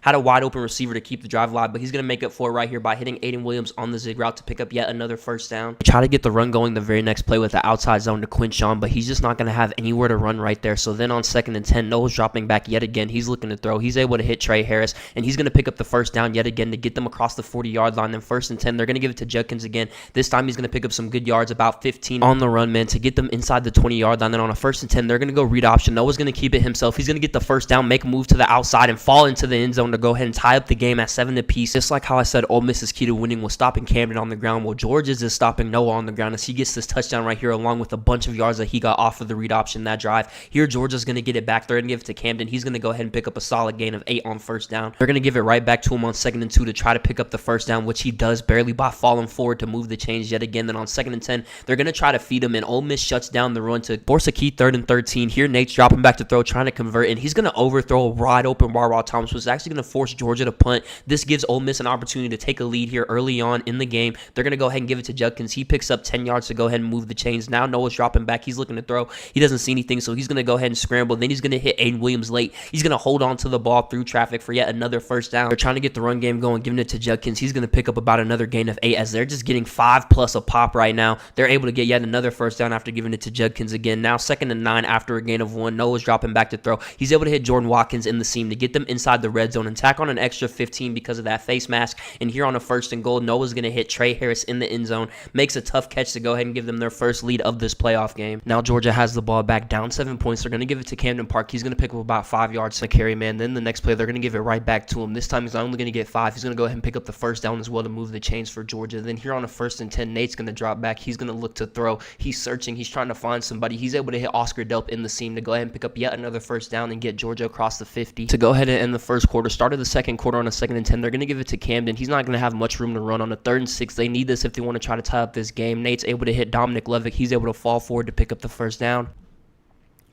Next play, they're just going to give it back to Camden Park. He picks up some blocks, and he's able to pick up about another gain of 12 on this impressive drive by Georgia here. They're trying to go ahead and tie up this game. 1st and 10, they're going to go with the screen pass to Camden. Just keep the ball in the playmaker's hands. He's going to pick up about another gain of 6 on the play. And then here they're going to go with the little play action. Nate's rolling to his left. He's able to hit Oscar Delp in the flat, and he's able to walk into the end zone untouched. So go ahead and tie up this game at 14 apiece. Now Ole Miss is going to get the ball back. Let's see how they respond. Noah's dropping back. They're going to go with the little screen pass to Judkins, but he's not even going to get enough time to throw the ball as he gets sacked to make it a 2nd and 19. Now Noah's dropping back again. He tries to hit Jordan Watkins in the seam, but nothing's doing. So on the 3rd and 19, they need this to keep the drive alive. Noah's dropping back, and he's actually not going to find anybody, so they're forced to punt. Georgia gets their punt back. Now they have the chance to go ahead and go up by possession again. Now here comes Camden Park. Of course, he's going to start going when they get their stop. He's going to go ahead and pick up about 20 yards on the carry, man, to go ahead and move the chains. Here they're going to try to give it to him again on first down, but nothing's doing. Ole Miss is ready for it that time. 2nd and 11, Nate's dropping back. He's looking to throw. He's able to hit Raw Thomas in the flat to go ahead and pick up yet another first down to get them inside the red zone. 1st and 10, they're going to go to Camden Park once again. He's going to get the edge and pick up big yards to go ahead and make it a 2nd and manageable, man. 2nd and 1, they're going to go ahead and feed the beast again. He's going to try to get to the outside, but he's not going to make it there. So on a 3rd and 2, they try to give it to him again, and they do stop the run, but it's a face mask call. So Ole Miss actually bails out Georgia to get them a fresh set of downs, but here it's not going to matter because as you see, they stopped them 3 plays in a row. So Georgia is going to get 3, but this is Noah's chance to go ahead and get the lead before halftime. They go a little speed option here to Kyron Heath. He lowers his shoulder to pick up about 8 yards, and on 2nd down, they go with another read option. Noah's going to keep it himself this time. He's going to juke to the outside. He's going to get to the edge, and you guys know when he gets to the edge, no one's going to catch him, man. Noah's going to take this read option all the way to the crib to go ahead and take the lead right before half. That's what makes Noah so special, man. He can take one run and turn the whole game around. Georgia does still have 4 minutes, though, so they shouldn't start celebrating yet. They give it to Camden for about a gain of 13, and then 1st and 10, they try to give it to him again. He tries to get to the edge, but he's going to get tackled on his back. 2nd and 9, Nate's rolling off the play action. He's looking to throw. He finds Jack Saint to go ahead and pick up the first down and get them across the 50. They're only a few plays away from field goal range, but still 3 minutes left. They're in perfect position to go ahead and get some points before half. They're able to hit Lawson Lucky for yet another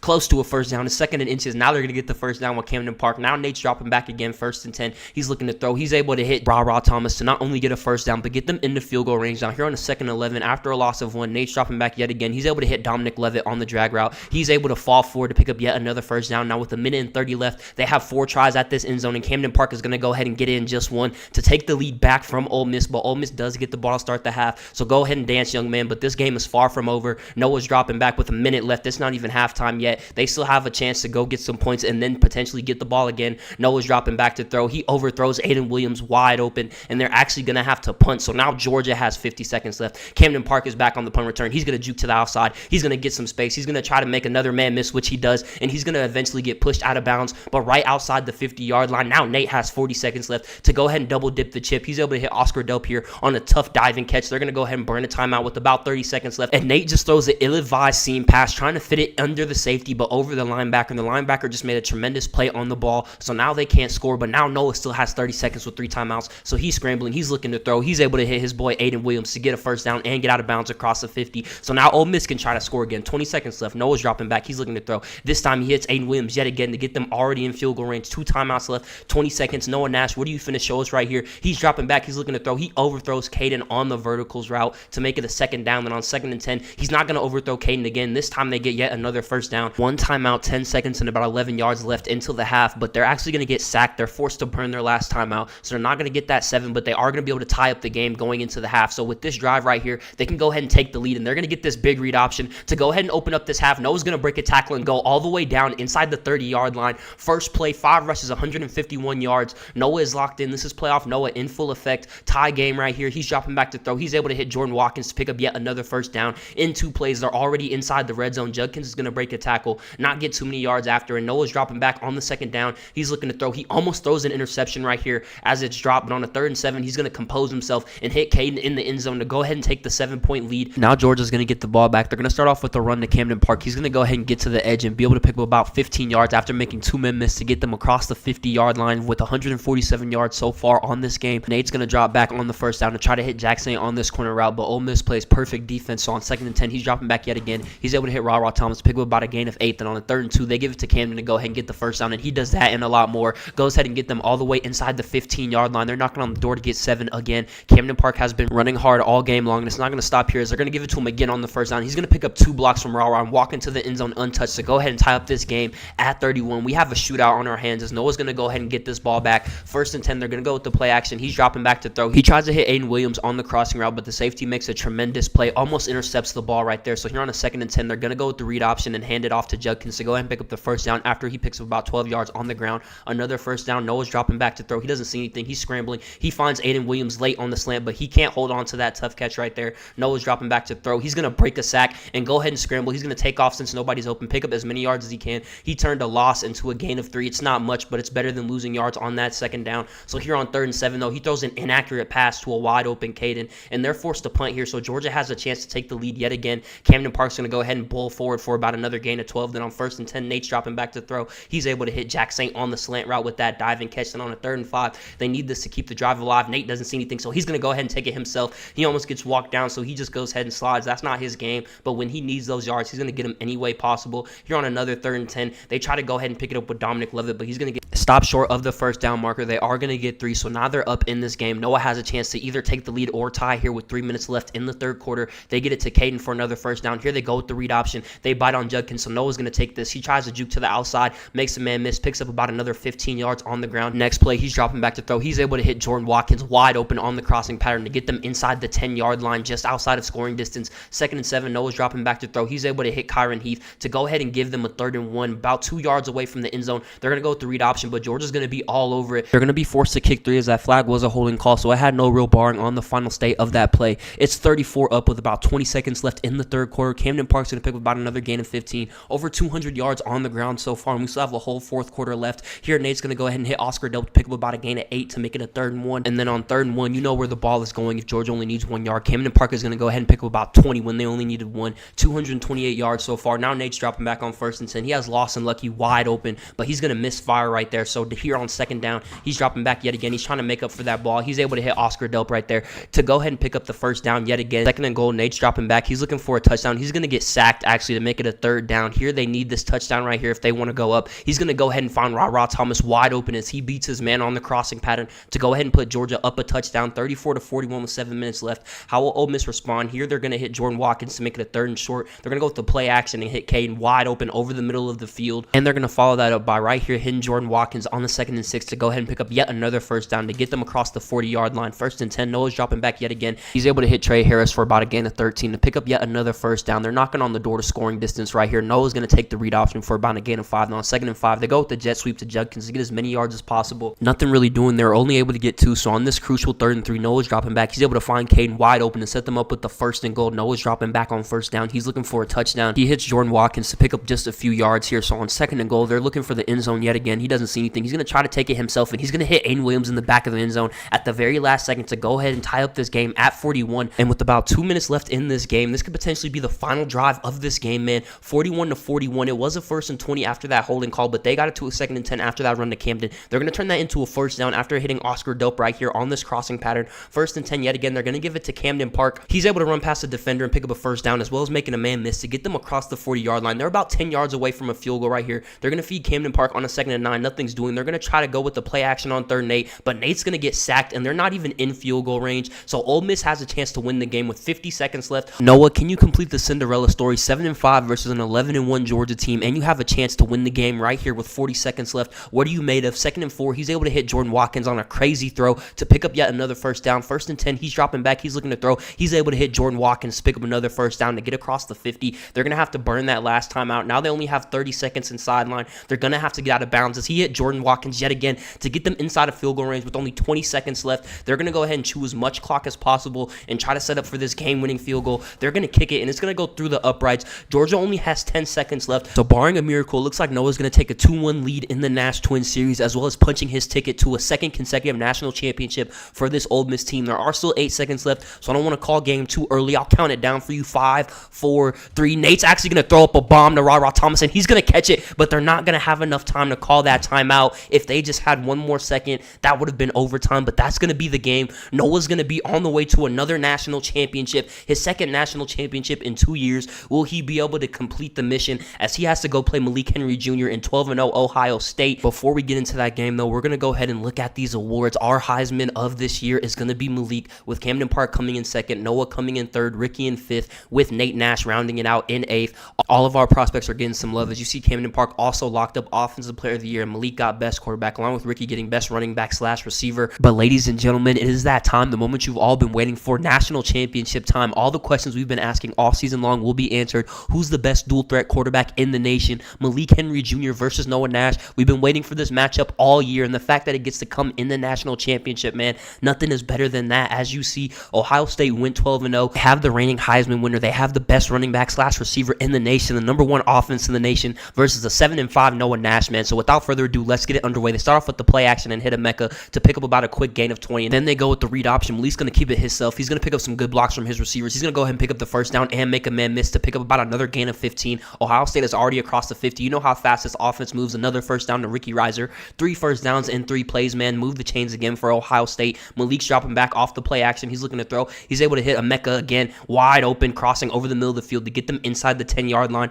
1st and goal already, man. I feel like this game's only been going on for a few seconds. Malik gets the read option, jukes to the outside, and dances into the end zone to get Ohio State their first 7, and they scored that fast, man. Ole Miss might be in trouble, but Noah Nash, let's see what your offense is looking like. Here they're going to hit Jordan Watkins on a 2nd and 8 to go ahead and make it a 3rd and short, and then Noah's dropping back on the 3rd down, trying to keep the drive alive. He's able to hit Jordan Watkins yet again to go ahead and do just that. 1st and 10, they go with the read option. Noah's going to keep it himself. He gets to the outside. He goes ahead and makes a man miss to go ahead and pick up about 15 yards on that scramble. Both quarterbacks are showing they can use their legs early on. Here they're going to go ahead and give it to Judkins. He's going to barrel forward for about a gain of 6, and on 2nd and 4, they're going to go with the play action. Noah's rolling to his left. He's looking. He's able to hit Caden on the run. Perfect ball to get them inside the red zone, man. 1st and 10, they're going to go with a little touch pass to Jordan Watkins. He picks up a nice block from Judkins to pick up yet another first down. Sorry, 2nd and inches, but this is going to be the first down off the read option. Noah's going to go ahead and pick it up with his legs right here. 1st and goal. Noah's dropping back. He's looking to tie up this game. He's able to hit Aiden Williams on the zig route to go ahead and make it 7 apiece. Ohio State scored fast, but Ole Miss went ahead and answered. Something tells me this is going to be a ball game. Here we have a kickoff to Ricky Reiser following that touchdown from Ole Miss. He's going to make a juke to the outside, and he's down the sideline. Ricky is going to be on a foot race to the 50 to the 40, and he's going to get tackled inside the 35-yard line to go ahead and already put Ohio State right outside of scoring distance. They're going to follow that up with a QB draw. Malik's going to keep it for himself. He's going to pick up some amazing blocks from G. Scott, and he's going to run into the end zone untouched to go ahead and give Ohio State their second touchdown of this game. 2 total plays, but if you want to count offensive plays, only 1 play to get into that end zone, followed by that great kick return by Ricky Reiser. So Noah, it's your turn yet again, down 7 points with 4 minutes left in this first quarter, and he's actually going to throw a terrible interception. I guess he got baited by the flat, but that was just an ill-advised ball. If Ohio State goes up 2 possessions with how easy they've been scoring, this might be tough. They're going to hit a Ncaa to go ahead and get inside the 20-yard line yet again. 2nd and 8, they're going to go with the play action. Malik scrambling. He's looking to throw. He's able to hit Cardinal Tate in the back of the end zone while getting hit as he throws, and now Ohio State is up 14 points in this championship game, man. And if Ole Miss wants any chance, they're going to have to score and pray for a stop, because the way this offense is moving, it's going to be tough for them to come back from a deficit like this. 1st and 10, Noah scrambling. He's able to pick up about a gain of 7. Then on a 3rd and 3, he's dropping back. He's trying to get this first down. He doesn't see anything. He throws it off his back foot and forces an incompletion. They're going to go for it right here in no man's land. They're going to pick it up barely just by the nose of the football with Caden. Then they're going to go with the read option. Noah's going to keep it himself. He's going to get to the sideline. He's going to make a man miss and pick up about another 15 yards on the ground. 1st and 10, Noah scrambling yet again. He's looking. He's going to hit Aiden Williams late on this slant pattern right here to go ahead and get them inside the 10-yard line. Now this offense is moving. They're going to close out the first quarter with the handoff to Judkins. He's going to get the edge, and no one's going to touch him as he walks into the end zone untouched. Ole Miss is only down 7 points, but the big question is, can this defense get a stop on the number 1 offense in the nation? They're going to start off with a run to Dallin Hayden. He's going to pick up about 11 yards on the first down. Now Malik's dropping back to throw. He's looking. He doesn't see anything, but then he's finally able to hit a Ncaa late to go ahead and pick up about another 20 yards on the play right there. 1st and 10, they're going to give it to Dallin Hayden again. He jukes to the outside to pick up about another gain of 8 yards. 2nd and 2, they're going to hand it off to Ricky for the first time this game. He's going to pick up about 10 yards on the run to pick up yet another first down. Ohio State in the red zone again. 1st and 10, they're on the play action. They're looking. Malik hits Royer late. He picks up about 6 yards to make it a 2nd and 4. On 2nd down, Malik's going to go with a read option, but they're going to go ahead and blow that up to make it a 3rd and 8. 3rd and 8, they're going to go with the play action to the other way. Malik's going to try to throw the ball away, but he throws it to where there are no receivers. So they're actually going to get an intentional grounding outside of field goal range, which gives Ole Miss a chance to tie up the game with this possession right here. 2nd and 5, Noah scrambling. He has the ball. He's going to go ahead and take it himself. He just wants the first down, but he's going to go ahead and get a little bit more for about a gain of 8 on that play. They're going to go with another read option. Noah's going to get to the outside to pick up about another gain of 8 again. 2nd and 2, Noah's dropping back. He's looking to throw. He's going to be able to hit Jordan Watkins, pick up yet another first down and get them across the 40-yard line. 1st and 10, they're going to go with another play action. Noah's looking to throw. He's going to go ahead and take off. He's actually going to get walked down by the end. He tried to outrun him, but the end was just too fast. Now it's a detrimental 2nd and 31. What is Noah going to do here? He's going to start it off by cutting it in half, hitting Jordan Watkins for about a gain of 19 right there. Now it's 3rd and 12. They need this first down. He's scrambling. He's able to hit Aiden Williams on the run to get them inside the red zone. They went from a 2nd and 31 to a 1st and 10 inside the red zone. Noah's going to try to thread the needle right here, and it almost gets intercepted. He has to be really careful with throws like that, as he already has an interception. 3rd and 8, he's going to try to hit Caden, and like I said, you have to be careful. Caden was wide open, and for some reason, Noah decides to throw it right to the middle linebacker. Go ahead and rewind it if you want, man. This is exactly why Ole Miss was 7 and 5. I have no idea what Noah was doing right there. That was just a terrible, terrible ball right there. They're not going to win this game if he's going to continue to make throws like that, and if Malik continues to make plays like this, as he's going to pick up about another 30 yards on the ground to get them across the 50. 1st and 10, Malik's dropping back. He's able to hit Ricky Reiser on the out route to pick up yet another first down. He's dropping back here on a 3rd and 10. He's going to hit Ricky out of the backfield to go ahead and move the chains once again on this drive. Ricky has been making big plays all game long so far this first half. Malik's dropping back on a 2nd and 10. He's going to hit Ricky yet again to make it a 3rd and short. 3rd and 5. They need this if they want to go ahead and get 7. Malik's dropping back. He's looking to throw. He doesn't see anything. He's going to hit the running back at the last second to go ahead and not only get the first down, but get them all the way down to the inch line. 1st and goal, Ohio State. They have a chance to go up 2 touchdowns with only a minute left until half. They're going to go ahead and give it to Ricky Reiser, and he's going to fall into the end zone for his first touchdown of this game, but obviously not his first big play. Ohio State is up 14 points headed into the half, but Noah still does have 50 seconds and all 3 timeouts, so he desperately needs some points here if he wants to stay in this game. He's going to go ahead and pick up this first down on 3rd and 10. They're going to go no huddle right here. He's going to hit Jordan Watkins, pick up yet another first down. They're going to burn their first timeout right there. 25 seconds left. Noah's dropping back yet again. He's looking to throw. He finds Caden wide open over the middle of the field to get them all the way down to a 1st and goal with one more timeout. 20 seconds left. Ole Miss wants 7. They're going to get it to Quinshawn, and he's going to fall into the end zone to go ahead and put them only down 7 with 16 seconds left, and they get ball at half. So if they can just hold out for 16 seconds, they have a chance to go ahead and tie up this game after the half. 8 seconds left, though. Malik is going to hit Julian Fleming to get them right outside the 50. They have one more play. He's going to thread the needle to Ncaa, and they're going to burn that timeout. So Malik went and got 3 points in 16 seconds, man. It looks like Ohio State can just do no wrong in this game. They're going to secure their 2-possession lead going into the half. Noah's going to have to tighten this up if he wants to win this game. game, as Malik has been playing near perfect, and he's going to open up the second half with a perfect ball to Aiden Williams to get them across the 50. Now he's dropping back on a 3rd and 10. He's able to hit Jordan Watkins on the corner route to get them inside the red zone. So far, it looks like Noah's playing good to start the second half, but he needs to keep this going for these last 2 quarters and still hope that his defense performs if he wants any chance at winning this game. 3rd and 6, he's dropping back to throw. He's able to hit Jordan Watkins to get them all the way down to the 1-yard line. 1st and goal, they're going to go with the speed option. Noah's just going to keep it himself and go ahead and get his second rushing touchdown of this game. Ole Miss is only down 7. Can their defense get a stop? That's a question that we're going to be asking all night long. They go with the read option. They give it to Dallin Hayden. He's able to pick up about 9 yards, and on the 3rd and 1, they just go ahead and give it to Ricky to go ahead and pick up the first down himself. He outruns the defender to go ahead and do just that. 1st and 10, they go with the play action. Malik's dropping back to throw. He's looking, he's scrambling. He's able to hit Dallin Hayden off his back foot to make it a 2nd and 4, but he gets sacked to make it a 3rd and 16, but he converts anyway by hitting Ncaa perfectly in the chest to get them back inside the red zone, man. They're going to go with the read option. They're going to give it to Dallin. He's going to pick up about another gain of 11 yards to get them yet another first down. Malik got sacked, so now it's a 2nd and 21. He's able to hit Cardinal Tate on the quick corner route to make it a 3rd and 9. He cuts it in half. Can he go ahead and get this first down? And he almost throws an interception. So Ole Miss is going to get the stop that they needed. Now they're only down 6 points. They can go ahead and potentially take the lead right here. Noah's going to get the read option. He's going to make 2 men miss, and he was a shoestring away from taking the lead right there. 10 rushes for 87 yards, over 8 yards of carry. Noah's doing his thing on the ground, but can he go ahead and bring his arm up to speed and get them this win? 3rd and 7, Noah's dropping back. They need this first down. He's looking to throw. He's able to hit Aiden Williams in between 2 defenders to keep the drive alive and pick up a first down. 2 plays later, it's 3rd down yet again. Noah's trying to make a throw, and he almost throws an interception. That could have been the game right there. 4th and 7, they're going for it. They need this first down. He's able to hit Jordan Watkins across the middle of the field to go ahead and put them in the red zone, man. They can go ahead and take the lead right here, but Madden's going to cheat. Sorry for breaking the 4th wall, but as you see, they're trying to cheat Noah here. Froze him up. Then he tries to hit Aiden Williams, but he's unable to hold on to the ball. So Madden low-key hold Noah out of a drive, but they're able to get 3 anyway. Ohio State up 3, and they have the ball. They could go up by 2 possessions right here. Let's see what they do. Malik hits Cardinal Tate for a first down. He makes 2 men miss to go ahead and get them across the 50-yard line already. Malik's dropping back to throw yet again. He's scrambling to his right. He's able to hit Ncaa underneath the safety with the perfect ball to get them inside the 30. Malik's dropping back to throw yet again. Last play of the 3rd quarter, he's able to hit Ricky Reiser to go ahead and pick up about a gain of 6 to make it a 2nd and 4. Start of the 4th quarter, it's a 3rd and 4. They need this first down. Looks like Malik is dead to rights, but he makes a perfect throw to G. Scott with 3 defenders in his face to keep the drive alive. 2nd and goal, they're going to go with the play action. He's going to dump it off to Royer to pick up a few yards. 3rd and goal, this determines if they get a touchdown or if they get 3. Malik's dropping back, and they just blanketed the coverage. That was perfect defense by Ole Miss. So Ole Miss stays in this game, man. Only down 6 points. Noah Nash, this is your chance, man. What are you made of? He's able to hit Jordan Watkins to pick up a first down on a clutch 3rd and 3. Here they're going to go with the read option. Noah's going to keep it himself and get around the edge. He's going to pick up a great block from Trey Harris and get down all the way inside the 20 until he eventually gets tackled around the 11-yard line to get them inside a scoring distance. Once again, 1st and 10, Noah's dropping back to throw. He's able to hit Jordan Watkins wide open in the end zone,